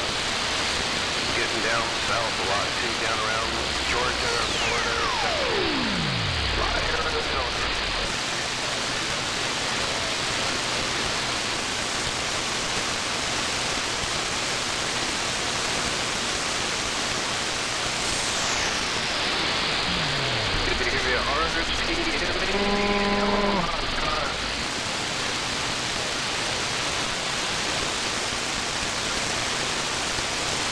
Bark, bark, bark, bark. Ain't no doubt about it. Always good to hear MEDRC. Wave from the overpass. Hey, how'd your peanut butter jelly time go? No, I had to go to the store to get more peanut butter and jelly. Over! Oh, man, did you get that kind where the peanut butter jelly's all in the same jar? It's all striped together there? No, that's always scared me a little bit. I always thought that stuff was scary also. What the heck? How'd they do that? I'm not that lazy that I can't just open up 2 jars. Right. Got the knife for the peanut butter and the spoon for the jam, Timber. I know you're right.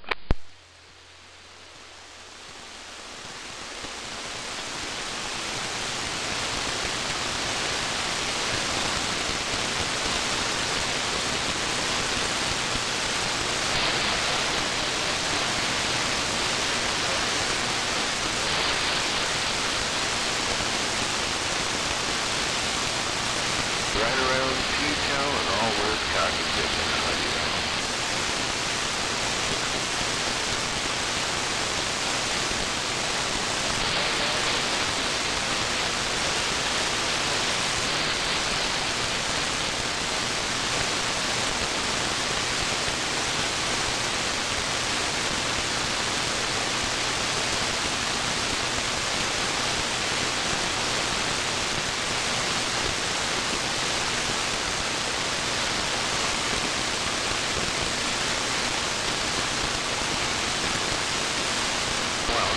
like an attempt at a distance.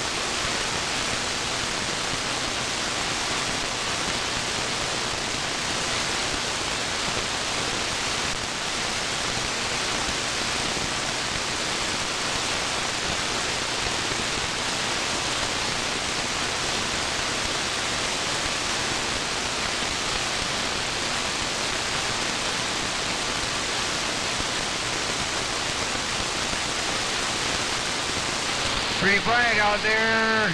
Pretty quiet.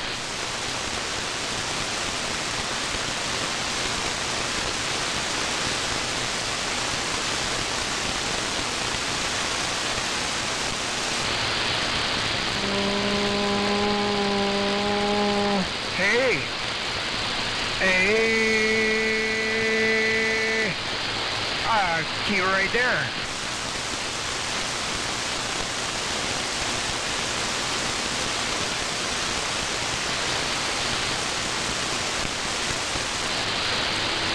Audio test, 1, 2, 3, 4.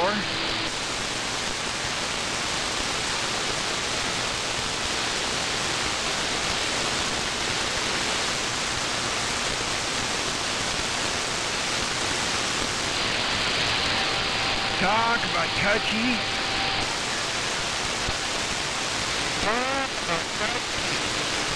Yeah, but he's picking out his teeth now. Hello, dear friend. Hello, dear.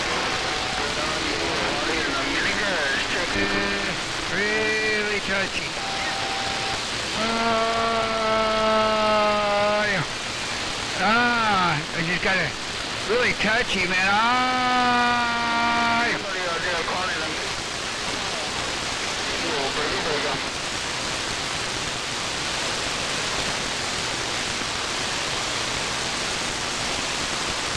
There it is. Hey, go get him there, MAD. You got Coconut Radio, Hawaii. Come rolling in there. Coconut Radio, right back.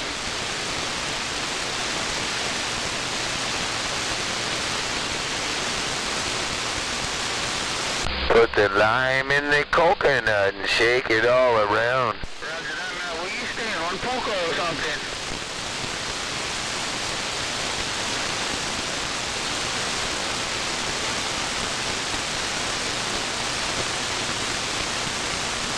See if I can get out to the mini grass. Hey, do we have a little Hawaii out there? How about the mini grass, RC Seattle?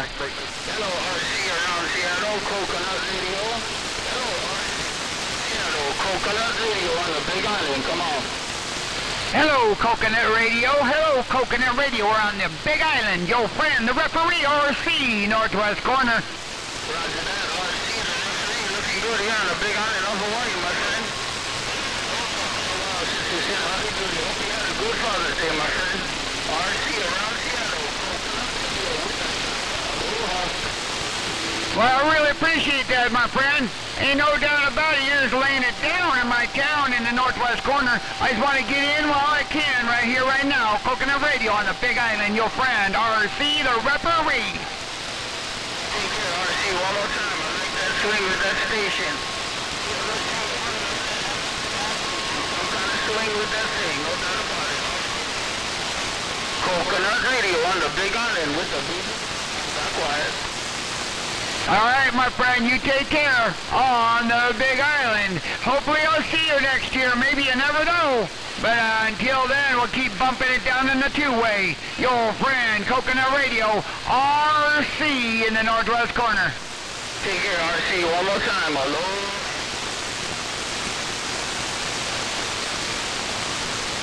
Hello, Coconut. And he got down. Coconut, MAD in the corner, break.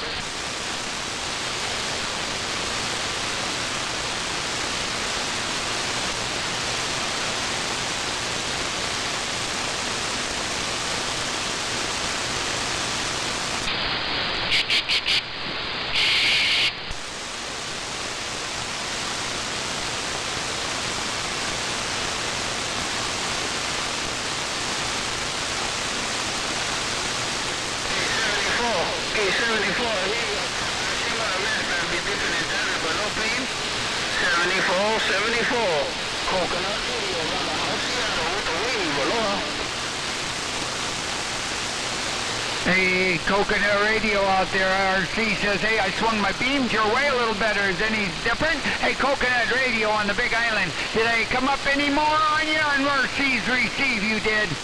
Roger that, RC. Hey, roger that, referee. Hey, referee, you got you around 10 units now, man. You ready? My cherry patch. Hey, cherry patch, man. Hey, radio, we like it like that and make it easy on my ears. RC, one more time. Coconut radio. Aloha. All right, baby. Hey. I went to the pump house. How's this one sound? I went to the pump house. Any different? Break. Yes, sir. We like it like that, man. Make it even easier on my ears. Hello, RC, as you get on down to the northeast corner. Okay, you take care, my friend. From the Big Island, Coconut Radio. Big Island. RC, the referee. Hey, here, RC, the referee. RC, the referee up in my red zone right about now. Hey, here, RC, the referee.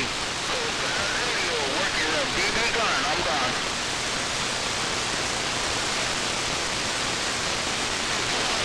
Coconut Radio, right back. Come on. He's the referee. He's RC.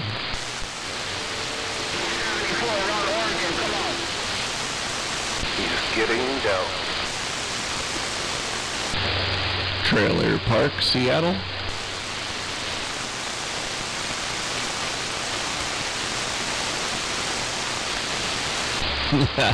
Yeah, you sound close.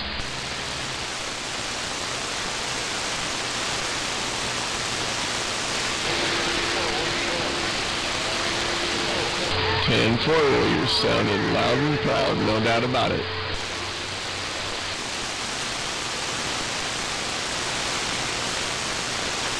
I'm in Des Moines, Washington.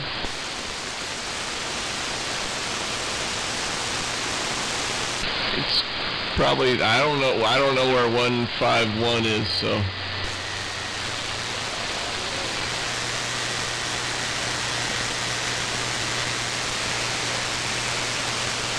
Yeah, you're just a couple miles from me is all.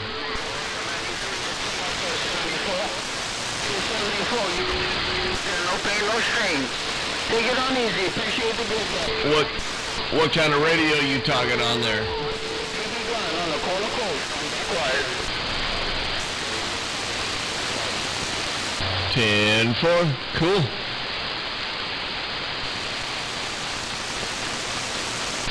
It's a Ranger RCI 2995. It's a big black radio base station. I'm out of Coconut 727 around Washington State base.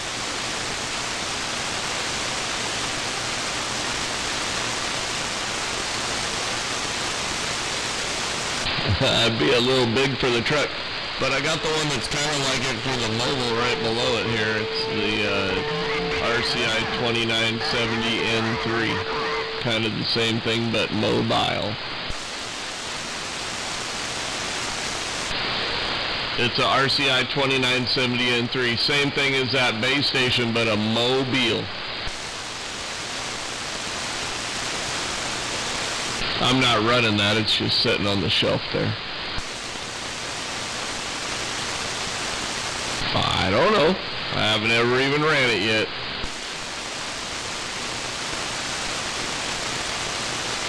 The ticket.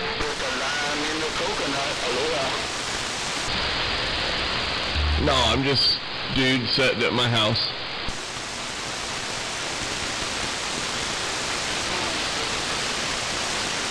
No, I'm not selling it right now anyway. I'm hanging on to it. And I'm waving 727.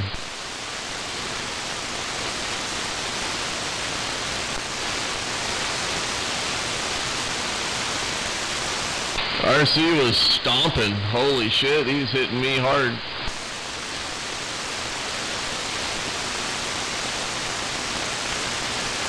That RC, he's a big strapper.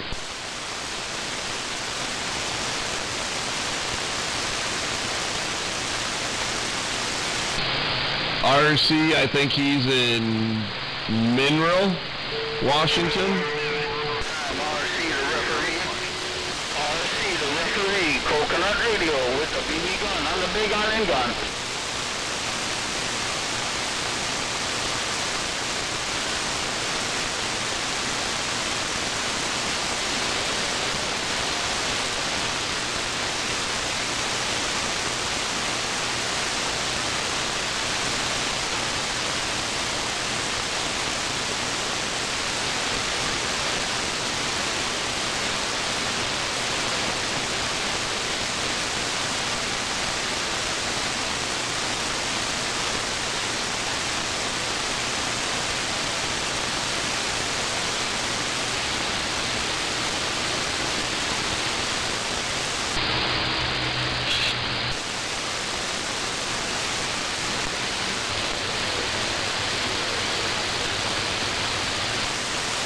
Roger. Yep, and I'm in Des Moines, just on the other side. One side towards the water's Des Moines, the other side's Kent.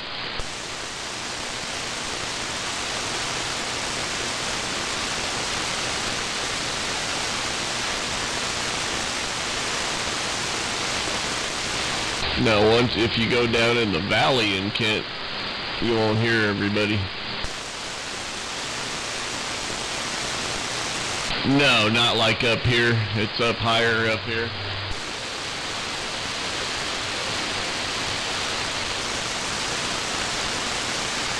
Yeah, go ahead, Oscar Mike. Yeah, you're sounding pretty decent down here. You're out of the static level a little bit.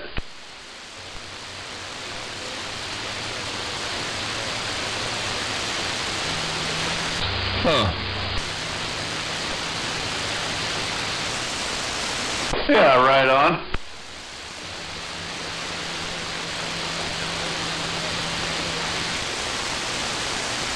Well, you got that right.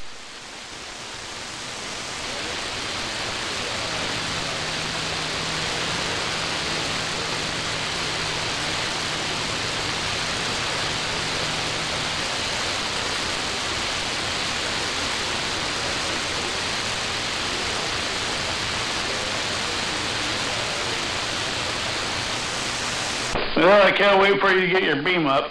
It'll be nice.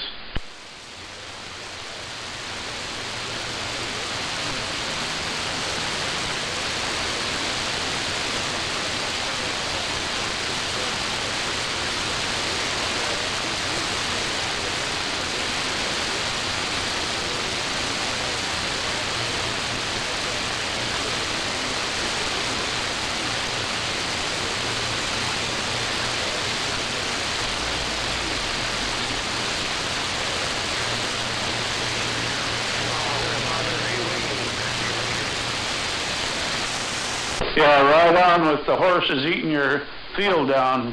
Right on.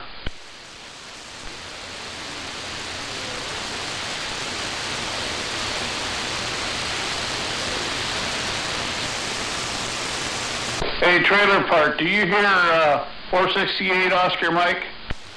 No, not right now I don't, but I have before. Right on. He says he's heard you before, but not right now.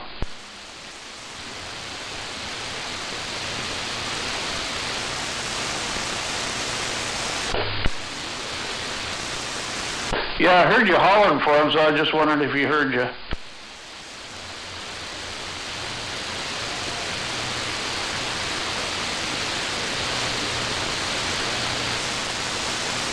Right on.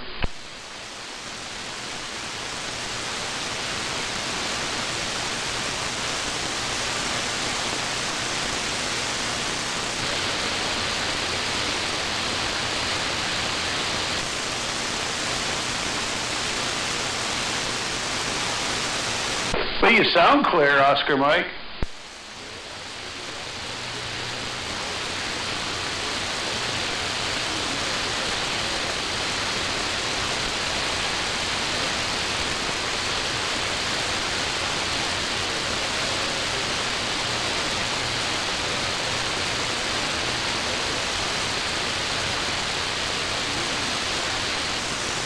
Well, that's what happens, man, when you wrap all that stuff up there like that. You didn't find it in there, huh?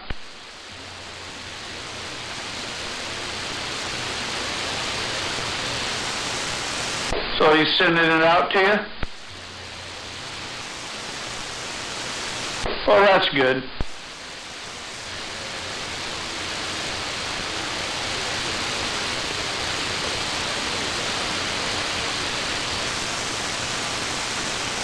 Yeah, right on.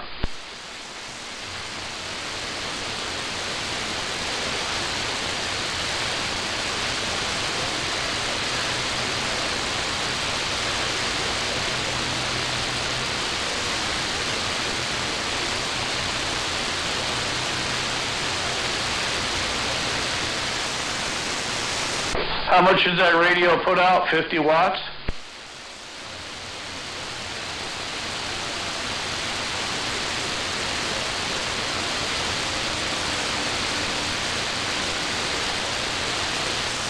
you're driving that right now with 50 watts.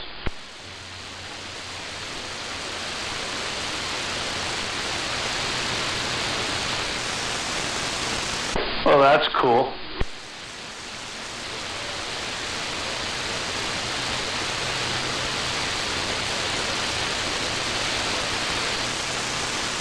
Heck, so all you need is something that drives 100 watts and you'll be good.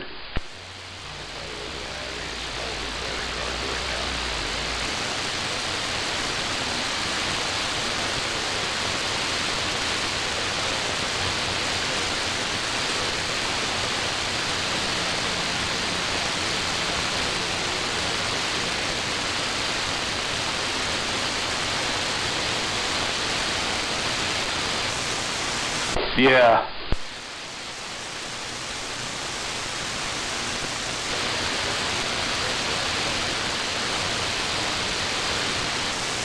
Yeah, right.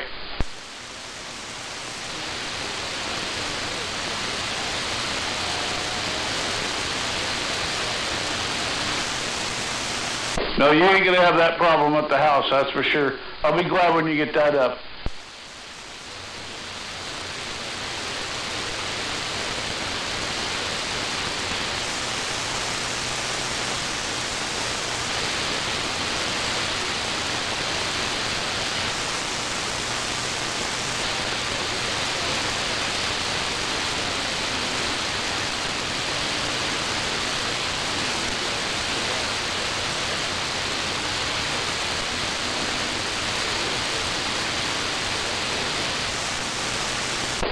Right on. 468 Oscar Mike, you have fun putting that engine in. Triple M's on the side.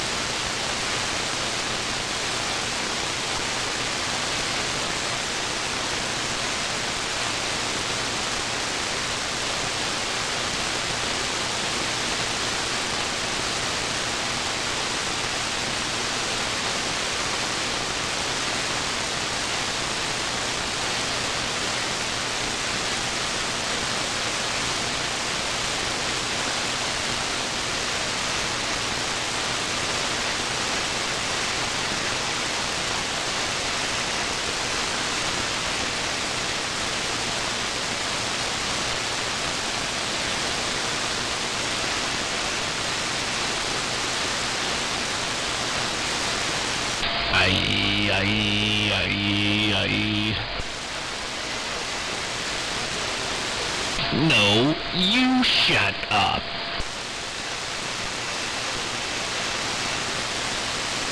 Well, good evening, Froggy. It's been a while. Good to hear you.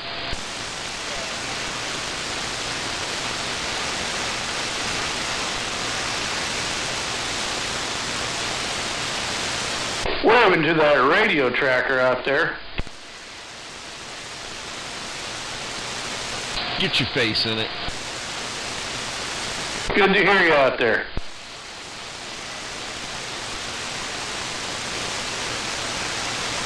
Waving at that Froggy out there, too. Waving, Froggy. Waving to that Captain Caffeine. Wave. Everybody loves Froggy.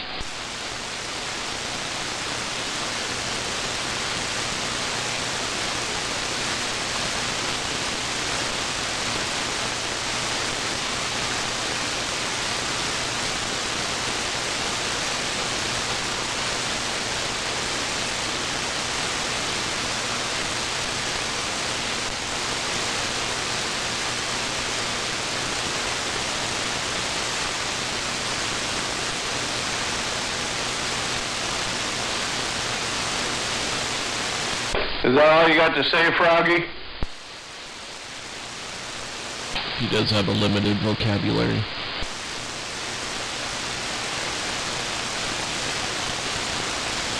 Maybe him and Wienerbetter could teach each other some new words. Right, and I'd be hearing Wienerbender 9 pounds. Aye. That's funny.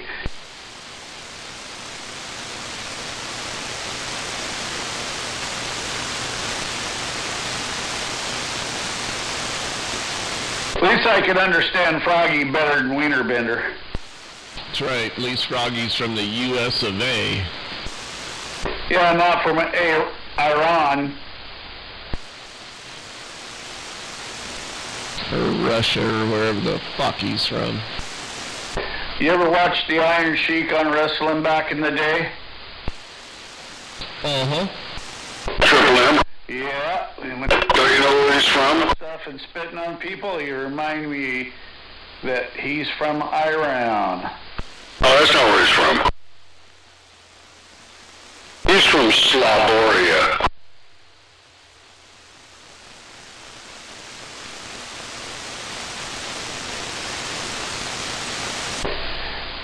Wienerbender out there, if you're out there. Hooah! You just got spit on.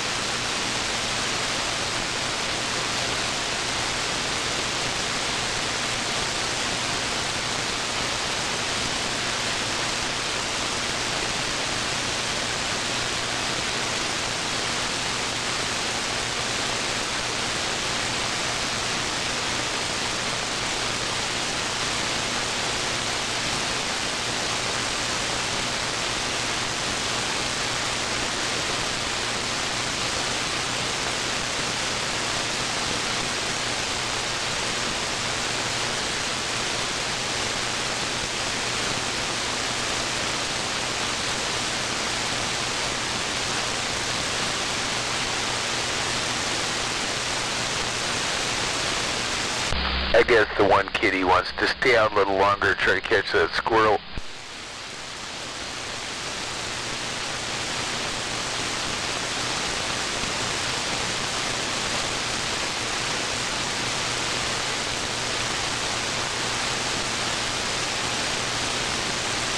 What are you going to do with him after you catch him? I'll get him back in the garage where he needs to be at night.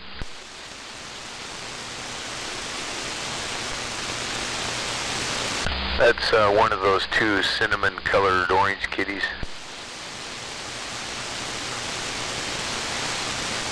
Oh, I thought you were doing a real squirrel. Oh no, the cat's out there still hunting, trying to catch the squirrel.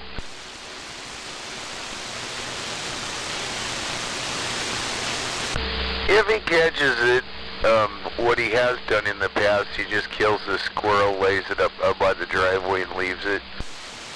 Oh yeah, and then he expects praise. Got to show off that trophy, you know. Look what I killed, look what I killed. Well, I'm not taking it to the house. Yeah, them squirrels have pretty much been staying away from the house now that I've been letting the cats out during the day.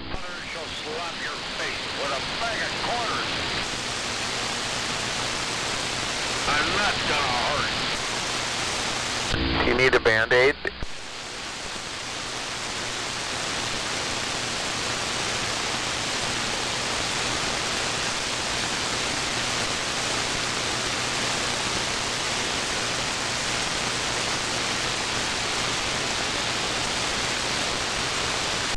Nelson can help you with some Band-Aid. Well, I figured if he's having bleed over, maybe a Band-Aid will help get it under control. Oh, that is Kotex. Well, I didn't think about that. You know, that'd probably work better, more absorbent. Lasts longer than a Band-Aid. Work probably better if it's bleeding all over. Yeah, but if you ignore it long enough, the problem will fix itself. Just bleed out and there won't be nothing left. Right, you only go so far and then it's kind of all over. Hey, hit that point and no return.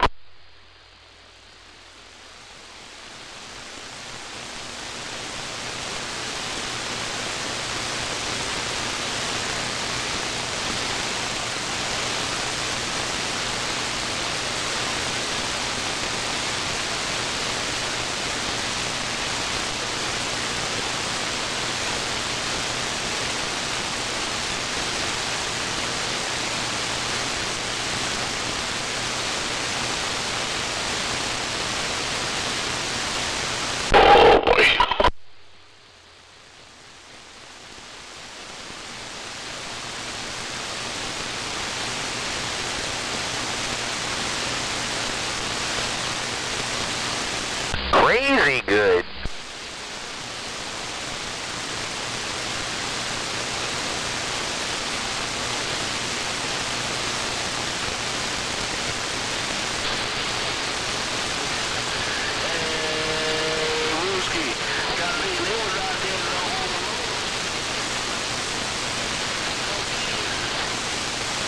Oh man, you blew all our radios up in Washington State there, Tim.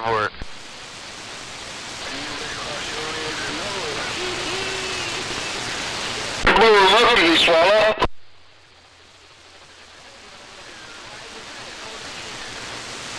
Oh man, Tim 4, man, you be smoking on in up here Western Washington, Tim 4.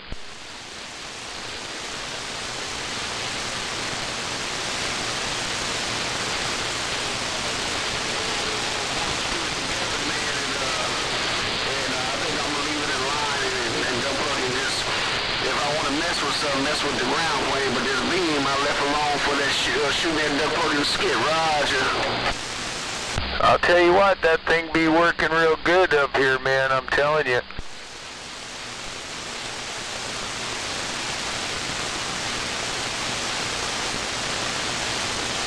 Oh, damn, man, kind of thing. Hey, and you see homeboy looking for me to go up on that roof and put that six-pack of beer or something before we get over there and do that. Roger. Up on the roof.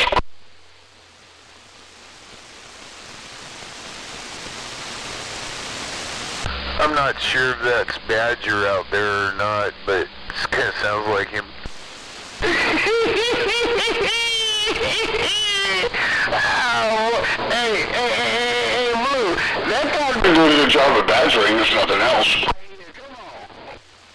Right.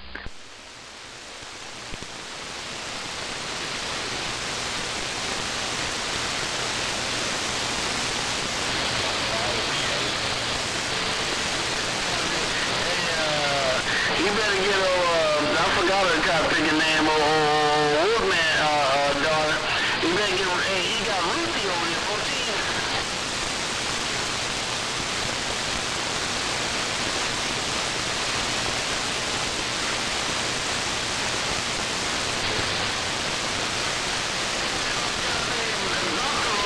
And that guy been me walking around with that stuff under the string over there.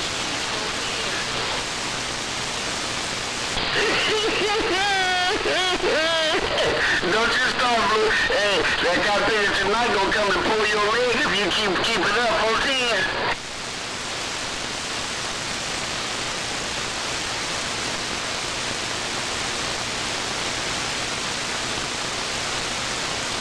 Oh, okay. I'm gonna go up there and look at it, and I'm gonna give you a double text and let you know what's happening. Matter of fact, let me go grab it, man. Let me slide wide to the side. Worldwide. Blue and more blue. I see you. Bye.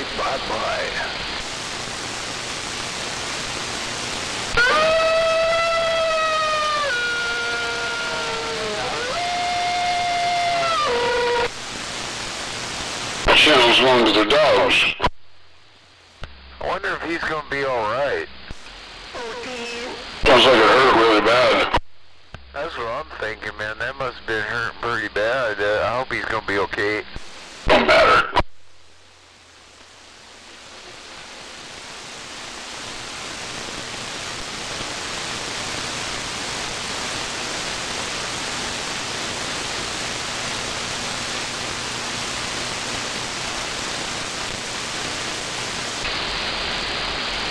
Did I actually hear Daffy Duck out here the other night?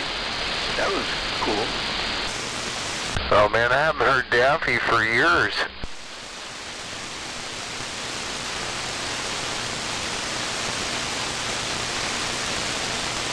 He took that hot dog roller and went on the road, I think. Long time since the Duck is down the radio. Took that hot dog roller onto the road. Yeah, he had that, his friend had that, machine that could cook 73 wieners at the same time.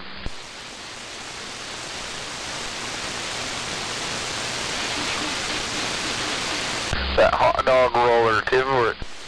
Hopefully they didn't have a vein in them. So if you ever had the urge to have 73 wieners cooked at once, that's the machine you need. Just as long as they don't have a vein. Afternoon, Westside. Sounds like something old Wiener Bender would be into. Man, that guy's into everything. Bending wieners and milking them. Man. Well, maybe you should get one of them wiener rolling machines there. You could roll it, you know. Well, then what he needs, instead of eating up the profits, he needs a sterile container. He's milking all them wieners. He needs to be saving that stuff. Yeah, I think his containment field broke down or something. Well, right now he's busy eating up the profits, so he's never going to get anywhere.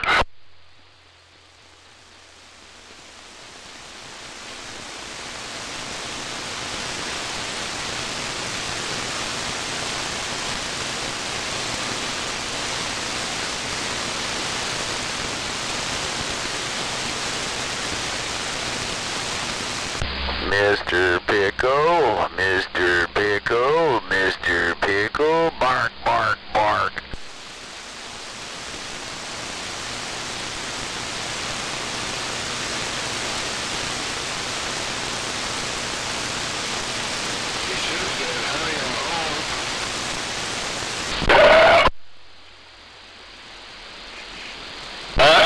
say.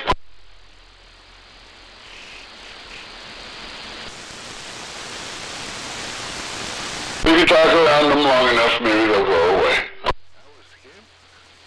Yeah, what they say is if at first you don't succeed, you can try again, but a lot of times you're better off just walking away after that first time, Tim, or... Let's throw your hands up in the air and say, fuck it.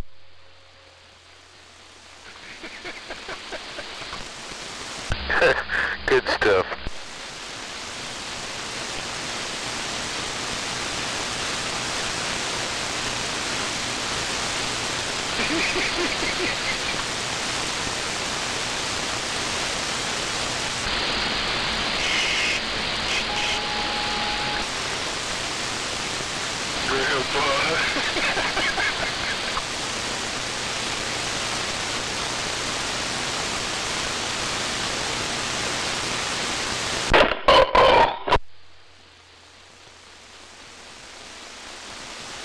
Ain't no big thing.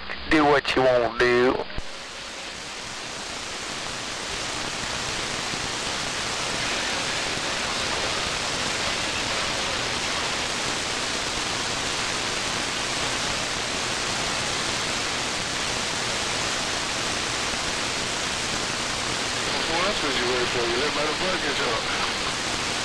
That was pretty cool hearing Motormouth key that radio up to date.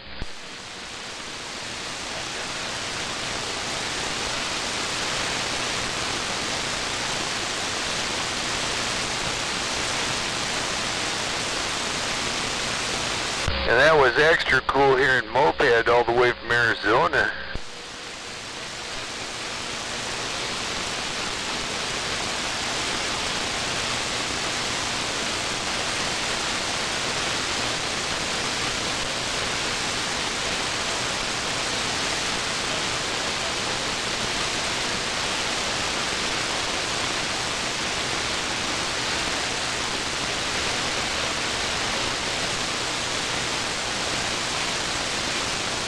Well, here's looking at you, Northeast Cal. Why would you want to look at them?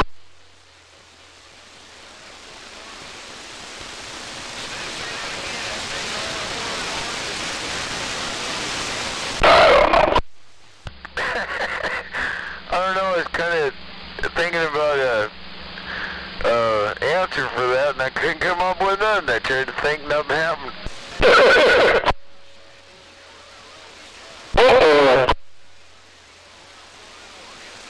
Oh no, here comes California. They have radios in Portland, Oregon?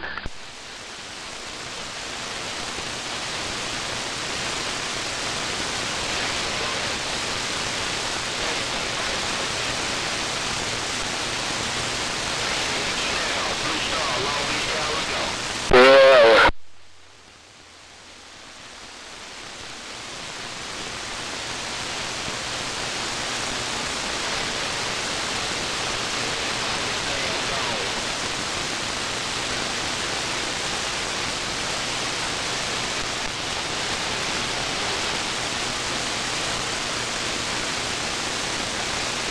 I'm waiting for the waves to get a little bigger before I get my surfboard out.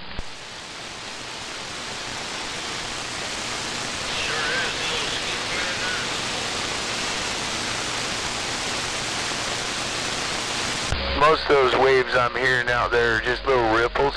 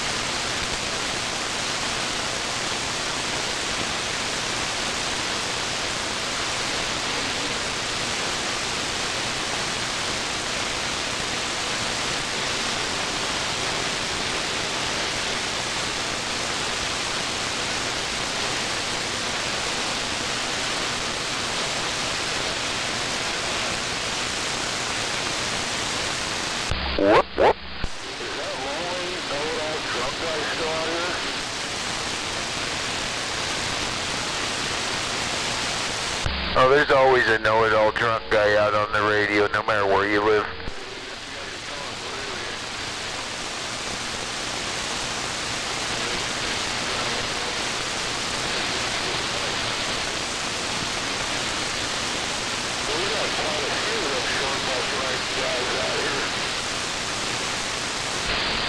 The wheels on the bus go round and round.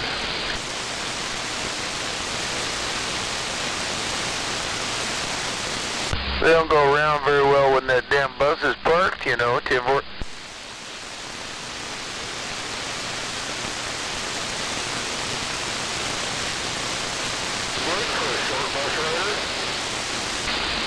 Yeah, go ahead for the short bus guy.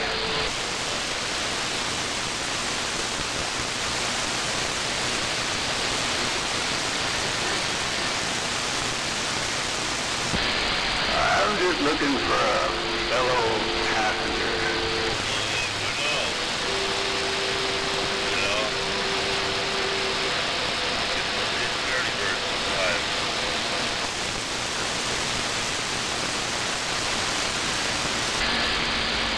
Well, I guess it isn't that good after all. Shame on the mess.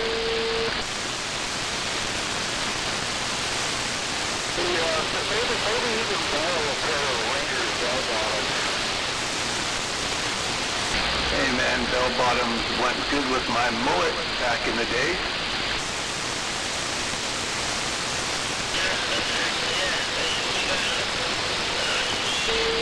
But really now, have we resorted to making fun of blue jeans?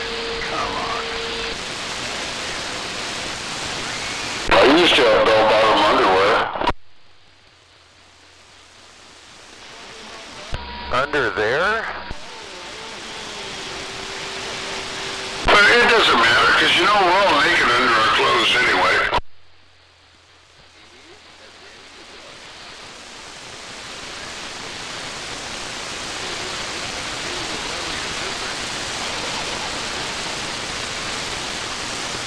Poor Randy.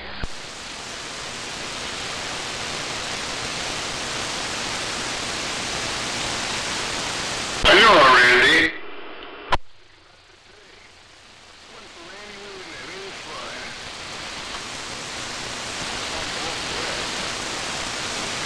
He's right exactly where he deserves to be.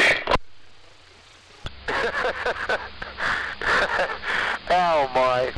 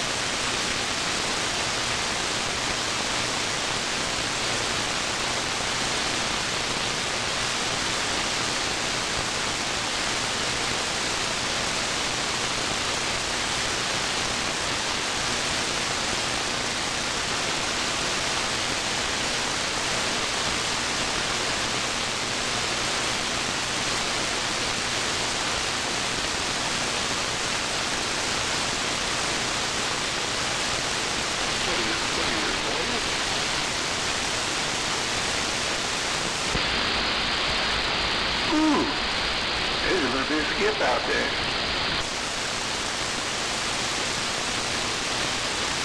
I used to skip out once in a while. That was back in high school, though.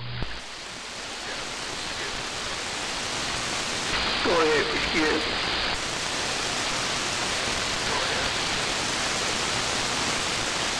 No, this is Skip. Go ahead.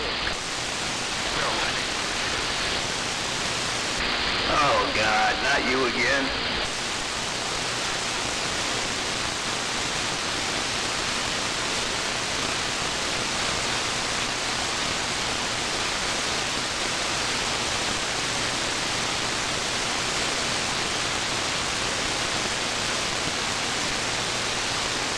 Yeah, my name's DX, and you can call me Dick for short.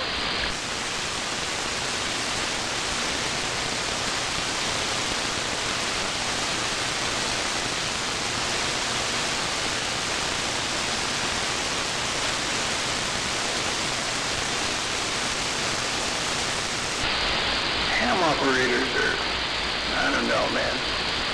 A lot of ham operators are kind of weird. You think? There could be. I think they just get, like, pocket protector poisoning. Yeah, then they get all fuddy-duddy and, yeah, I don't know.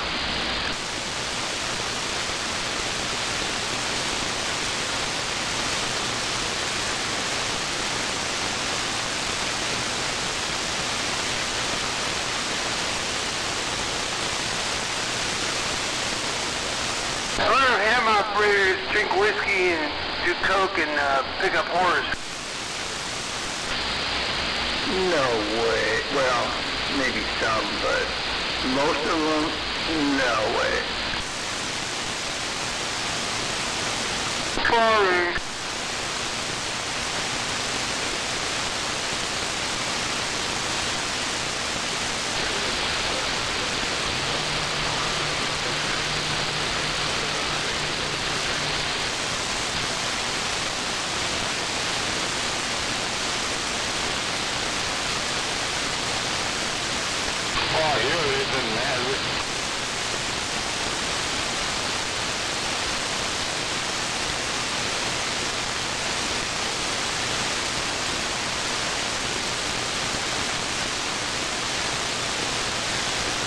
Well, I can imagine how ham operators profile us chicken badgers.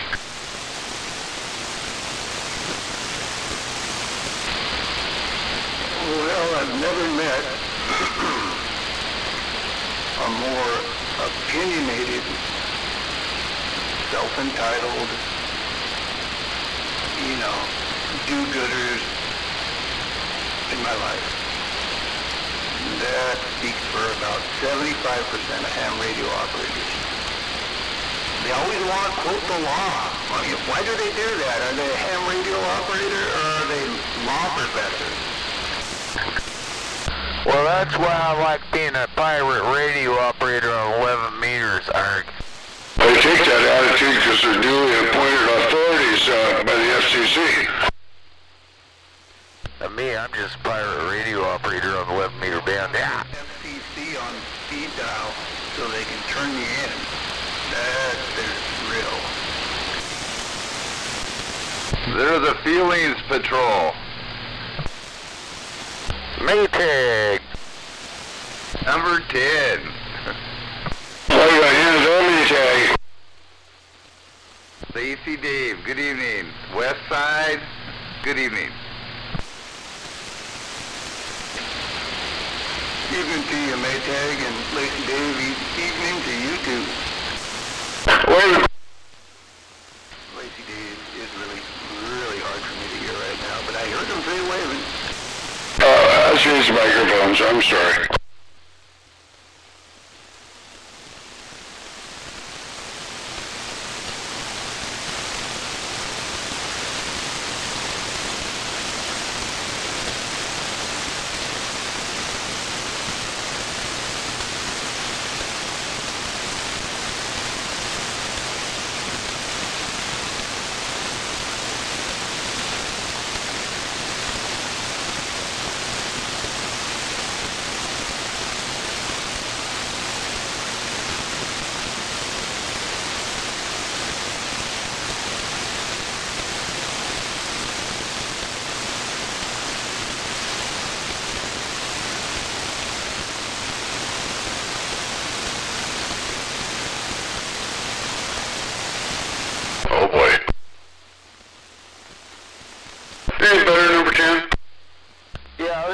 listening to everybody not talking.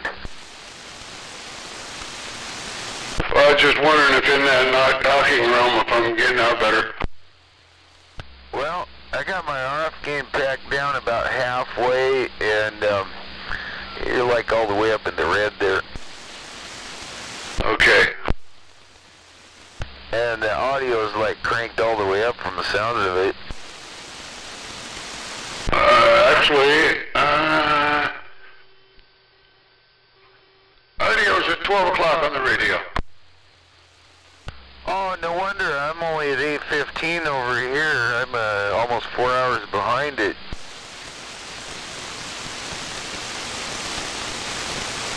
At my Port Madison, you know, it looks like a VCR. It's got 12 flashing on the front of it. Oh!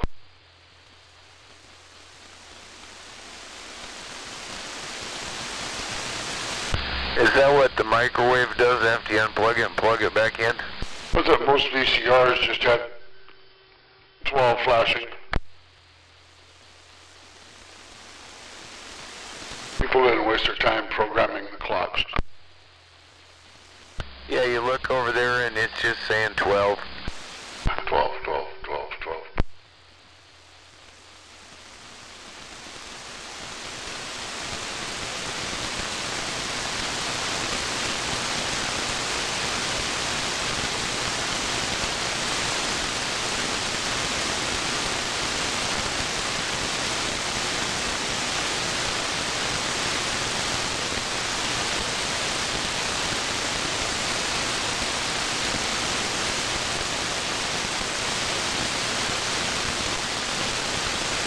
I don't have any electronic equipment to assist me with my guitar playing.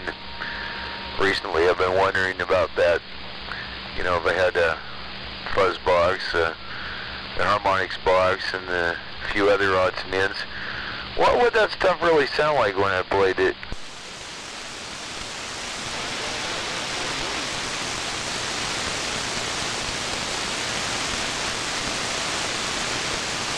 I've pretty much only done acoustic all my life.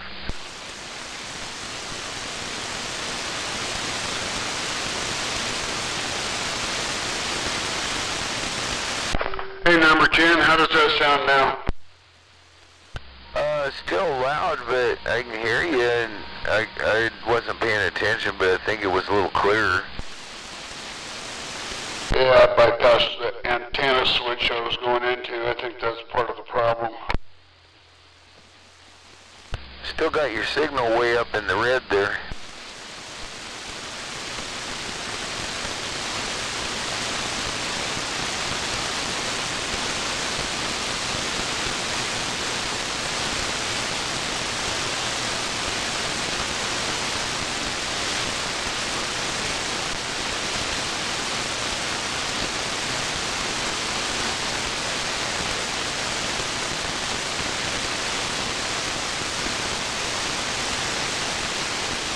Ain't no rest for the wicked, money don't grow on trees. I wished I had a money tree.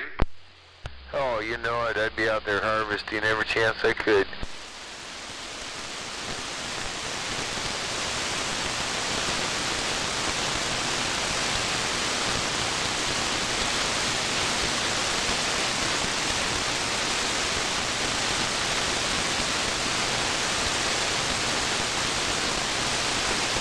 If I had a money tree, then it wouldn't be the cash cow no more.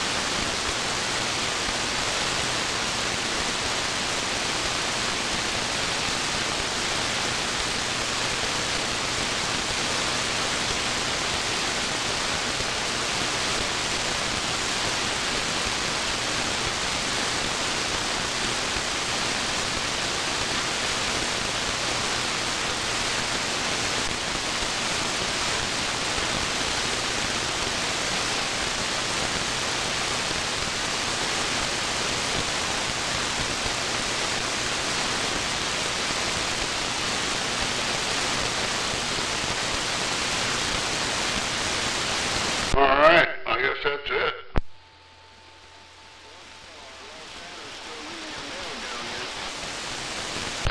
They're still reading their mail. It's a holiday. There's no mail deliveries on holidays. I was going to say, I don't think the postman delivered anything today. Probably shipped from Scamazon, but that's all. It's that Juneteenth day, you know.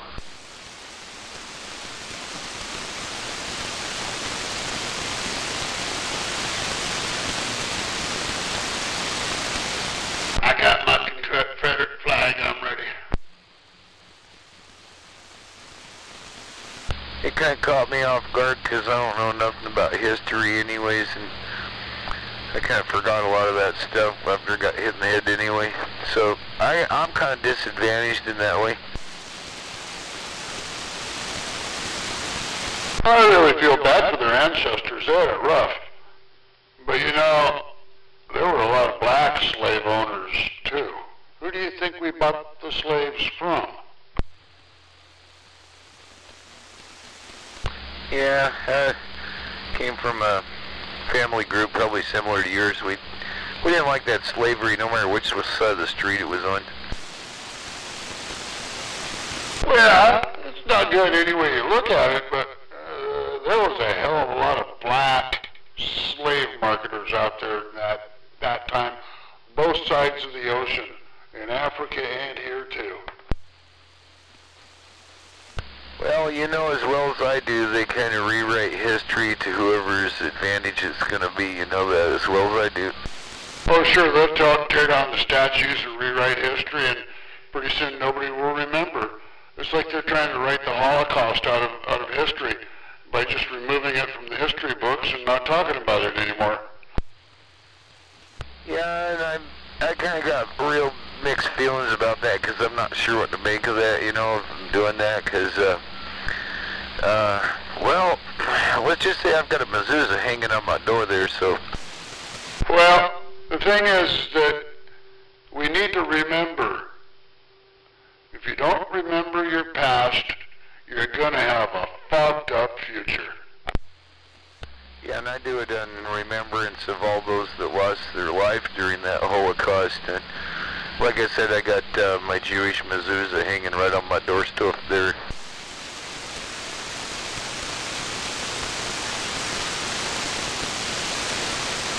Most people never notice it anyway. It's hanging there right in the door, plain sight where it's supposed to be.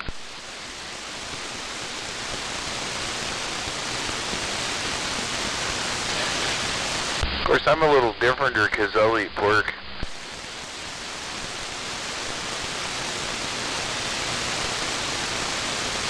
I enjoy everything that God put before me on this planet for me to enjoy it.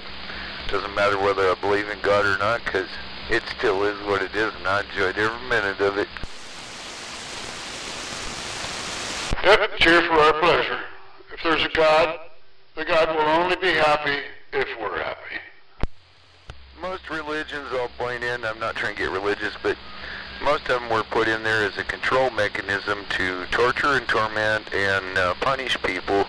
They weren't really anything to do with worshiping God or recognizing the creation factor or anything. It was just people controlling people.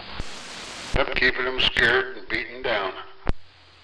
Yeah, and punishing people by death that they couldn't knock down.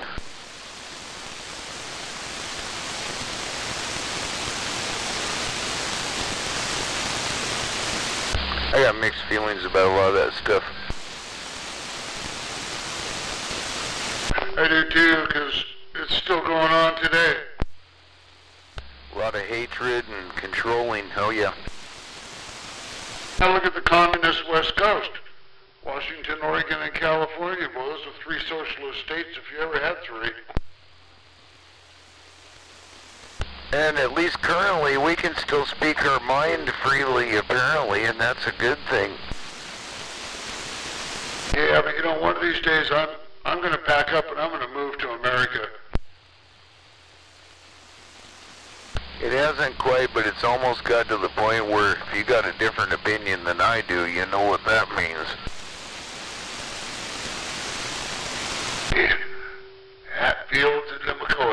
been reborn. Get the rope. I'm telling you, the diversity and the differences between everybody, that's what makes the world a great place. A lot of people don't like it that way because, hey, you're not walking the way I think you should walk, you know. Well, you know, after all these years, after all these decades, the Hatfields and the McCoys have finally buried the hatchet between them, and they're done feuding. In fact, one of the Hatfield boys is dating a McCoy girl. And they go off and get eloped and get married. And about 3 o'clock in the morning, the boy calls his dad and says, Dad, you're never gonna guess what this, Dad, she's a fucking virgin. Dad says, well, she ain't good enough for her own family, she ain't good enough for ours. Yeah, and this, the other guy, his son's going to get married, and he has that talk with his son about the wedding night, and you have to do things with your wife. So when you get her all undressed and laying in bed, you know, you put your lower thing in there where she goes to the bathroom, you know, and if you need to, you can call me back later, let me know if you need some help or anything. About 3 in the morning, Dad gets a call from the kid and says, Dad, how long am I supposed to stand here with my foot in the toilet?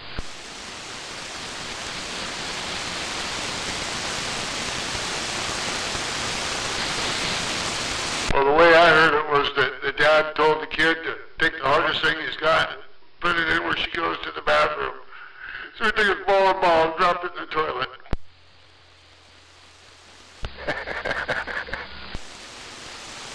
It's almost Polish. Well, I will admit the Polish kid I went to high school with, he told me that joke.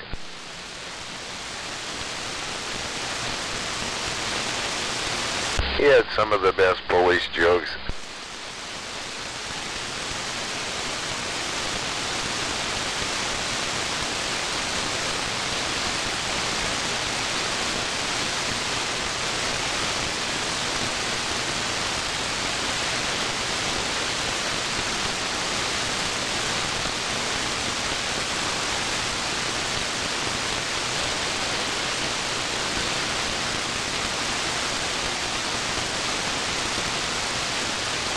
I should get the evening coffee ready to go. I'm looking at 8:30. I'll need to start that at 9. That way they can have some hot coffee when they get back. Yeah, there you go. Hey, you want to hear a good blonde joke? Okay, so you're sitting at the corner at a 4-way stop that's got the flashing light, and all of a sudden you hear vroom, vroom, vroom, vroom. You look up and there's a blonde trying to figure out how to get across the intersection because the light keeps going red on her. Yeah, you want to hear a good one, though? Go ahead. This blonde's out driving around in the country, and she's driving past this field, and about 80 feet off the road in the field is this blonde that's naked, sitting in a rowboat, rowing. And the blonde pulls her car over, and she gets out, and she's standing there at the edge of the road, screaming at this blonde out in the rowboat, rowing across the field, saying it's actions and people like you that give us blondes a bad name, and if I could swim, I'd come out there and kick your butt. They passed an ordinance in Southern California. If there's 4 blondes standing on the edge of the road, they can't be all looking the same direction because of the wind tunnel effect. They get that whistle going. It can damage property.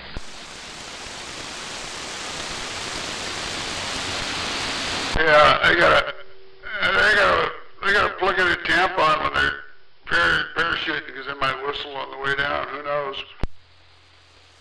Guy's out beachcombing there and he picks up this bottle and he pulls the cork out and this genie pops out and says, "Oh man, great, I'm free. I can give you 3 wishes." Says, "Okay, I wish I had a brand new Cadillac." Poof, he's in a Cadillac cruising down the road. "Oh, that's so cool. Wish the back seat was full of money." Poof, full of $100 bills, you know. And he's got lots of money, and he goes, oh man, okay, third wish. Wish I was between the legs of a big-titted blonde. Poof! He's a tampon.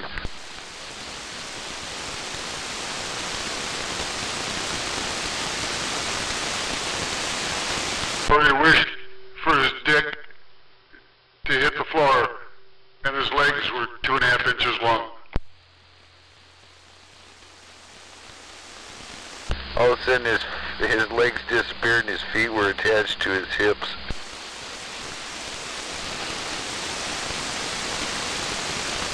I know her.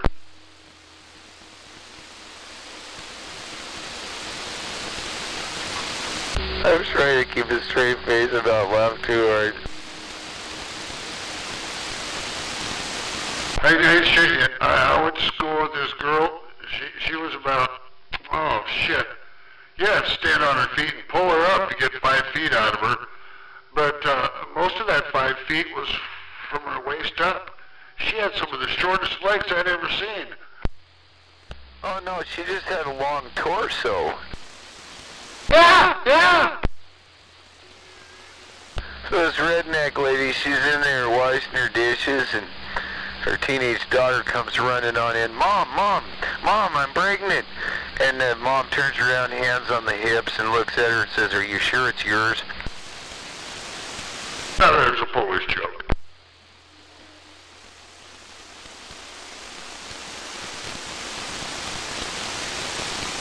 I know, but most of them I can turn back into redneck jokes.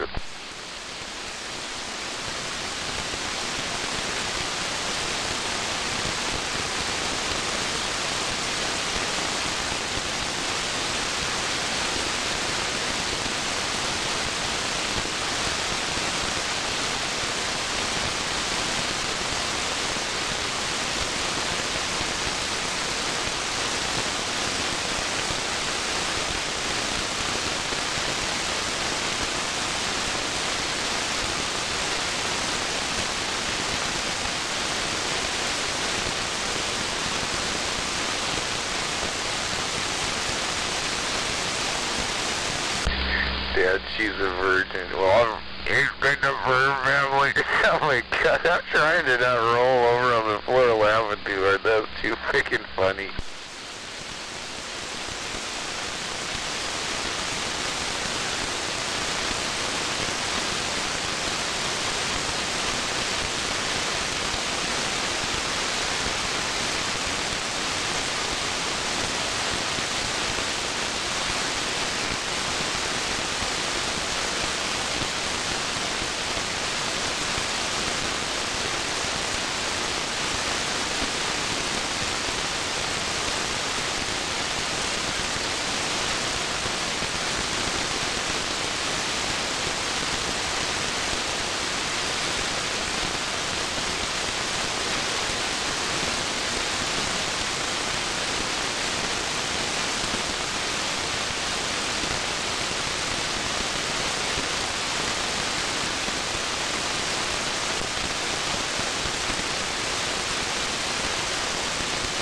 Well, I'm going to go wander out and get that coffee ready, see if I can get that other cat inside. I'll be back out here later.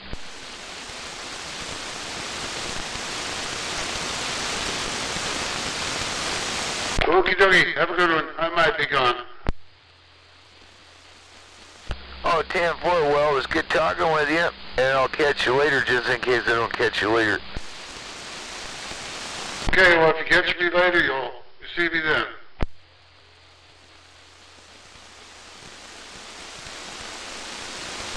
Yeah, if I don't see you later, I'll see you later. If you don't see me later, you can catch me then. Yeah, if I don't talk to you later, I'll talk to you later then.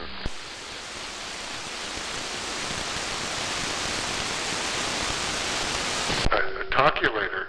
Is that like a calculator?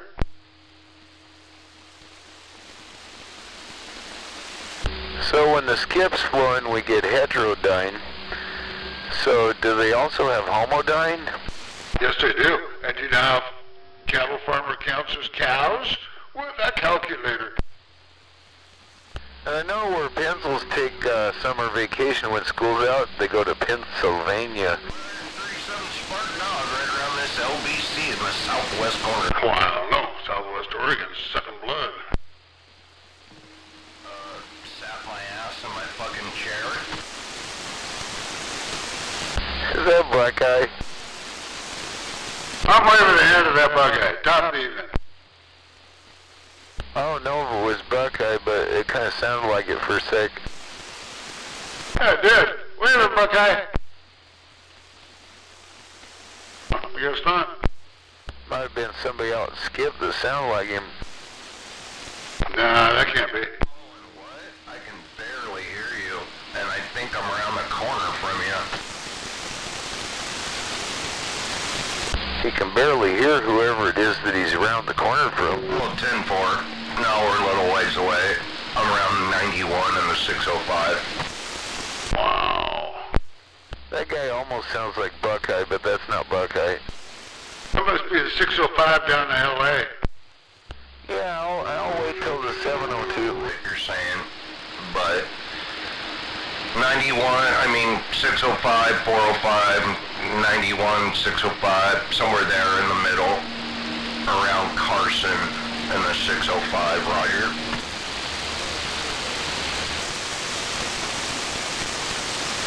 Living in that California.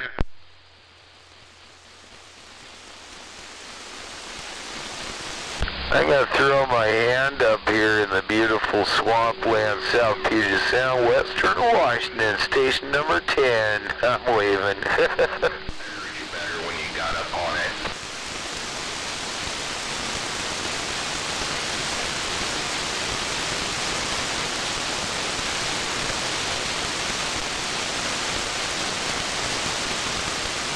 Oh yeah, I better get that coffee going. It's getting later.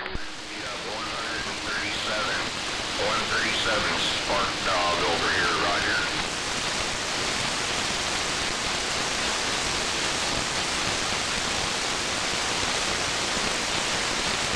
Roger, Roger, there, Dave, in the LBC. Like you, like me, I'm in Long Beach Community College area. Affirmative.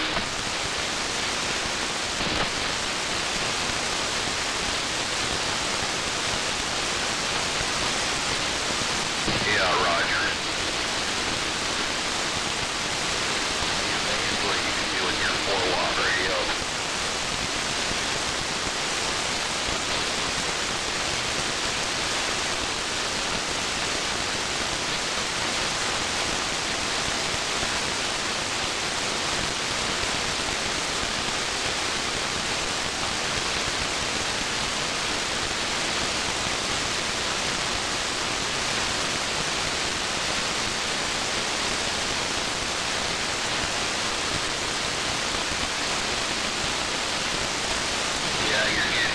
A little ways away from that microphone. I can't hear you when you do that. With that stock mic and that stock radio, you gotta talk right up on it.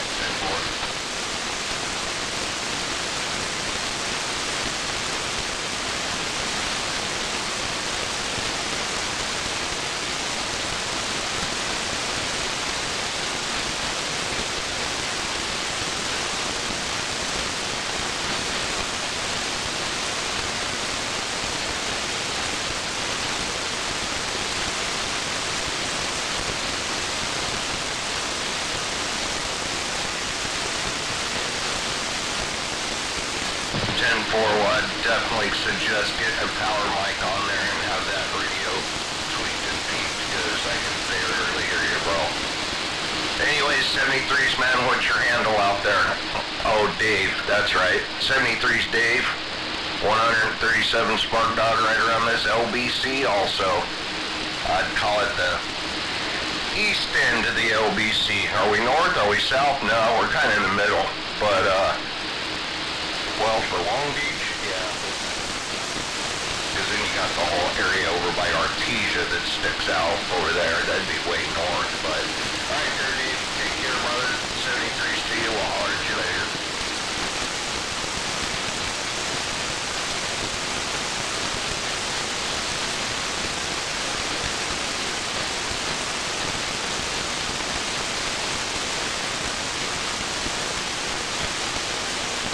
Alright, Dave, 73's roll. You're 137 Spark Dog, and I'm back out. I'll be here reading the mail. 137? Hello, 137. You got a copy on Seattle? 73's there, Seattle. We got you in there. Hey, Seattle. You're 137 Long Beach, SoCal, waving a hand.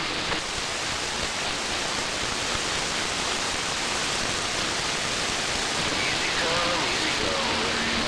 Ain't no doubt about it. Make a nice trip up here. Great audio. 137 Long Beach, California. RC, Seattle, the referee.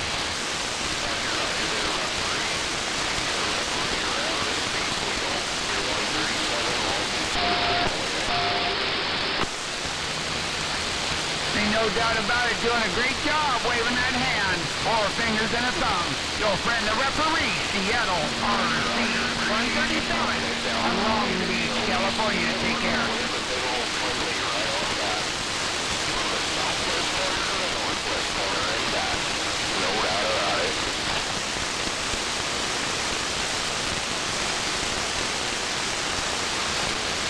On the gate up here, 45 kilos stick. Now maybe I better get come out here and get a little DX in there. What you think?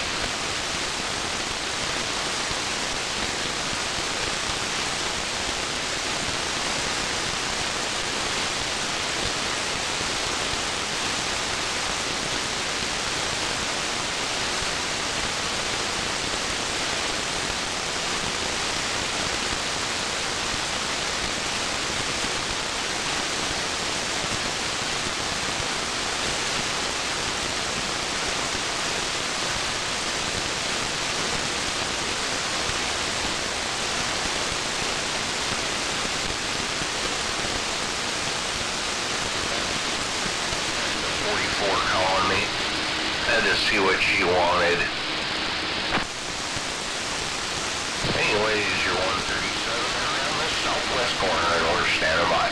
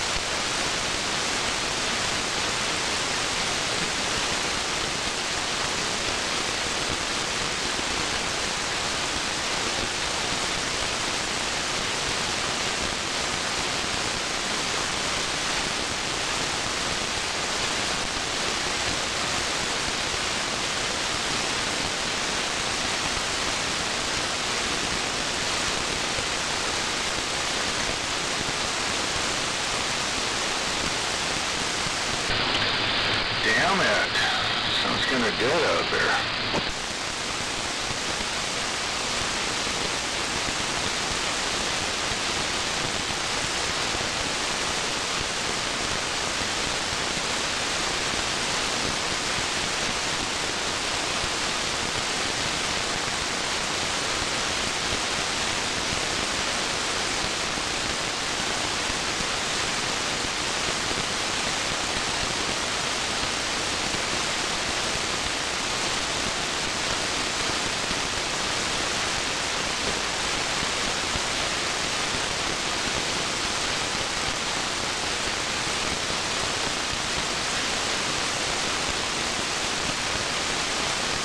Turn to Roger B. Bob, 88 Mojave Desert, California, waving. I don't have my Roger Beep on. You don't? Well, I certainly heard that 88 in the Mojave Desert. Inspector up here in Olympia, Washington, waving. I said, turn to Roger B. Bob. 88 Mojave Desert, waving back. I guess he heard you there, NATO. Oh, 211 waving at that 88 in the desert, the PIMP.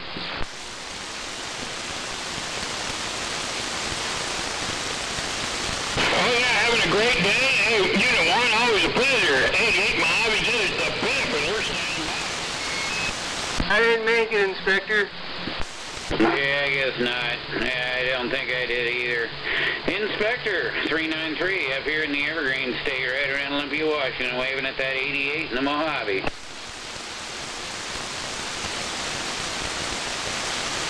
Hey, 10-4, we're going to come up there one of these days. We got a daughter that lives up in near Seattle.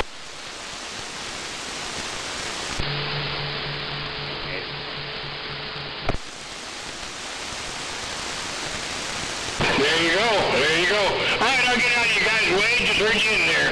88 in the Desert and County, we're back out.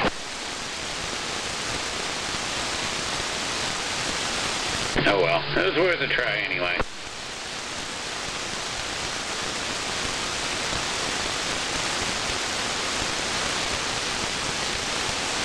Sometimes here we cover that Mobile, Southwest Washington.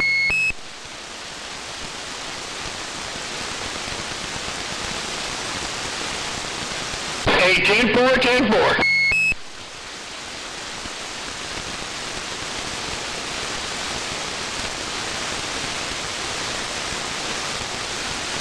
I heard somebody else coming back, but everybody's keying at once. It's rough. How about that 88 in the desert, 211 Washington State? How about that 88? 211 Washington State. We got it all that time. 88 Mojave Desert, the PIMP, waving back. Yeah, 10-4, the PIMP, that 88 in the desert. My neighbor, 393, the inspector's waving too. Inspector, I'm waving right back. 88 in the desert, we're on the side. All right, good to hear that. Good to hear that. 88 in the Mojave. 393, Inspector, standing by.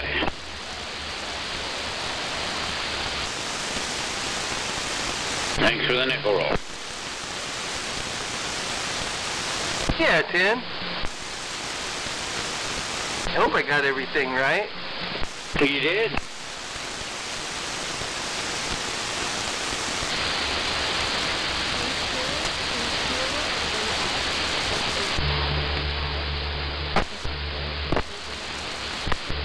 There we go. Come on. There we go. Yeah. Now, at least you got my numbers and name right. Yeah, 10.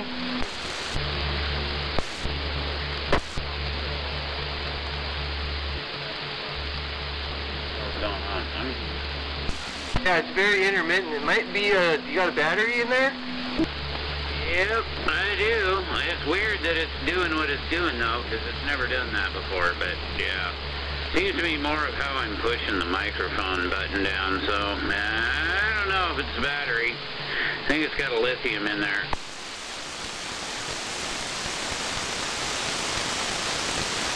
Yeah, it's pretty random.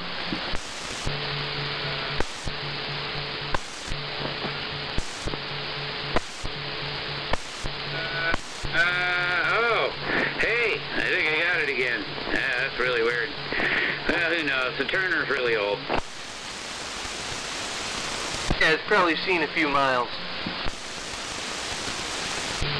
Certainly a lot more than these newer mics.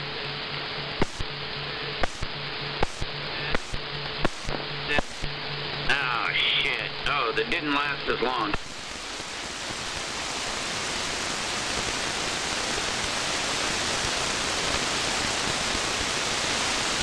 I will check its voltage.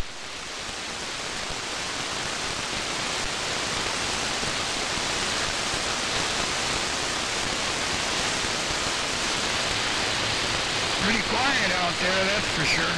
Pretty quiet out there.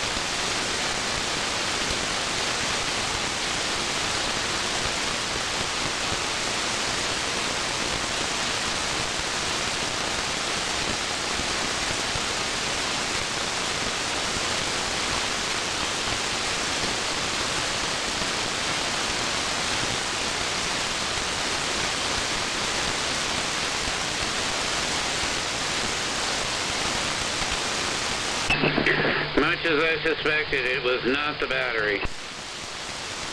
Oh, the key down switch, huh? Yeah, something. Whoa, yeah, whoa, hey, hello. Yeah, I got something going on there. Must be the key up switch. I guess I'm gonna have to open this thing up and give her a cleaning or something. I don't know. That'll be a first. Since I bought this thing at the Ham Fest, probably, I don't know, 10 years ago. Dang.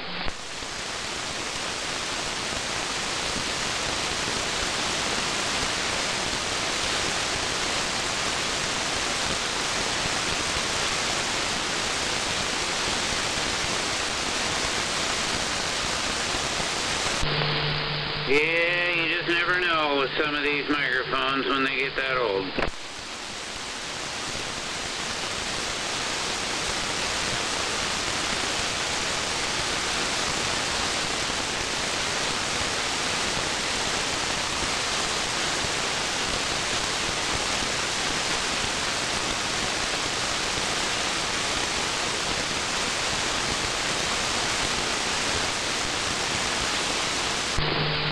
Does it do a scratchy thing, or is it just like either work or not, or I lose audio? What is it doing?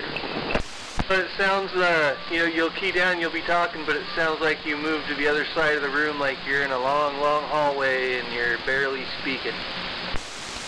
Okay, so the audio falls off really hard then. Okay. Yeah, you can kind of still hear you talking, but not with your normal right in your face audio. It's just way off in the distance. Oh yeah, that kind of sounds like another issue of contact. So yeah, that's my guess. It still looks like it's doing okay at the moment, though. Yeah, it's staying pretty steady now. It's pretty random and intermittent, Right. Yeah, that's kind of what I'm seeing on the meter. Because when I look at the mod meter, I can tell when it starts acting up and whatnot, but I can't tell what it sounds like. So, yeah, I'm just kind of guessing. Sometimes it's like jumping up and down and I'm not saying anything, so I'm like, what the hell's going on there? But right now, seems to be holding true. Yeah, that's what was happening to me on my, my D104 was doing that, and the chicken choker. Oh, yeah. It's one of those things I don't like about those D104s. When they start getting dirty contacts, it's really hard. You can go in there, and if it's one of the ones that has the contacts in the base, it's not too hard to clean, and you can deal with that. But if they're the ones that have the contacts up in the neck, man, that's a pain in the butt to clean. Oh yeah, it's in the neck. Yeah, I'm keeping my eye open for one of those with the on the base. Right, where you get the you get push to talk on the base, but run something through the contacts and you're good to go again. Yeah, 10.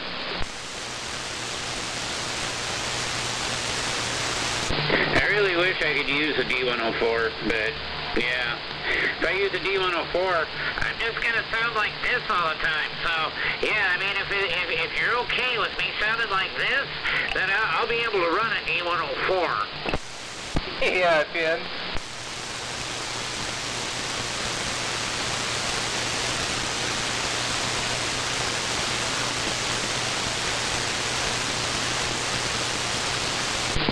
I'm just going to try to stick with the Turner, if I can. I may have to get another one, who knows. Well, I've still got that super sidekick down on the other station on the big antenna, but yeah, I can always bring that one up here. And I got a couple other mics I can choose from, so yeah, I don't think I have to worry about it right away. Yeah, I got a Turner Plus 3 as my backup mic. That's what I'm using right now, is a Turner Plus 3.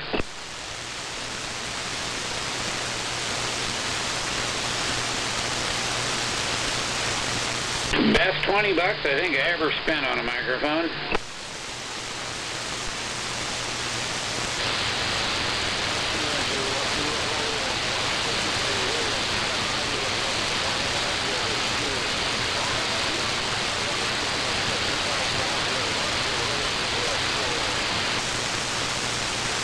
Whatever he said.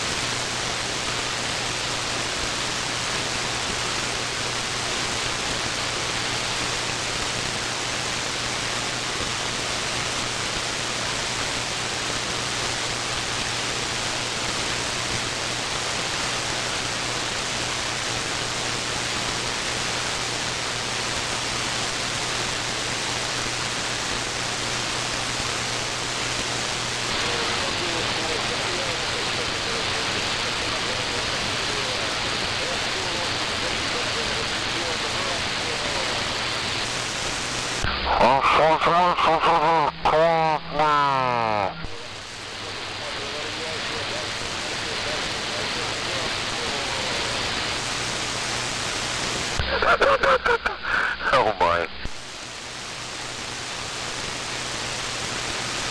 Wave into that station number 10. Hey, I'm waving over to that brother station over there.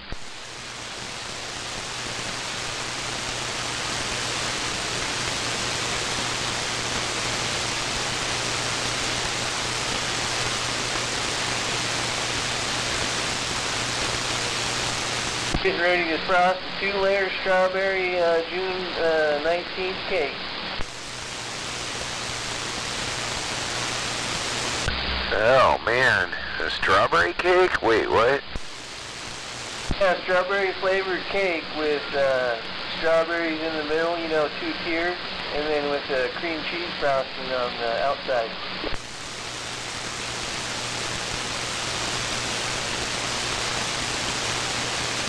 They got them little teeny Wild Mountain strawberries or the bigger, plumper ones? No, I use jam in the middle and then flavoring in the cake mix.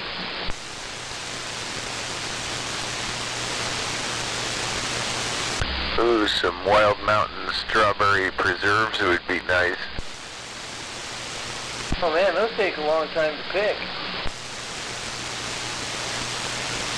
Yeah, they do.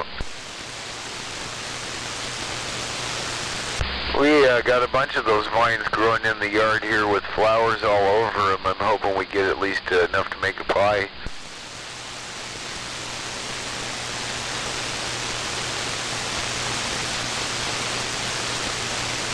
That's one of the blackberries that I encourage to grow in certain areas. Oh yeah, the birds love those little things.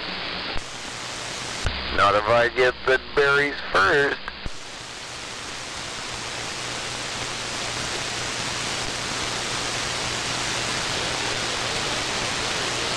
We got some of the wild mountain strawberries, the wild mountain blackberries, and some of the wild beach strawberries too.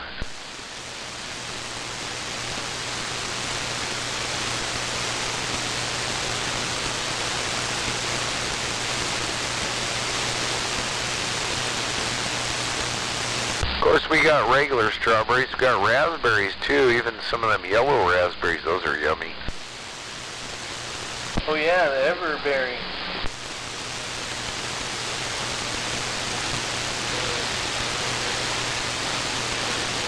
Oh, sugar and milk on those? Oh yeah. And we already got one harvest out of the rhubarb, and it's ready for another round already.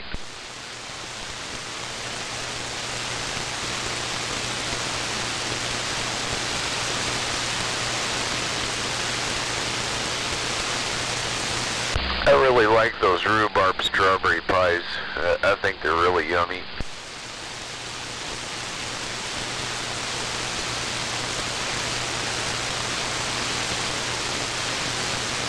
Yeah, with some vanilla ice cream on there. Yeah, make sure the pie's nice and hot and the ice cream's nice and frozen on the same plate, side by side. Oh yeah.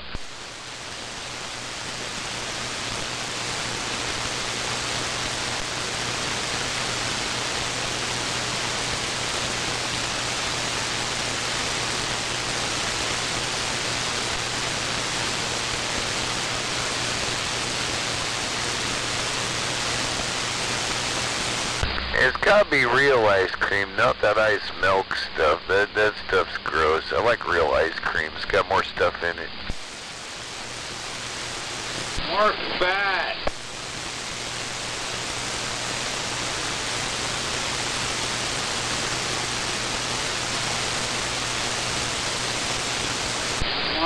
You want the real ingredients. Yeah, you gotta do that almost like you're making a custard for your fixins for your ice cream there, but that freaking ice milk ice cream, I don't know what they do. That stuff's not very good. Like they say, it's imitation ice milk.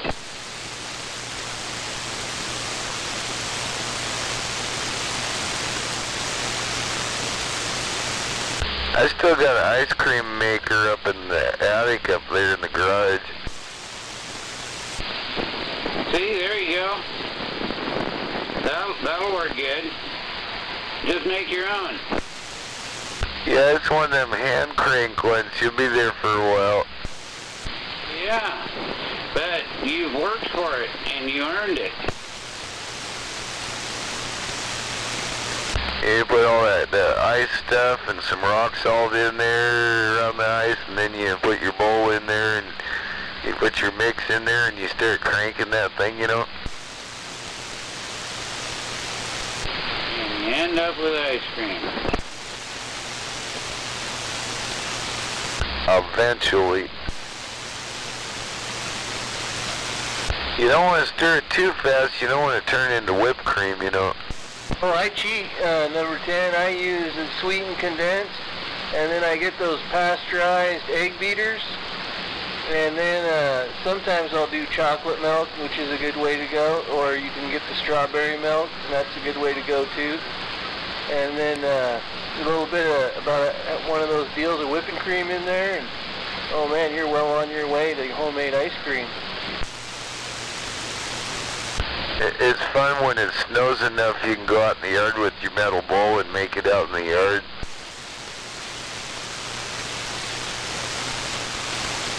You'll be as frozen as the ice cream is when you come back in. It's not as good as it is on a 90-degree day.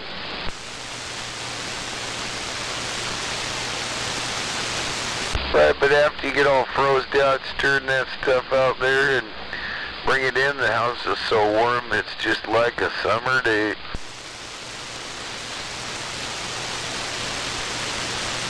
I'm making this up as I go, of course.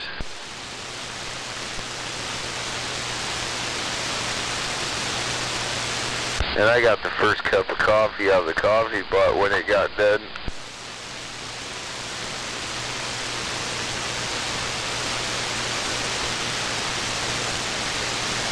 It got done and they didn't get home, so I had to taste test it, right?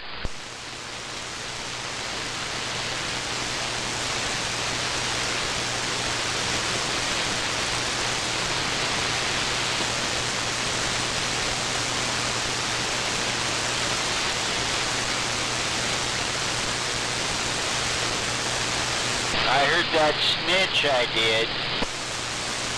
Arrgh. You 11-meter pirate radio operator. Yeah, that's that douchebag, that snitch, Mike the Mole. Well, I hadn't heard him out here. Was talking to NATO over there.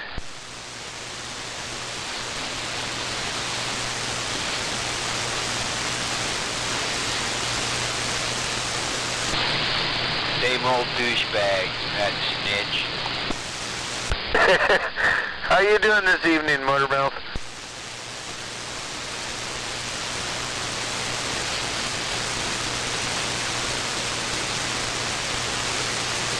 You got your ears blocked up or something there?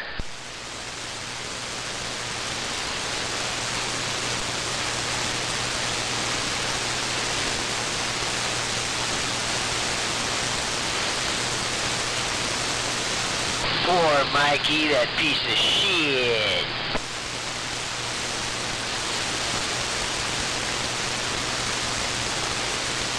I'm gonna try throwing out that Station 10 Swampy wave down to that pirate radio operator Motormouth down there, break.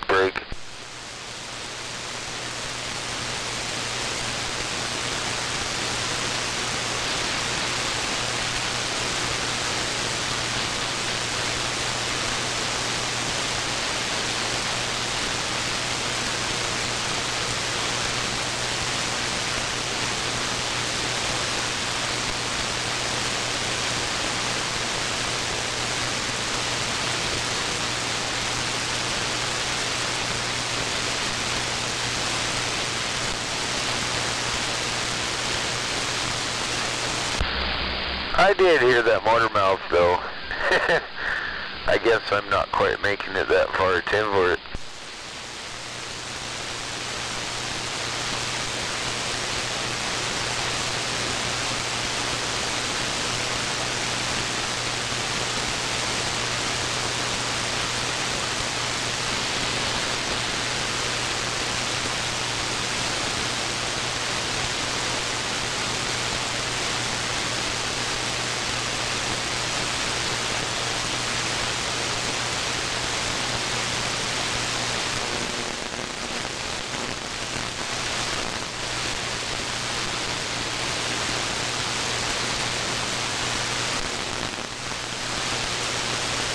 Darn, I drank up that cup of coffee, now I gotta go get another one.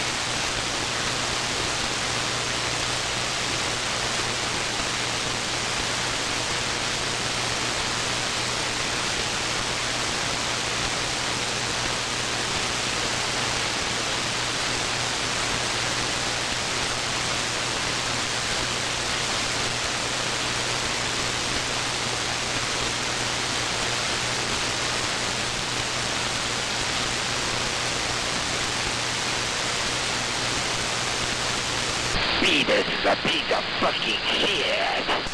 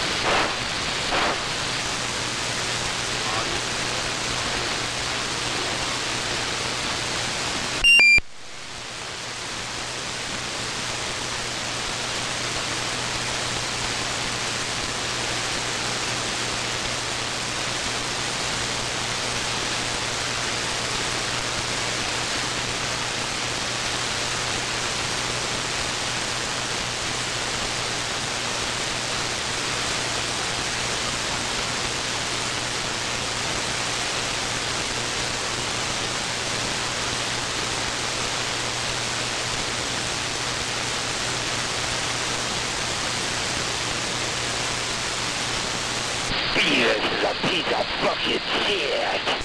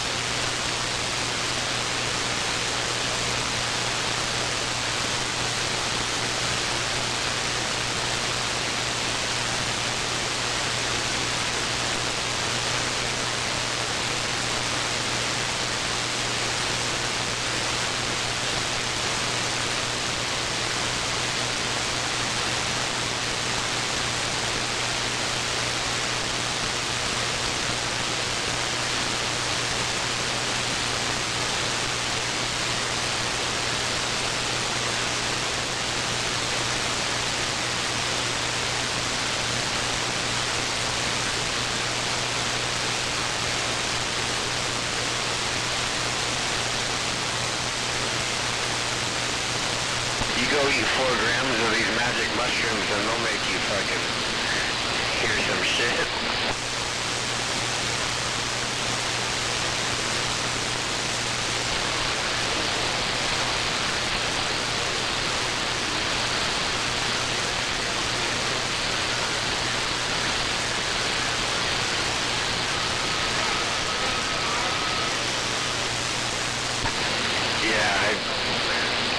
I microdose with them every now and then. Nothing wrong with them.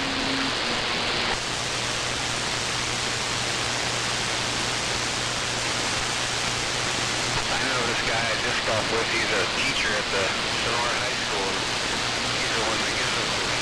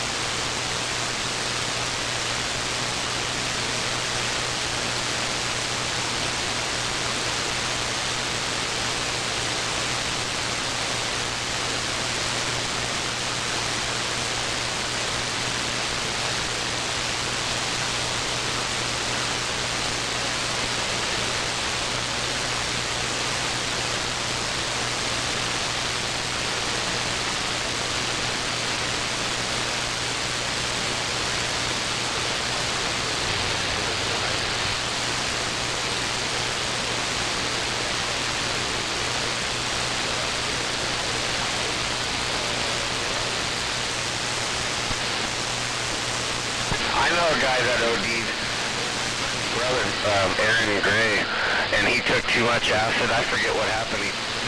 I forget the story. Noah Goberman fucking was telling me just the other day.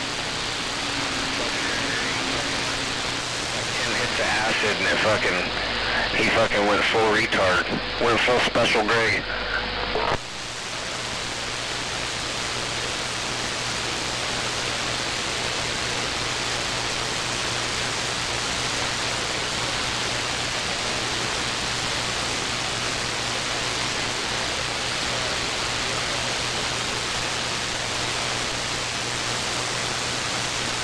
Yeah, and if you do come back, you're not going to be normal.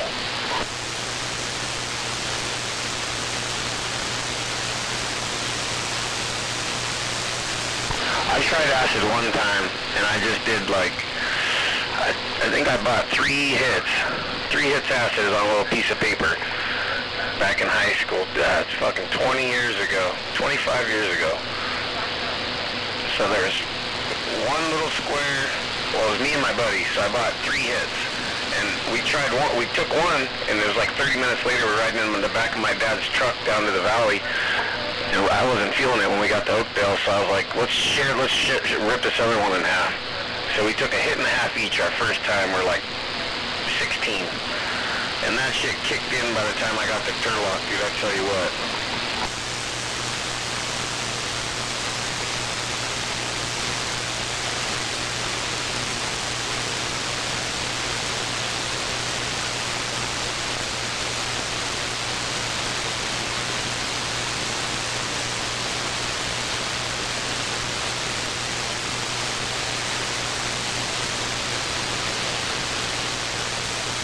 But like you said, your fucking pupils are just black. Like, there's no fucking mistaking it. You can just look at somebody that's frying like that, and it's like, they're just gone.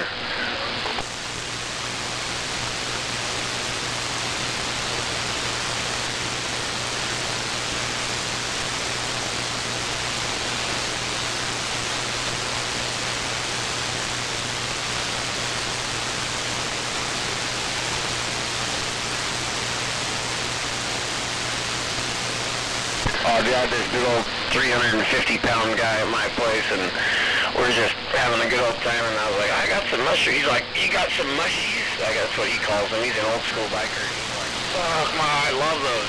I was like, fuck, you're a pretty big guy. You're fucking chump on that. And he just throws it in his mouth, 2 bites, and swallows like a 2.5 gram piece, you know. I'm like, God damn, you know, that was enough for me to last like a week. And he was like, giggling in his cheeks. He's like, you got any more of those? And I fucking gave him.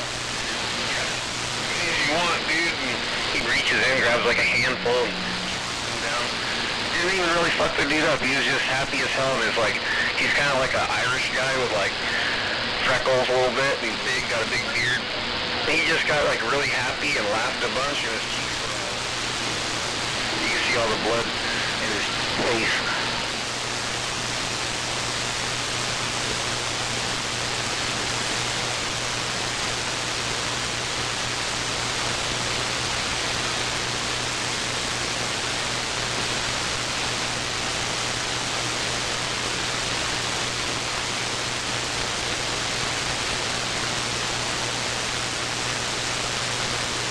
Smoke some weed too. I was shrooming and then I smoked a fat bowl. Now you can tell he's a drug addict. He's a drug addict. That's all that punk talk about is mushrooms, weed, or whatever this and that and the other. He's a straight up drug addict, that right? It's my life. I'll do what I want. You do what you want with your life. Okay? Okay. Now bye. Yeah, well tell that punk don't say a damn thing about me drinking my Bud Light did. Hey, just cause he's young. Bud Light. He's a motherfucking drug addict. He's a fucking drug addict. That's his big compensation. Listen to it, the tone in his voice. He gets excited just about drugs, that right?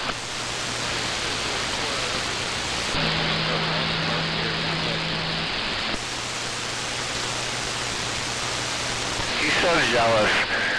You know, he's so butthurt. You know what is the microdose with some of that? And the Evergreens, 6 in California, right back, right by. Some mushroom tea. That's what all the hippies. He needs to come up here and go hang out up at Twain Hart, you know, on the weekend. Come up there to the, they got the farmer's market, and they got all the hippies. I'm gonna turn my house that way. I'm gonna turn my house back up that way.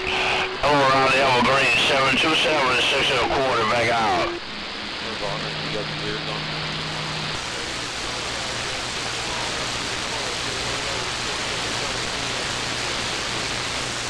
Yeah, I'm making a swing this chicken your way. I'm ready to put that swing chicken up your way. Put it on your leg and back out.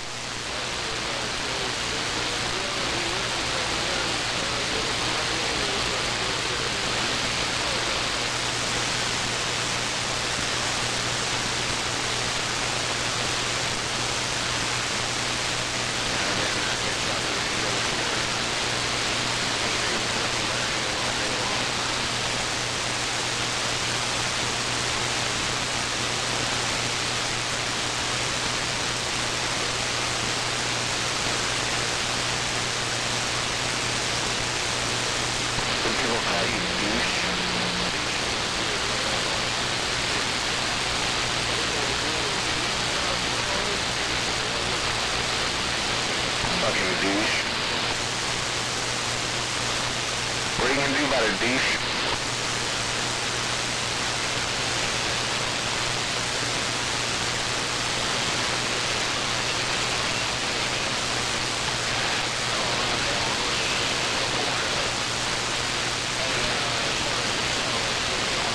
Then he'll stutter. Then he stutters, and then he says, my. And then he'll talk about the fat butt boys.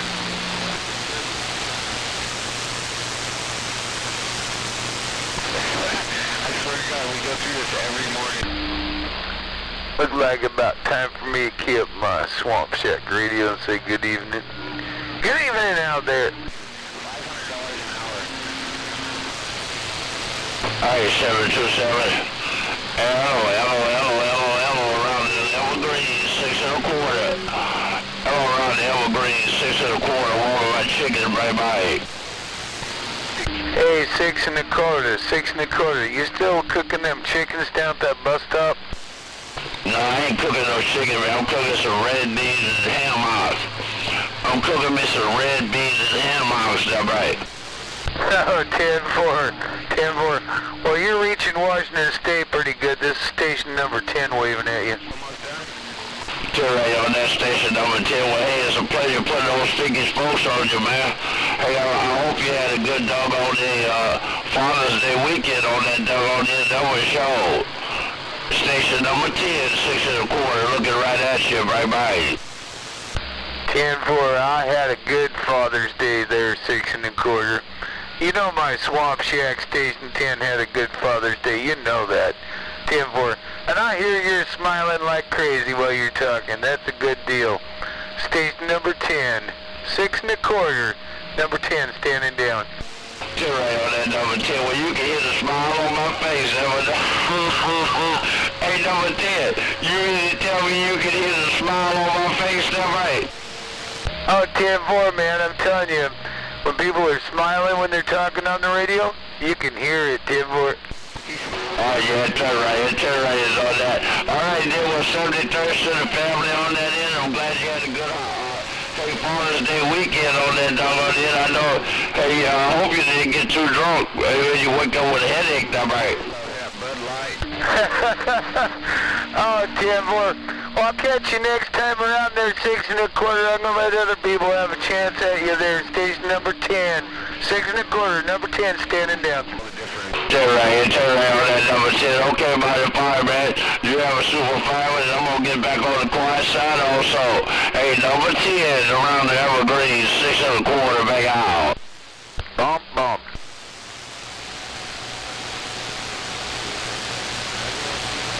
I know Animal only having radio on. Hey, Animal, my chicken. Hey, Animal, you got your radio turned on.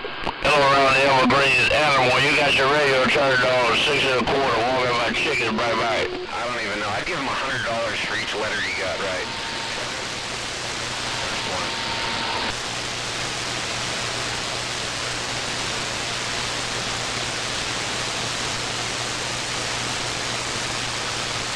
Where you go, 727?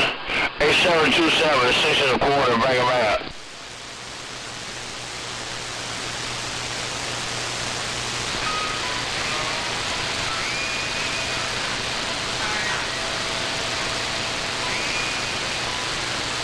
Damn, it looks like Mother Nature must have drifted out. Seems like Mother Nature must have dropped her dress on this end, 6 1/4, back out. Yeah, you're still reaching out there, 6 1/4. You're still making it up here to Washington State, 10-4. And I can hear you're still smiling on that end, 10-4. I guess those guys all fell off their bar stools, 10-4. Yeah, turn right. Yeah, I'm always smiling on my radio, man. I think that's why I have so many enemies on that end. Hey, give me a start. I ain't supposed to be smiling, you know, or feeling good when I talk on my radio. They seem like they get pissed off, that right? Oh, 10-4, you can always tell when they're not smiling when they're talking, but I can always tell when people are smiling when they're talking. Hey, good talking with you there. 6 1/4. Number 10. You're still reaching Washington State there. You're right. You're a very observant individual on that end. Hey, number 10, you are a very observant individual on that doggone end of the show. Put it on you later. to number 10, 73rd to the family. Once again, I'm back out. Yeah, 10-4, and if you cook them chickens down there at that bus stop, make sure you use a good barbecue sauce on them things, 10-4, and I'll catch you next time around. Number 10, 6 1/4, 10 standing down. From another boat. That's my family. Yeah, Johnny. Hey, the only thing is, don't eat that much steak, but I'll put some of that A1 sauce on it. Hey, give them a try, tip this already. Hey, cured on that doggone in, but hey, I don't cook no chicken, alright? How does that even make sense to call somebody your... 10-4, 10-4 on the don't cook the chickens, and 10-4 on putting the A1 steak sauce on the steaks. That's a good choice. I'll catch you next time around there. 6 1/4, number 10. Tell you, Ted, I'm on the side. I'm going to be copping the mail on that end, see if I get some more conditions up there around the Northwest. Put it on you later. I'm going to get out your ear for a short. I'm back out. I know guys that have took 30 hits of acid and they're like fucking straight up retards that are smarter than 40 stupid. Dude put the whole sheet of acid in his sock and he rode his BMX bike. I remember the story now. And the fucking whole sheet of acid, he sweated and he fucking took the whole sheet.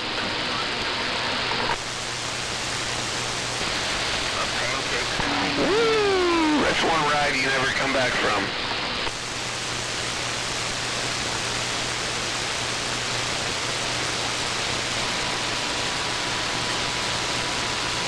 What happened to you this morning, 42 bit? Did you call in sick?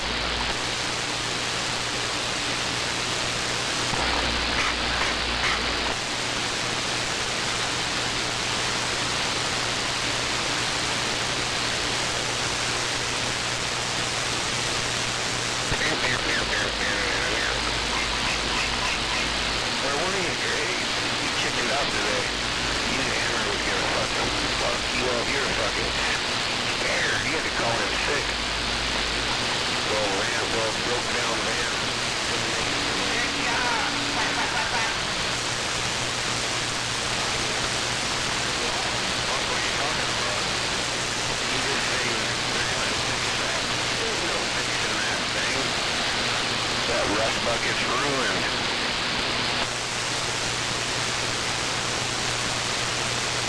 God, how fucked up are you anyway? There's no way is it worth anything. Garbage. There's a nice fucking Dodge across from Peanuts. That was a nice looking Dodge over there.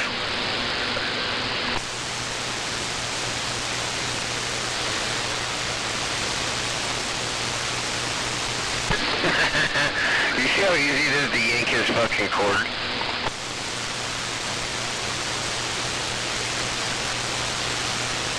He is so upset.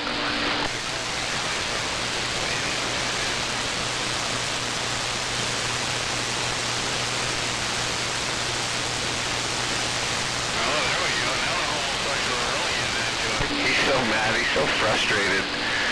You go over there and you watch a guy that knows his shit and he's a great amp builder and a good guy.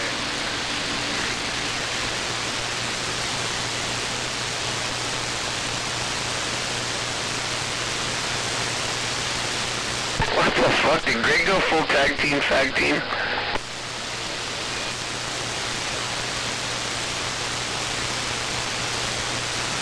Uh-oh. Faggot Freddy must be getting in there.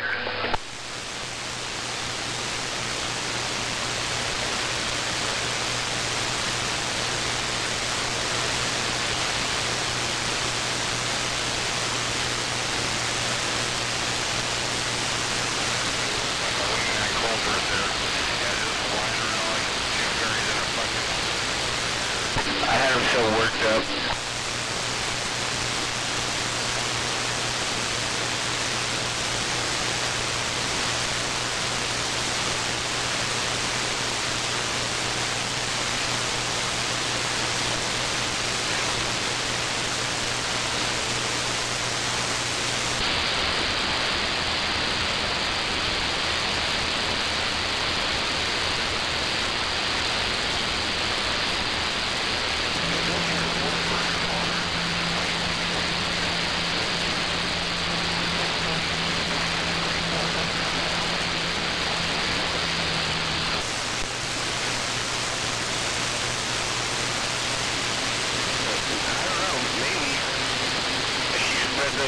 open far enough and you got that little half-incher in there.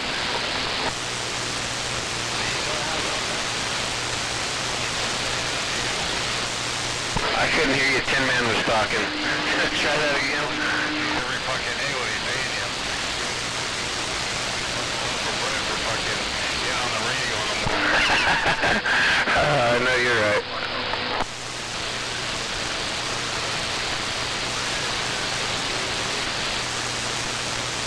Always tripping to the game, baby. Yeah, that's where they get their fucking tweaks at.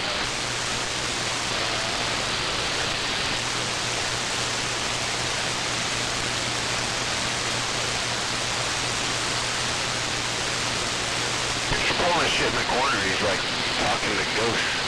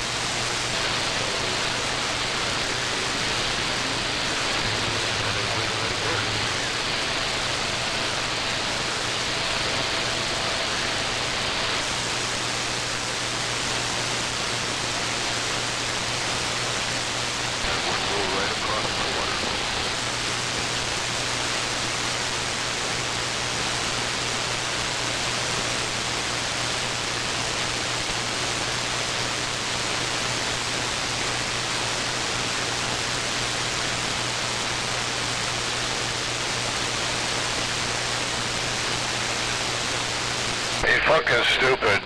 Fucking Chargers and fucking Codas and all that fucking go for fucking $2-3 million, you fucking idiot. God damn. Talk about tweet fucks in Colony County. They don't get out much up there. Point.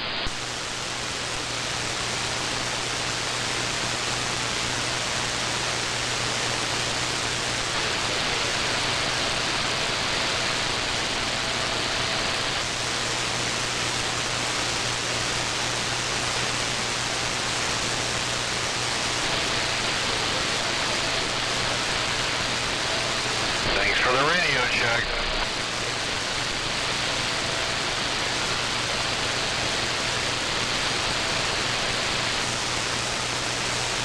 Not to you, Twinks, because you wouldn't know what the fuck is doing with it.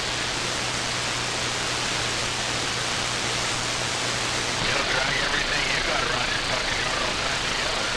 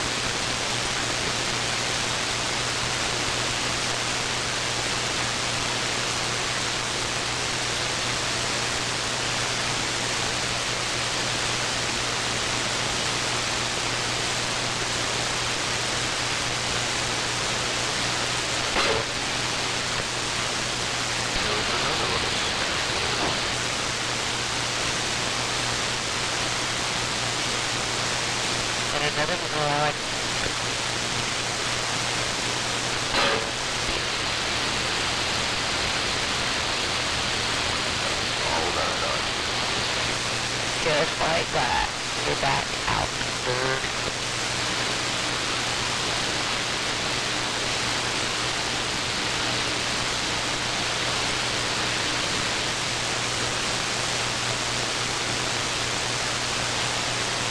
Making extra money, are you, M80?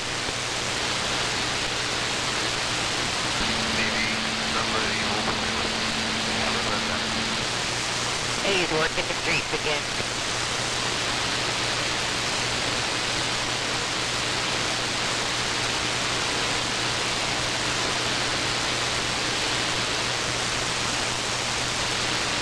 Quack, quack, quack.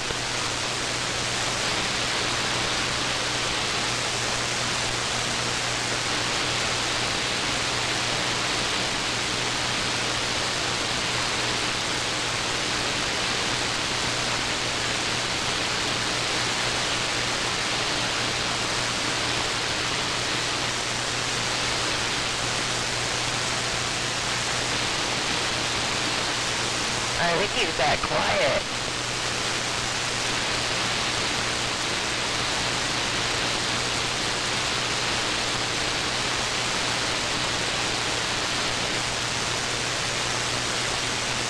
I think he's licking a dish over there.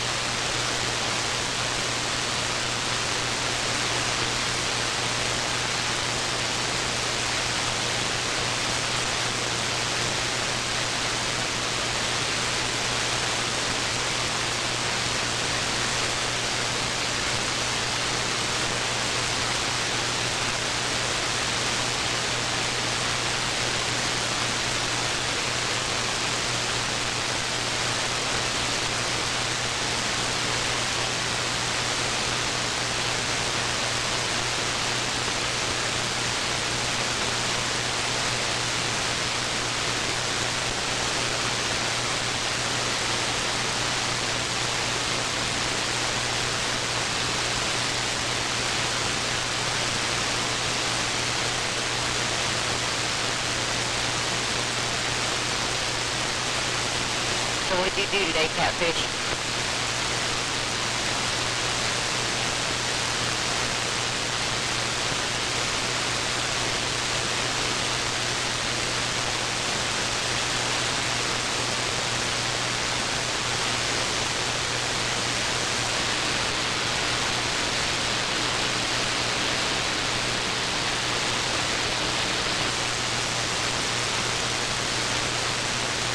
Somehow I knew you were going to say that. We've been running errands all day and smoking a lot of marijuana.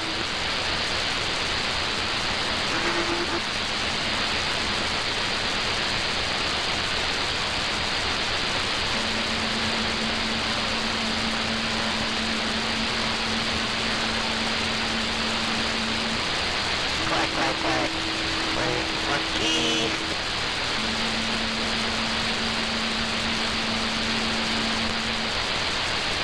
It was a long time. I wonder if he should have stopped.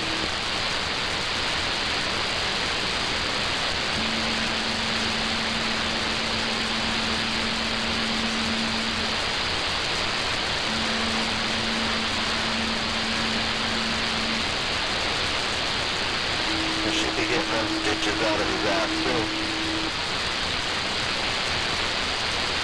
It was a beautiful day. Most of it rained a tiny bit. But I guess we'll only have to water.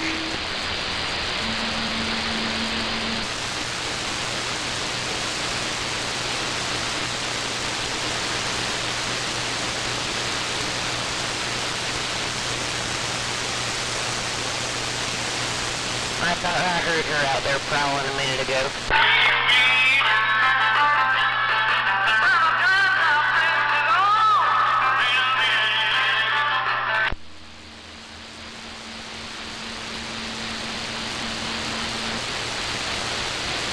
I wonder if she's the one that took him to the hospital to get that corn cob out of.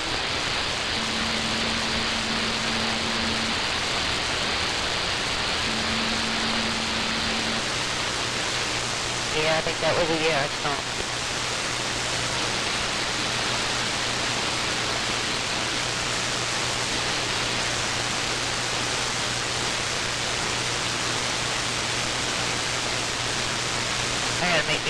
Another pot of coffee.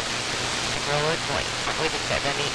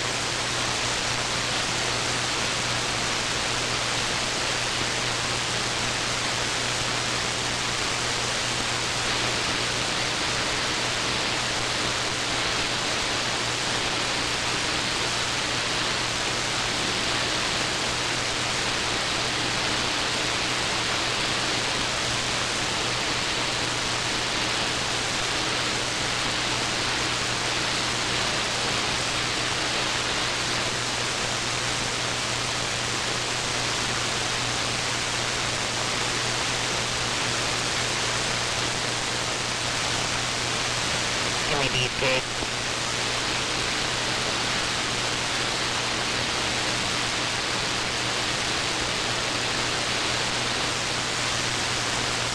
Cock breath, that shit's gross.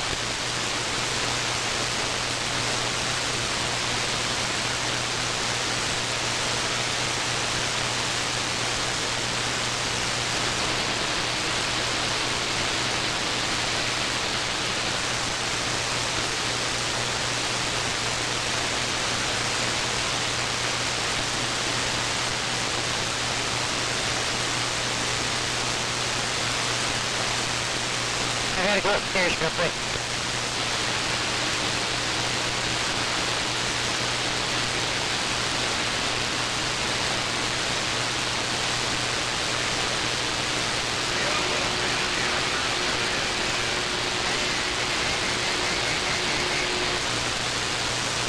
Oh, he's probably texting on the phone for Daddy to come out. Probably gonna roll some cigarettes up the Sour Patch will come out. Shoot out the windows or some shit.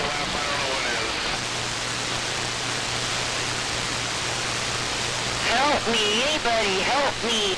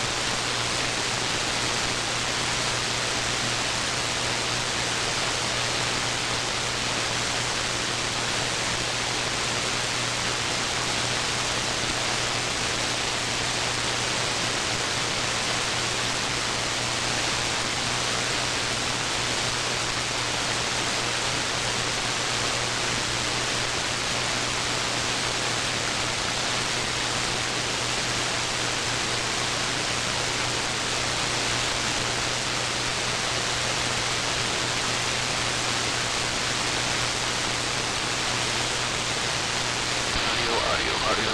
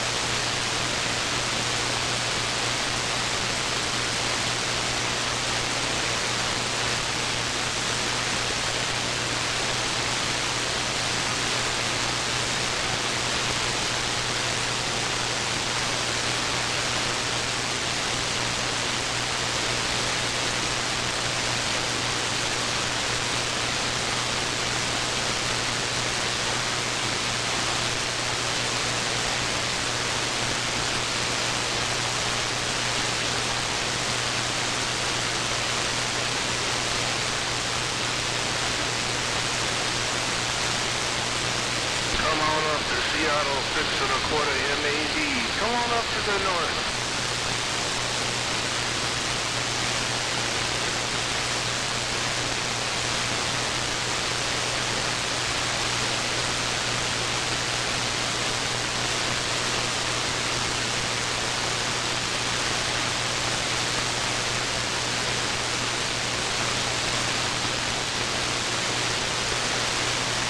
Flow 321.727 up around Seattle break.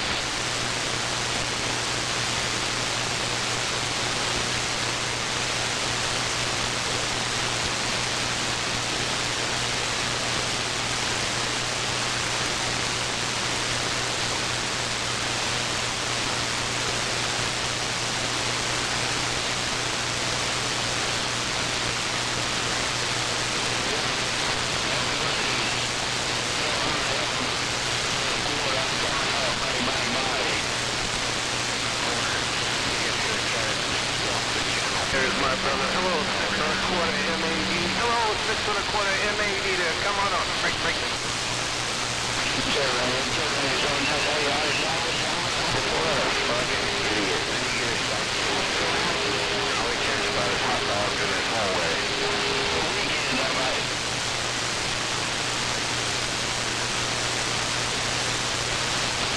Nobody wants to hear Glory Hole Greg out here.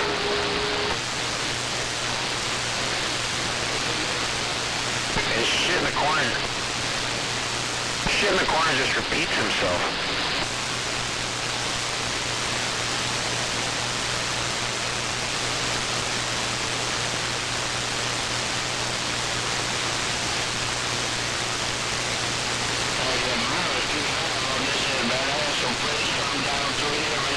Shit in the corner doesn't have any friends. That's how you know you're lying right there. They usually come up around this time of year, and they kind of go into Nevada there, and they kind of spend a week up on that doggone end, but I didn't want to go this time because I had some things to do there, right?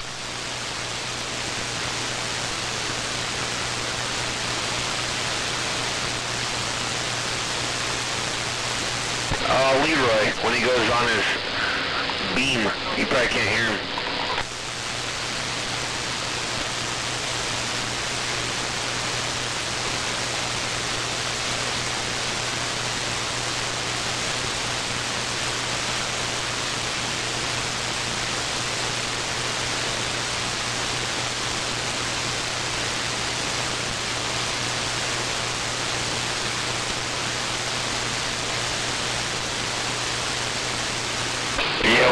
We got a chilly today.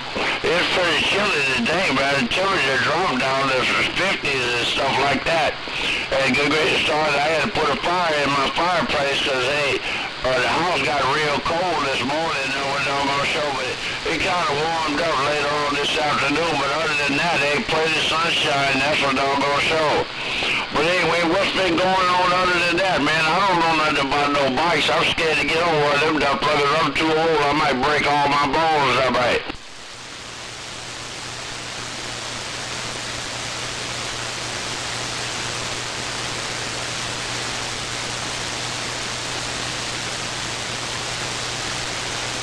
The perfect night and he had to have a fire going.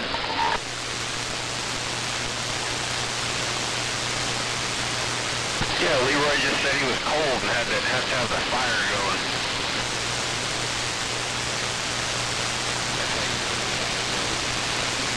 Door open, all the windows are open, and we're like enjoying this coolness because it's not going to last much longer.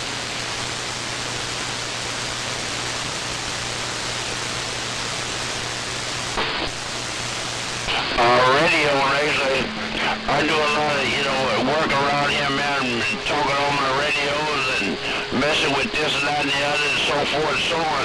Right now, my hobby is getting my garage cleaned out so I can put some shelves in there and, hey, good gracious stars, man, and kind of put all my equipment up there where I, the ones I ain't using and this and that and the other. That's about it, that right here.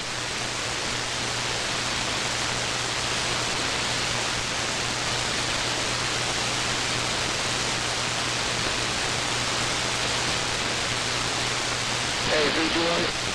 Yeah, I know that's right. But I'm going to tell you, I had them back in Carolina, and them back in, and they kind of cleaned them up. And the guy that used to work around here, he put on my antennas and all that stuff and up in the trees. During the winter time. And some of that stuff, I can't do that. If I was hold it to a point that I'm going to hold on and, oh yeah, this is nice, I'm going to use it. I don't always get around. I even go to the hardware store even to get it around Washington State down and get notes.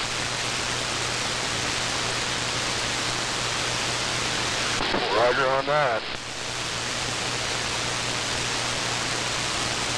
Yeah, there, 46 1/4. Hey, 6 1/4, 727, trying to get in your receive, mate.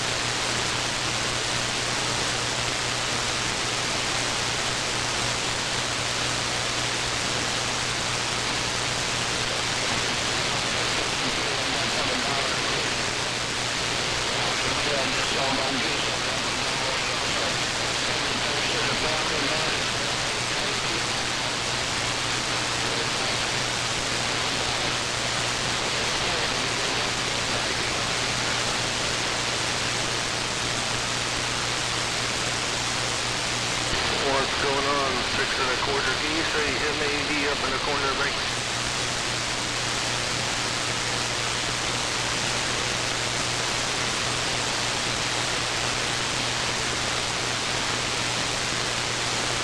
Can't get in 6 1/4 tonight. Washington State ain't making the trip.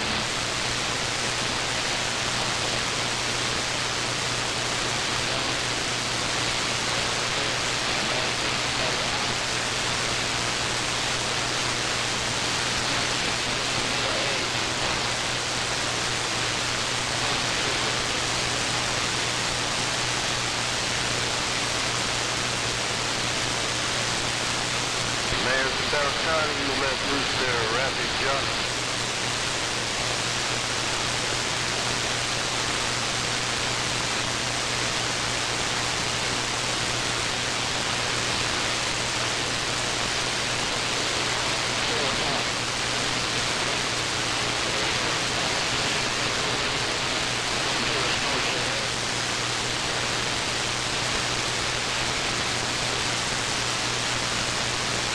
about it? 6 1/4 trailer park. I'm waving. Good evening, sir.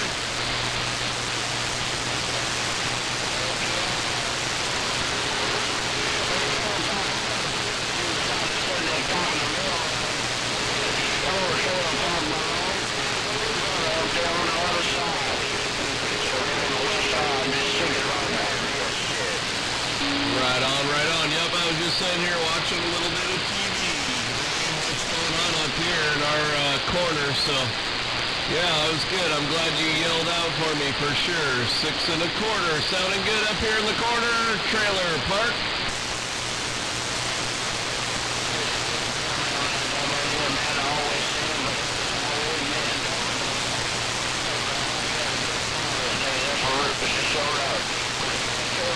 I wanted to see if I can get you to open your eyes on just what short. Trailer park, 6 1/4, I'll pull it out. Right on 6 1/4, you have a good evening and keep walking those chickens. Trailer park up in the corner. And I say click, put it on your lid, I'll make out.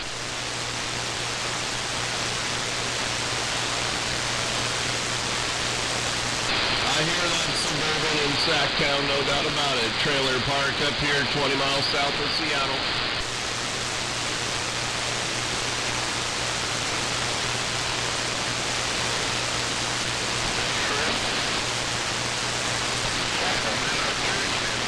Right on Sacktown Suburban. You keep getting down. Have a good evening. Trailer park up in the corner. Bye.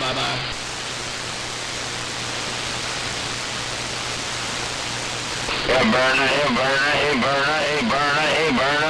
wagon burner, 6 1/4, reading their mail, bye.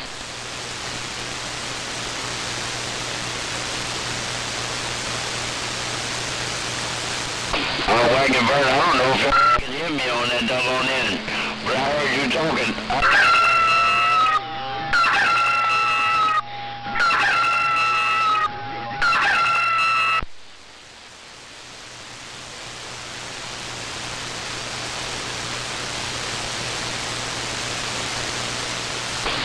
Cherry on that big brother. I hear you rolling on that end. Sound like you rolling on that doggone end. Nowhere sure, so I ain't gonna hold you there for real.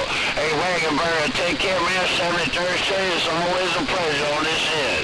Wagon Burner, 6 1/4. I'm sitting on my bus stop. I'm back out.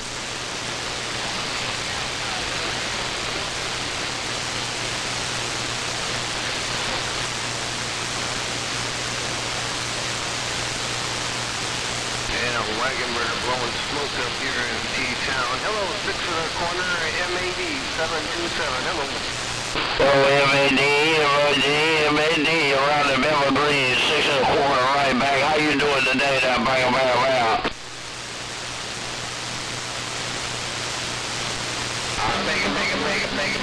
Radio's making a trip down Cali Way, but I'm going to say good evening, Tom.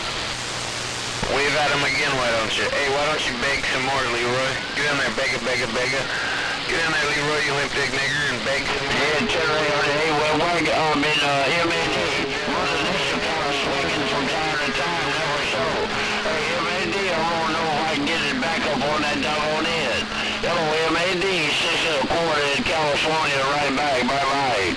We call him diarrhea in the corner in California. All right, now, I'm stepping by 6. I'll talk to you next time. Bye-bye. Go on now, get the fuck out of here. Cherry on that MAD. Okay, mighty fine. Yeah, I got Mother Nature coming and going on that doggone end. Hey, look here, when she drops, it drops everything on my radio. I don't hear nothing. That goes all the way. Is that guy babbling? Once again, MAD 6 1/4. I'm gonna wave at you once again. I'm back out. They all keyed up at the same time. Sounds like he's on meth. Methamphetamine's a wonderful drug. Wagon burner, when I got off the wall, I heard you there for no show. Wagon burner, 6 1/4, back out.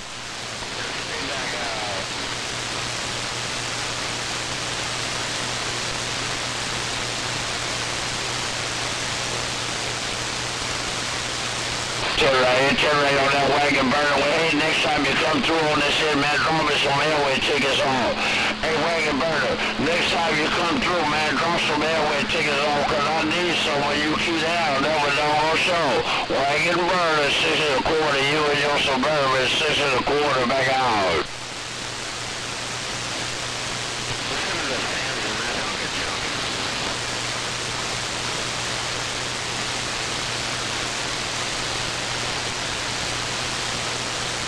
Right on that wagon burner. Okay, mighty fine. I'm gonna get out of the road, man. Sure enough. Have a good evening on that doggone it. I'll put it on you later. Wagon burner on back out.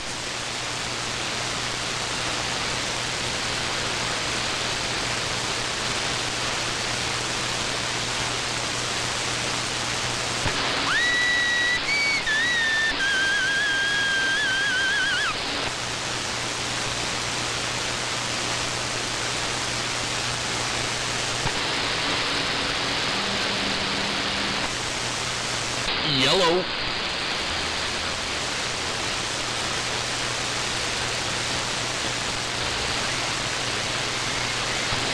Ten 4. I heard him out there booming today.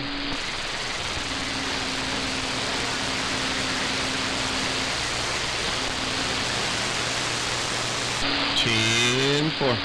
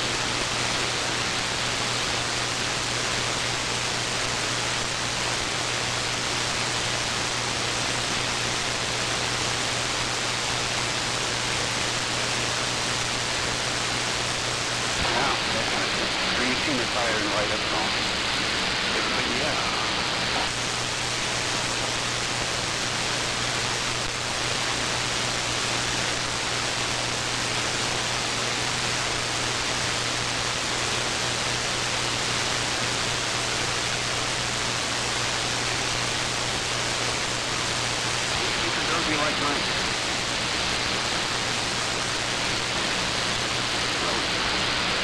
Better see you can do it, Jennifer.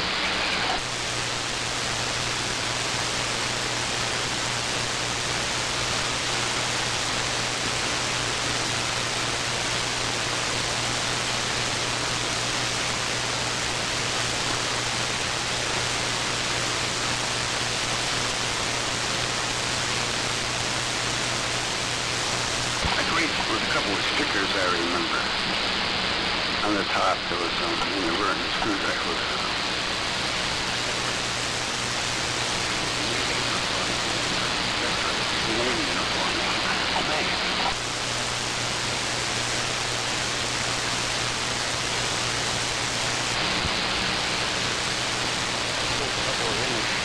unintrusive screwdriver.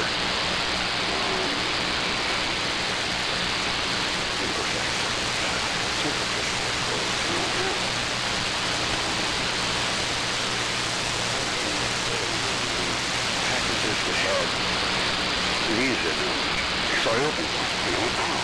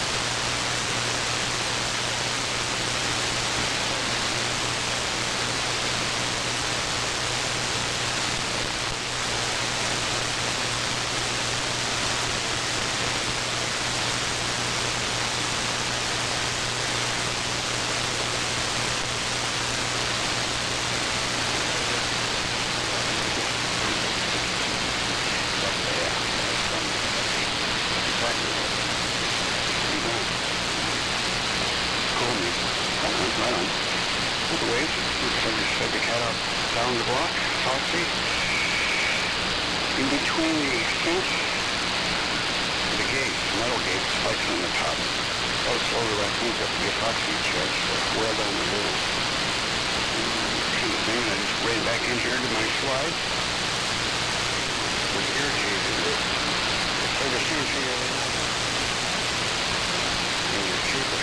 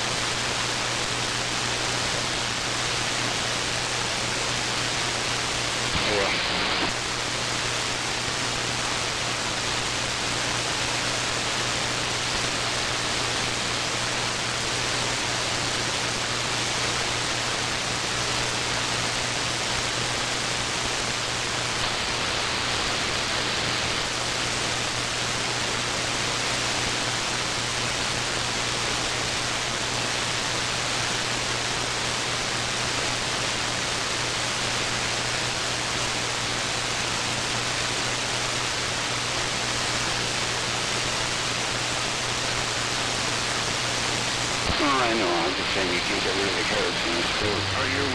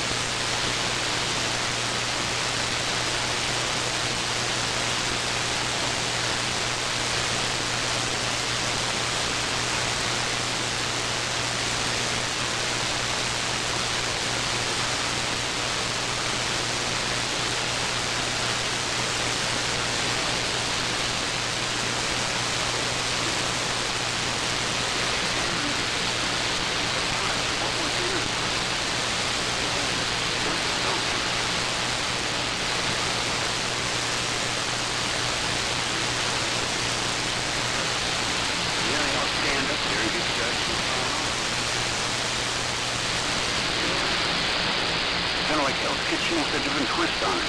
I just thought it was the first time tonight.